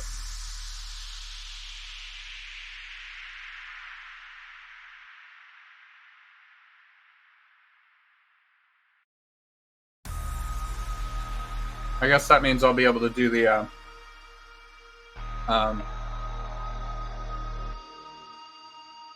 oh, they did actually nerf the damage to Seismic Trap. 46 to 68 damage at 1. 896 at Gen 120. Okay.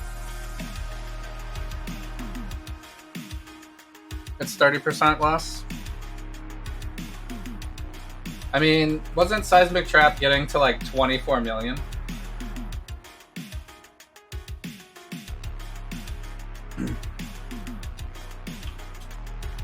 I mean, maybe I should look at a Seismic Trap that is, it's 30% less damage, though. No one's gonna play it now. Even if it was, even if that doesn't matter, right? So, what were people getting? Yeah, 22 million on DPS for Seismic Trap. So, even if we, like, just say it's 5 million, right?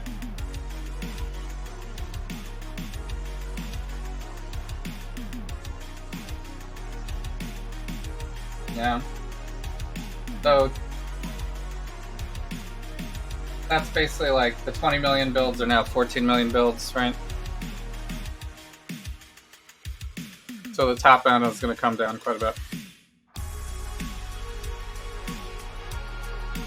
So, but I feel like you could still easily get 1 million, 3 million, 5 million. So I guess there's a little bit extra nerf on the cooldown stuff too. So, I don't know. I played Seismic Trap just for that weird Heist League thing. That was like the only time I really played it. It was pretty good. I don't feel like I need to play it again though. But it seems like if you're gonna play Seismic Trap, you still could do it. It's still like a lot of damage. This one we already knew about. This was the one they also announced. So I think Explosive Barrel could also still be played. That's fine.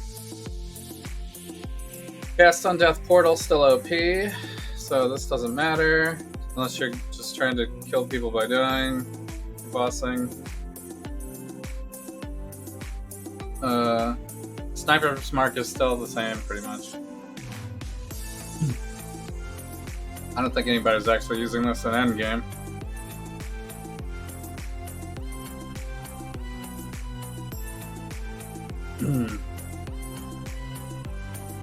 So they buffed some of these things. Crackling Lance. Oh, we did see this already too. Haste. Haste. So I think I have to make a Trickster Haste build that never gets hit. I mean, Raider's still faster though, right? Is one step ahead good enough that Raider just more speed is not more anymore?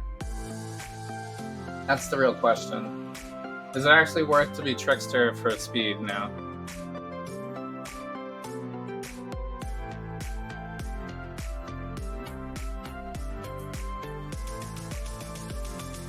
You know, just because of one step ahead.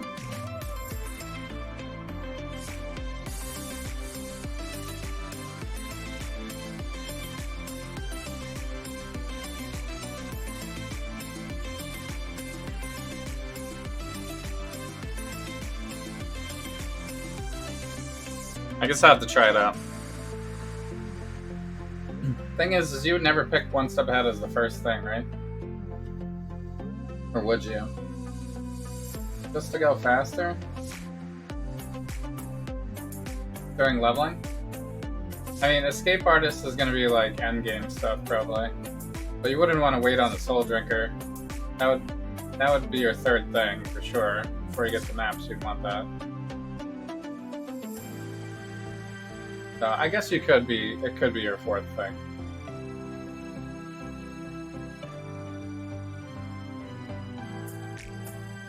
Like it could be like Slayer Leech as your last thing, right? So, but you would still get Swift Killer first, I guess, right? Even though the movement speed is on the way to Escape Artist, though. It's so weird.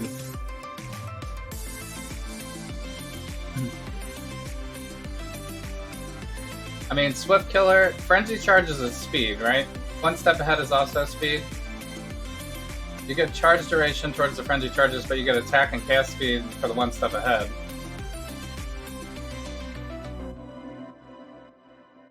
I guess you would go Swift Killer first, then one step ahead, then Escape Artist, then Soul Drinker.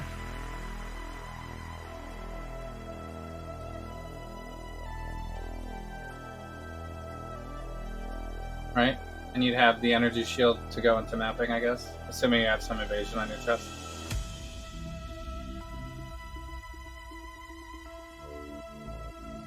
Guess it depends on how much you need to leech, huh? So that's not going to work with damage over time either, right?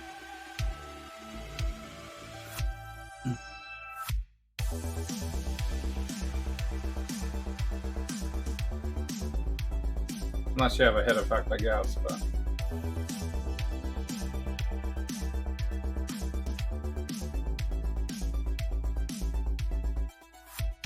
So, but if you're going damage over time, then you do the same thing, but you go Spellbreaker instead. And that one you could easily be the last Ascendancy. Because you wouldn't need that during leveling. There's so much spell suppress on the tree already. Oh, but you could get that as your third to go into mapping to make sure that you have 100% spell suppress before you start mapping. Which would make sense. So, and then you could use one step ahead as your last one, maybe. Although, it would be nice to have one step ahead for the later trials. Like, if you got one step ahead first, then... You know? You're just faster for the whole rest of the game. Maybe it is worth first trial, one step ahead. Maybe that actually is worth.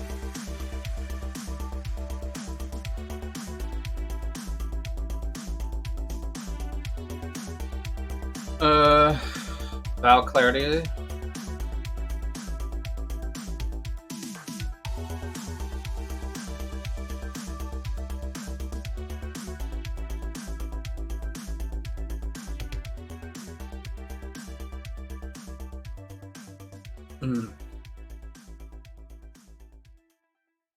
So, we've been looking at Trickster, like, extensively. And this is the Ascendant change right here, by the way. It now... Yeah, so it's this. We get the suppress spell damage while in full energy shield, 2% more damage for each different type of mastery. So it's like the polymath blend. You get damage, energy shield leech, which is always good.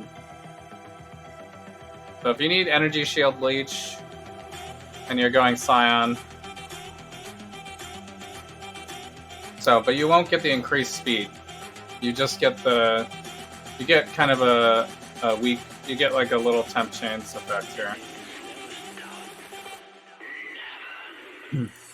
But you won't get the full one step ahead. I guess that makes sense. So Trickster still has its unique identity. And the Scion version of it's slightly worse, like it should be. So, but 2% more damage for each different type of mastery. I still don't think you would ever really want that, though. There's just not that many masteries you can go. Even if you got 10, what is that, 20% damage? I guess that's good. It is a ascendancy point, so it should be like a big increase. So, but you can get way more increases to damage than that. I guess not as Trickster, though. So. Trickster doesn't really have big damage things. Trickster's always been like a defensive one, which synergized with damage over time, because damage over time you're always waiting for the enemies to die. And if you're waiting for the enemies to die, you would like to never get hit, or have your energy shield recharge so fast, or have your energy always leeching, right? So, I think you'll still be able to do that. It's just whether or not this is as good as Trickster was before. We'll have to see with the numbers. So, but the Unbreakable...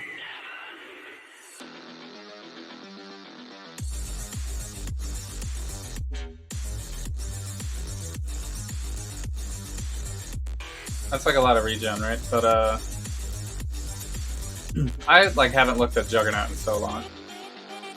It's like almost unplayable in softcore. They changed this one. What's the other one? Unstoppable, right? Cannot be stunned. Movement speed cannot be modified below base value, right? Action speed cannot be modified below base value. So, oh, they did change the wording on this, I guess. So it's still usable for today's thing. So it just keeps you from not slowing down from all the slowdown effects. But it doesn't give you an increase to speed. But it does have the 10% movement speed on it, so you do get 10% increase just from having it anyway.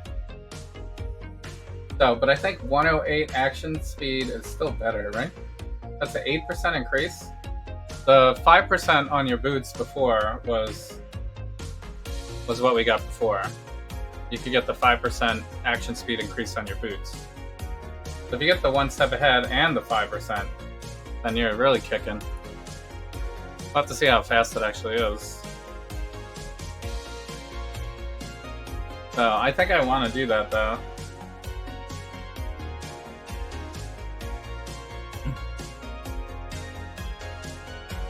Trickster could be a good heister because of that too, right? You don't get the phasing. You have to figure out how to get phasing, I guess.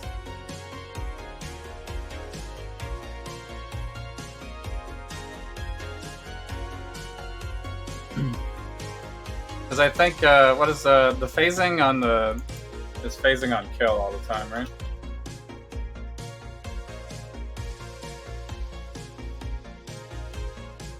Freedom of movement is such a great node. It's so good. But it just gives you phasing on kill, right? So in heist you don't really want to kill anything. You just want to run. Like you just want to run through everybody.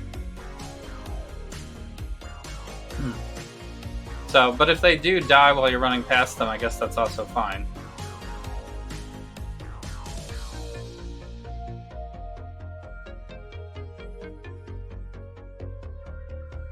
Have to do some sort of auto bomber thing.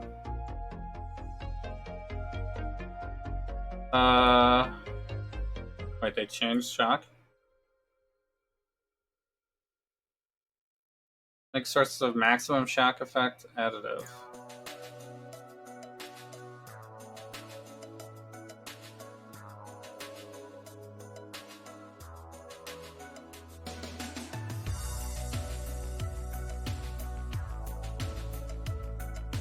Yeah.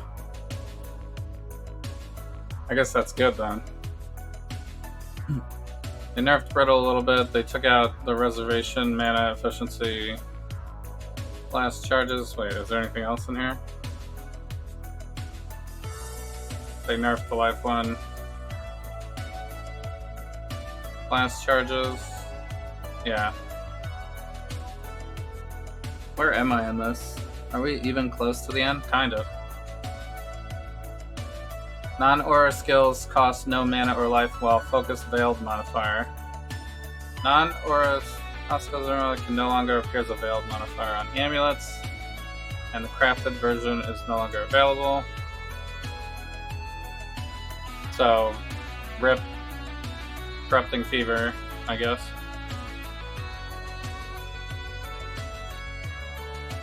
So, I mean, you can still do it, right? But the biggest problem I had was you could never cast the 6-link Corrupted Fever. It was too expensive. I guess maybe with minus mana costs you can still do it, maybe.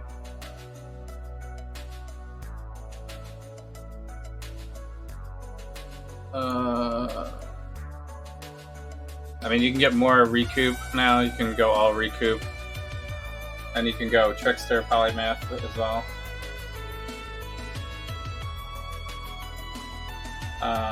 Well, that's recover, I guess. Ammo, roughly half the values.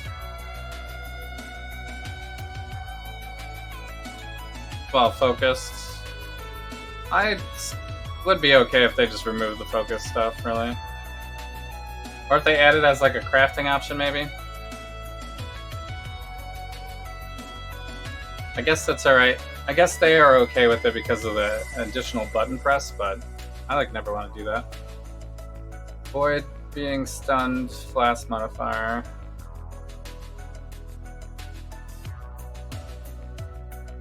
The suffix modifier and flask that provides 31-35. Oh, they're buffing this? Okay. I mean, I guess that's good for Mage Blood, but it sucks to have cannot be avoid stun on like a timer. You really want it to be permanent or nothing, you know? And since you can't really get permanent anymore, unless, you know.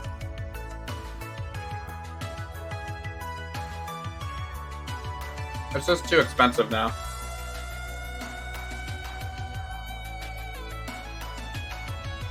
So I would probably roll it if I had Mage Blood, maybe.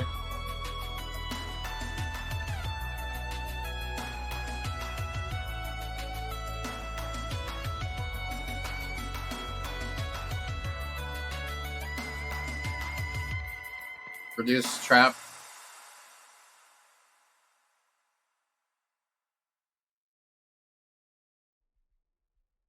%15% increase air effect.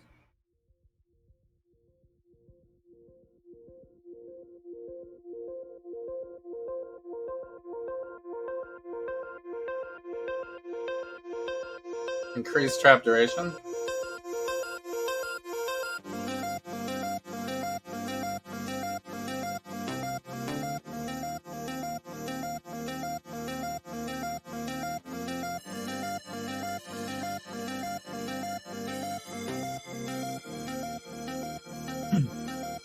So this is for Seismic Trap, I guess?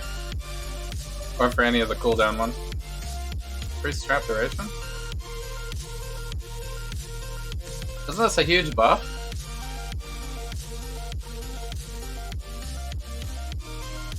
It's like...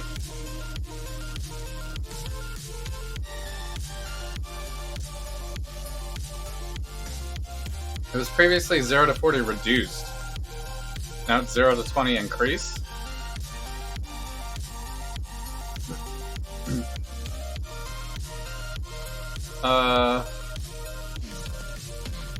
Can't get Molten Shell.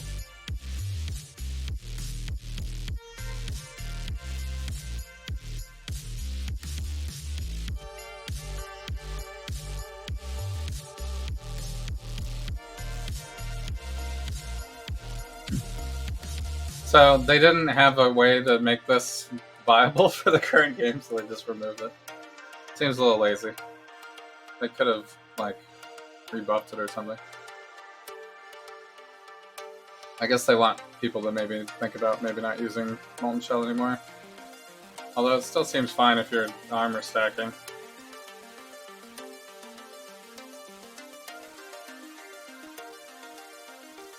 Spell Breach. Spell Breach now has a chance to drop from killing Breach Lords. Flawless Breach Lords. Existing recombinators and permanent leaks can no longer be used on mirror items.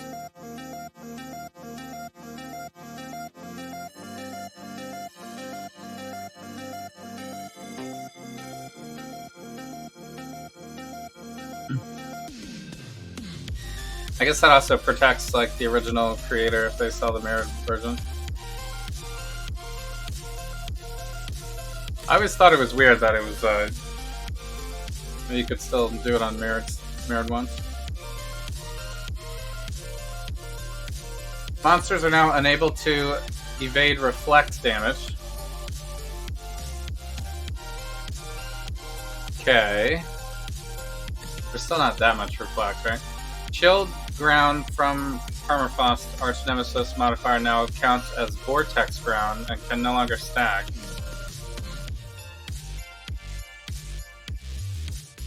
Okay. That's still a damage over time that can chill you, right? That's just Vortex ground. So it cannot be chilled, you'd still be getting hit by that.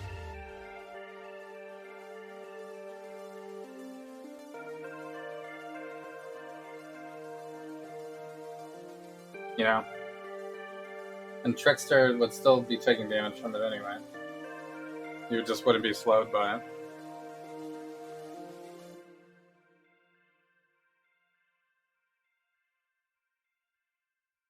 So not being able to stack is good though.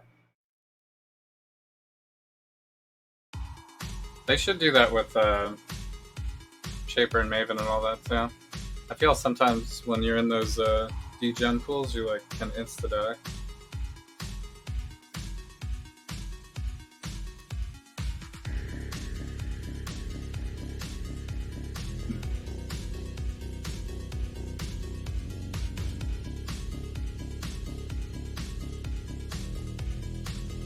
Fix the buff. Or buffs that alternate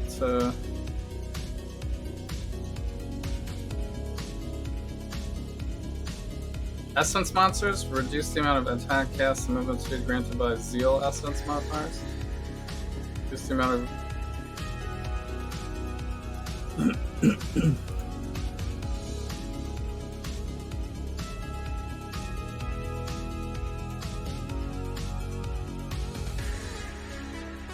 well, that seems fine.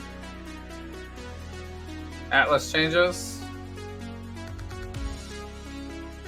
Following have been removed. No beach, no burial chambers, no city square, no desert spring, no fields, no glacier, no lookout, no palace, no reef, tower, no tropical island. Okay. All free castle ruins, Chateau, Coliseum. Big excavation.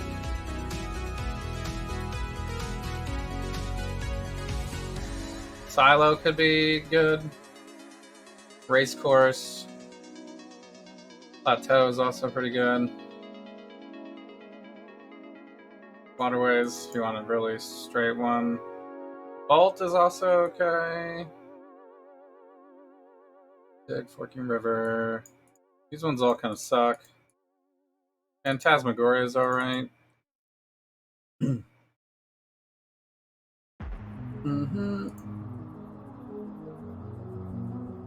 Castle Ruins is like really bad.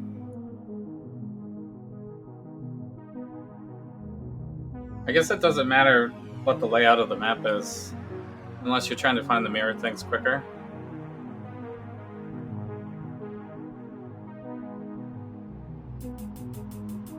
Crafting recipes. You still have to complete your atlas to get all the crafts.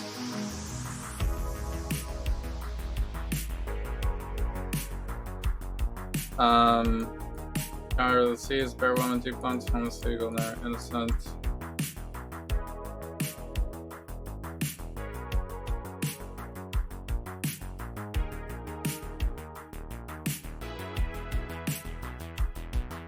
Okay, they released this already.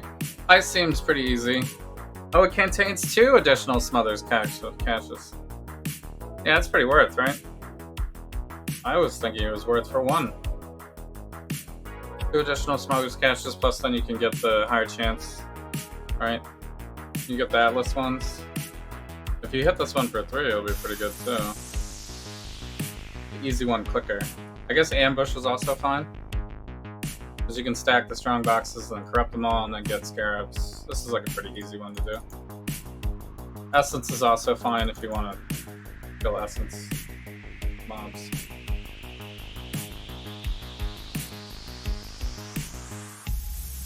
So, these ones seem expensive. So, but I guess you could go... Area contains... Oh, it's not an additional? This is nothing then.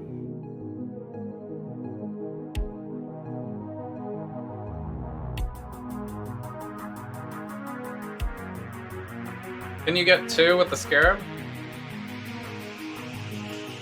I feel like for super rich, if you get 2 with the scarab, maybe you'd pay 12, but if it's just 1 guaranteed, then you could just use the scarab. I guess solo cell phone, lol, XD. Overcharge.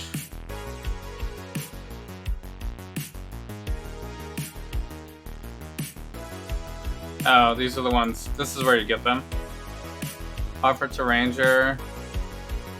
Shadow. Witch. Templar Witch Shadow, and Ranger. Okay.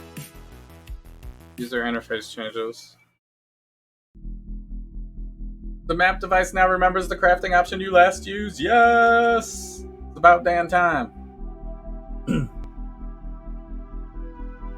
Highlighting a mastery on the passive skill tree now highlights all the masteries of the same type.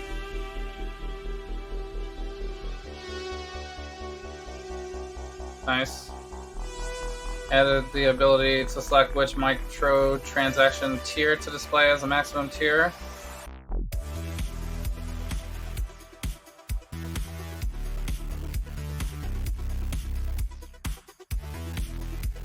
Okay. I mean, there's so many microtransaction shop things they can do that they need to do, really. Plus, it's a thing they make money from, so it seems like they would spend time on it, but I guess they don't. Set text color alpha value and item filters now also affects transparency of socketed on undropped items. I mean, this is a buff for NeverSync. More user interface changes and quality of life improvements. Wait, there really is more to be revealed this week. Accessing the Path of Exile trade website now requires you to be logged in. Oh, the trade website. Okay. Wait, does this actually hurt the bots? Are they even using this? Does that matter? I don't know if that matters. Hopefully that makes it smoother. It's gonna be sucky if I can't log in though. I mean, I usually am logged in, I guess. Fix the bug where debuffs that prevent life and energy shield recovery since it's made with different sources of instant life. Eater of Worlds escapables will not be interrupted if you were to leave. Fix the bug with the Uber shape. Clones are attacking. Increase mana reservation to lower item level than intended. Okay, fix the bug where suffix modifiers on weapon.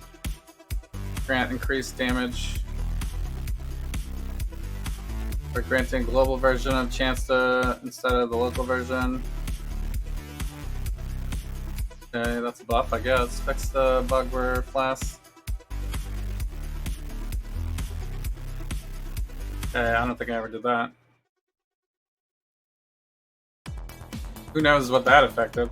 Fix the bug where stats major stun threshold based on the value of life would do nothing.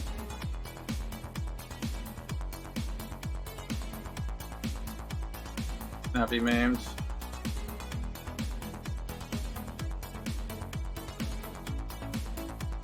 Fixed a long-standing bug where being frozen prevented any other action speed modifier applying to you.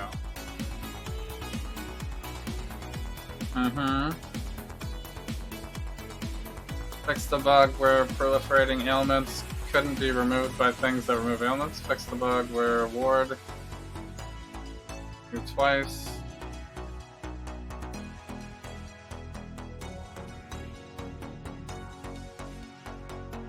It's an issue where effects of brittle and stealth ground were not affected by ailment effects. What? Okay.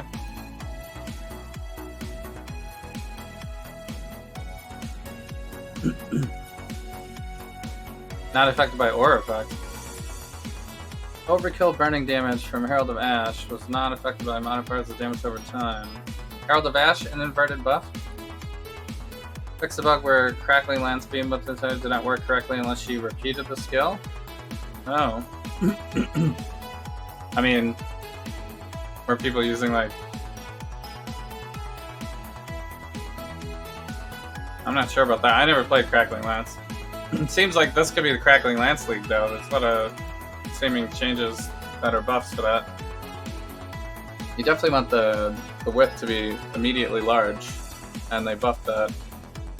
Fix the bug where taking self-damage from Bone Shatter would always critically strike if hits against you had additional critical strike chance. Okay. Signal Prey.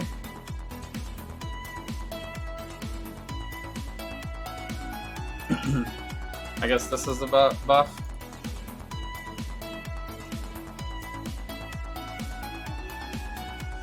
Shocks. I mean, this is good. Remain active. Reservation was removed. Cremation did not roll for crit strikes. Wait, is that a nerf? The damage will be more even now, I guess. Cannibal Fire Eaters and the Ledge and Spectral version of the monster.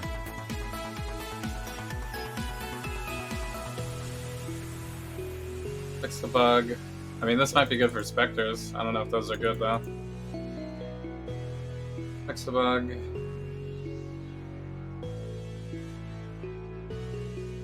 Fix the rare bug.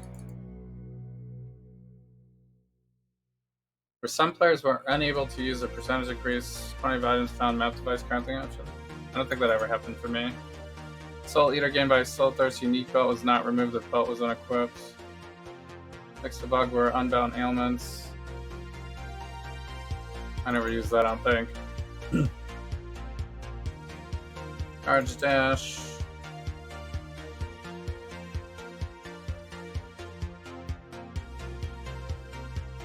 Share Spectre types with other players. Fix the bug where paths on subterranean chart could fail to load correctly. I have seen this before. Wow, that's a long time bug, actually. Because I haven't been delving in forever. Fix an issue where Hangul characters. Fix the wonky microtraction.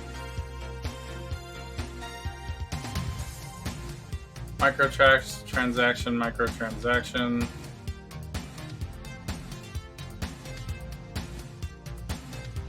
More client crashes for controller inputs. Fix 2 uncommons and a rare.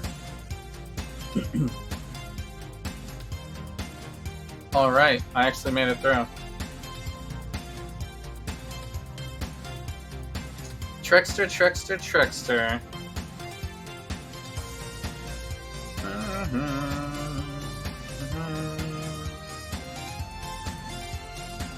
I guess I'm gonna have to figure out what to play then.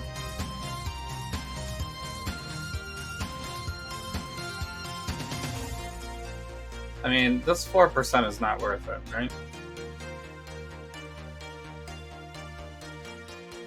I think you'd rather have the frenzy charges. I'll have to figure out what to play. It still might make sense to just go Occultist. You get the Explodey from Occultist automatically.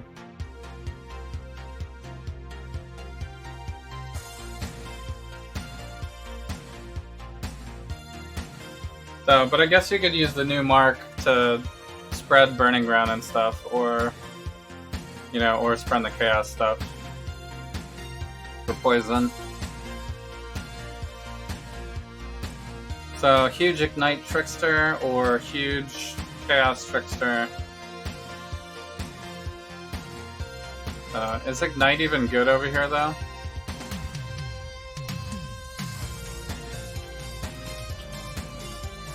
I guess there is plenty of ailment stuff, right?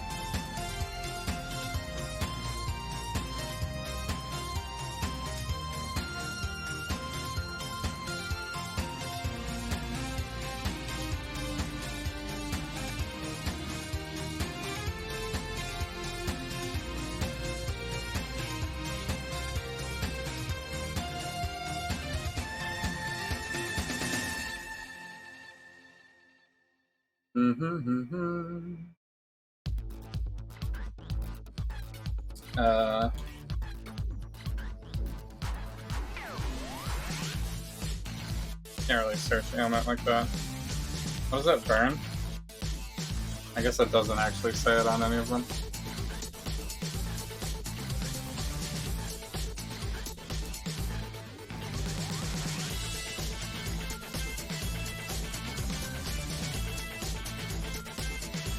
Well, I'm gonna have plenty of time to figure this out, I guess.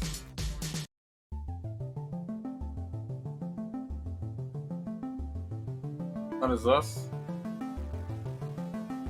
Fix a bug where Lightning Strike could hit a single target twice from one attack.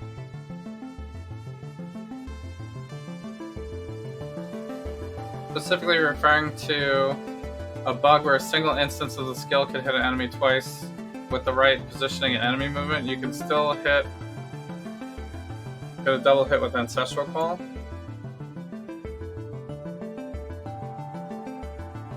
Is this just for the strike?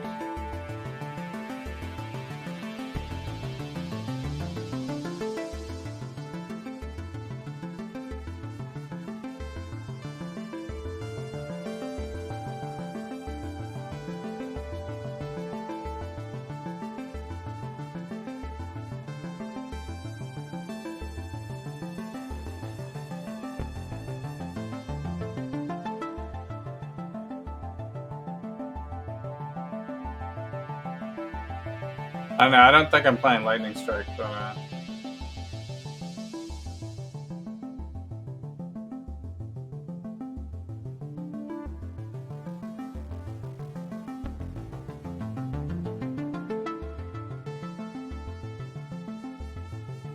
I mean, this is specifically... I mean, this is hilarious wording. I didn't think it was removed from the game. But they did directly respond to it, so that's interesting.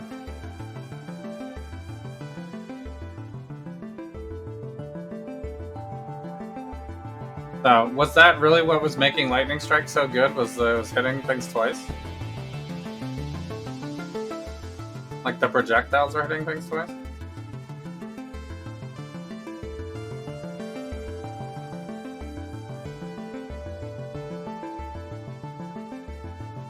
Like, each individual projectile can still stack, right? I thought they were talking about this actual strike.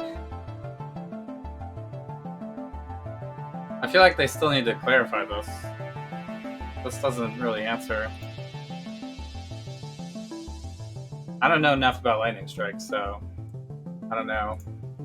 I don't know how to comment on that one. Anyway, it seems like it's going to be a pretty good league. Seems like a pretty worth league to do. All the same Atlas strategies and stuff like that will still be viable, probably. Harvest will be much easier to use. There'll be less rare monsters, I guess, if you were stacking rares before. Maybe have to change your strategy for how to do that better, because there'll be less rares in general. Which maybe means adding maybe the Atlas that adds a rare to your map all the time, or adds 2 rares to your map all the time, or whatever. Maybe that's even better now, because there's not a lot of sources of rares if all the rares are nerfed, right? In terms of amount.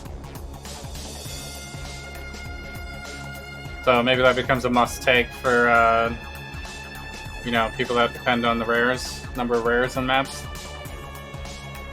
So I think there's a number of options for some pretty hefty energy shield characters now. So I don't know if Trickster is still going to be like that good though. Seems still very defensive. I would like to explore maybe making a fast Trickster and seeing how fast it can actually be, because I kind of remember how fast Raiders are. But I still feel like Raider might be faster anyway, until maybe you get some of the higher end stuff. But I guess the higher end stuff Raider would also still be able to get.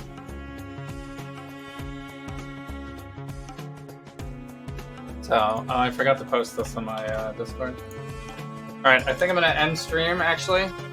And then I'll come back for my normal gaming stream to play The Witcher. We got the... we have the... What's it called tonight? We have the battle at Kaer Morhen.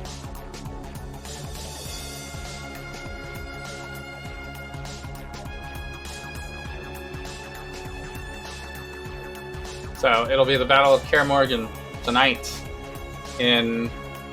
Maybe I'll start a little later since we did this bonus content here. Give me a chance to actually finish my food. And then I'll be back. I'll be back for some Witcher content. Alright. Anyway, I hope you are all hyped for League. You know, check out my Discord, obviously. We'll be chatting about it forever until the start of the League. I'm actually going to miss the start of the league, so yep, I'll be playing way later, but I'm still going to play this league for sure. Seems like a no-brainer. Very cool stuff. I wish there was more quality of life stuff, but it did sound like they said that was still in the works, so. But at least the harvest changes are a nice quality of life, so. Should be easier. And should be more worth doing, even, while leveling. You know? Because you could just store up your life force, you know? Store up your life force. So I guess harvest will be something I'll be looking out for more now. So, not bad. Alright, I'll be right back in a little bit for the gaming stream.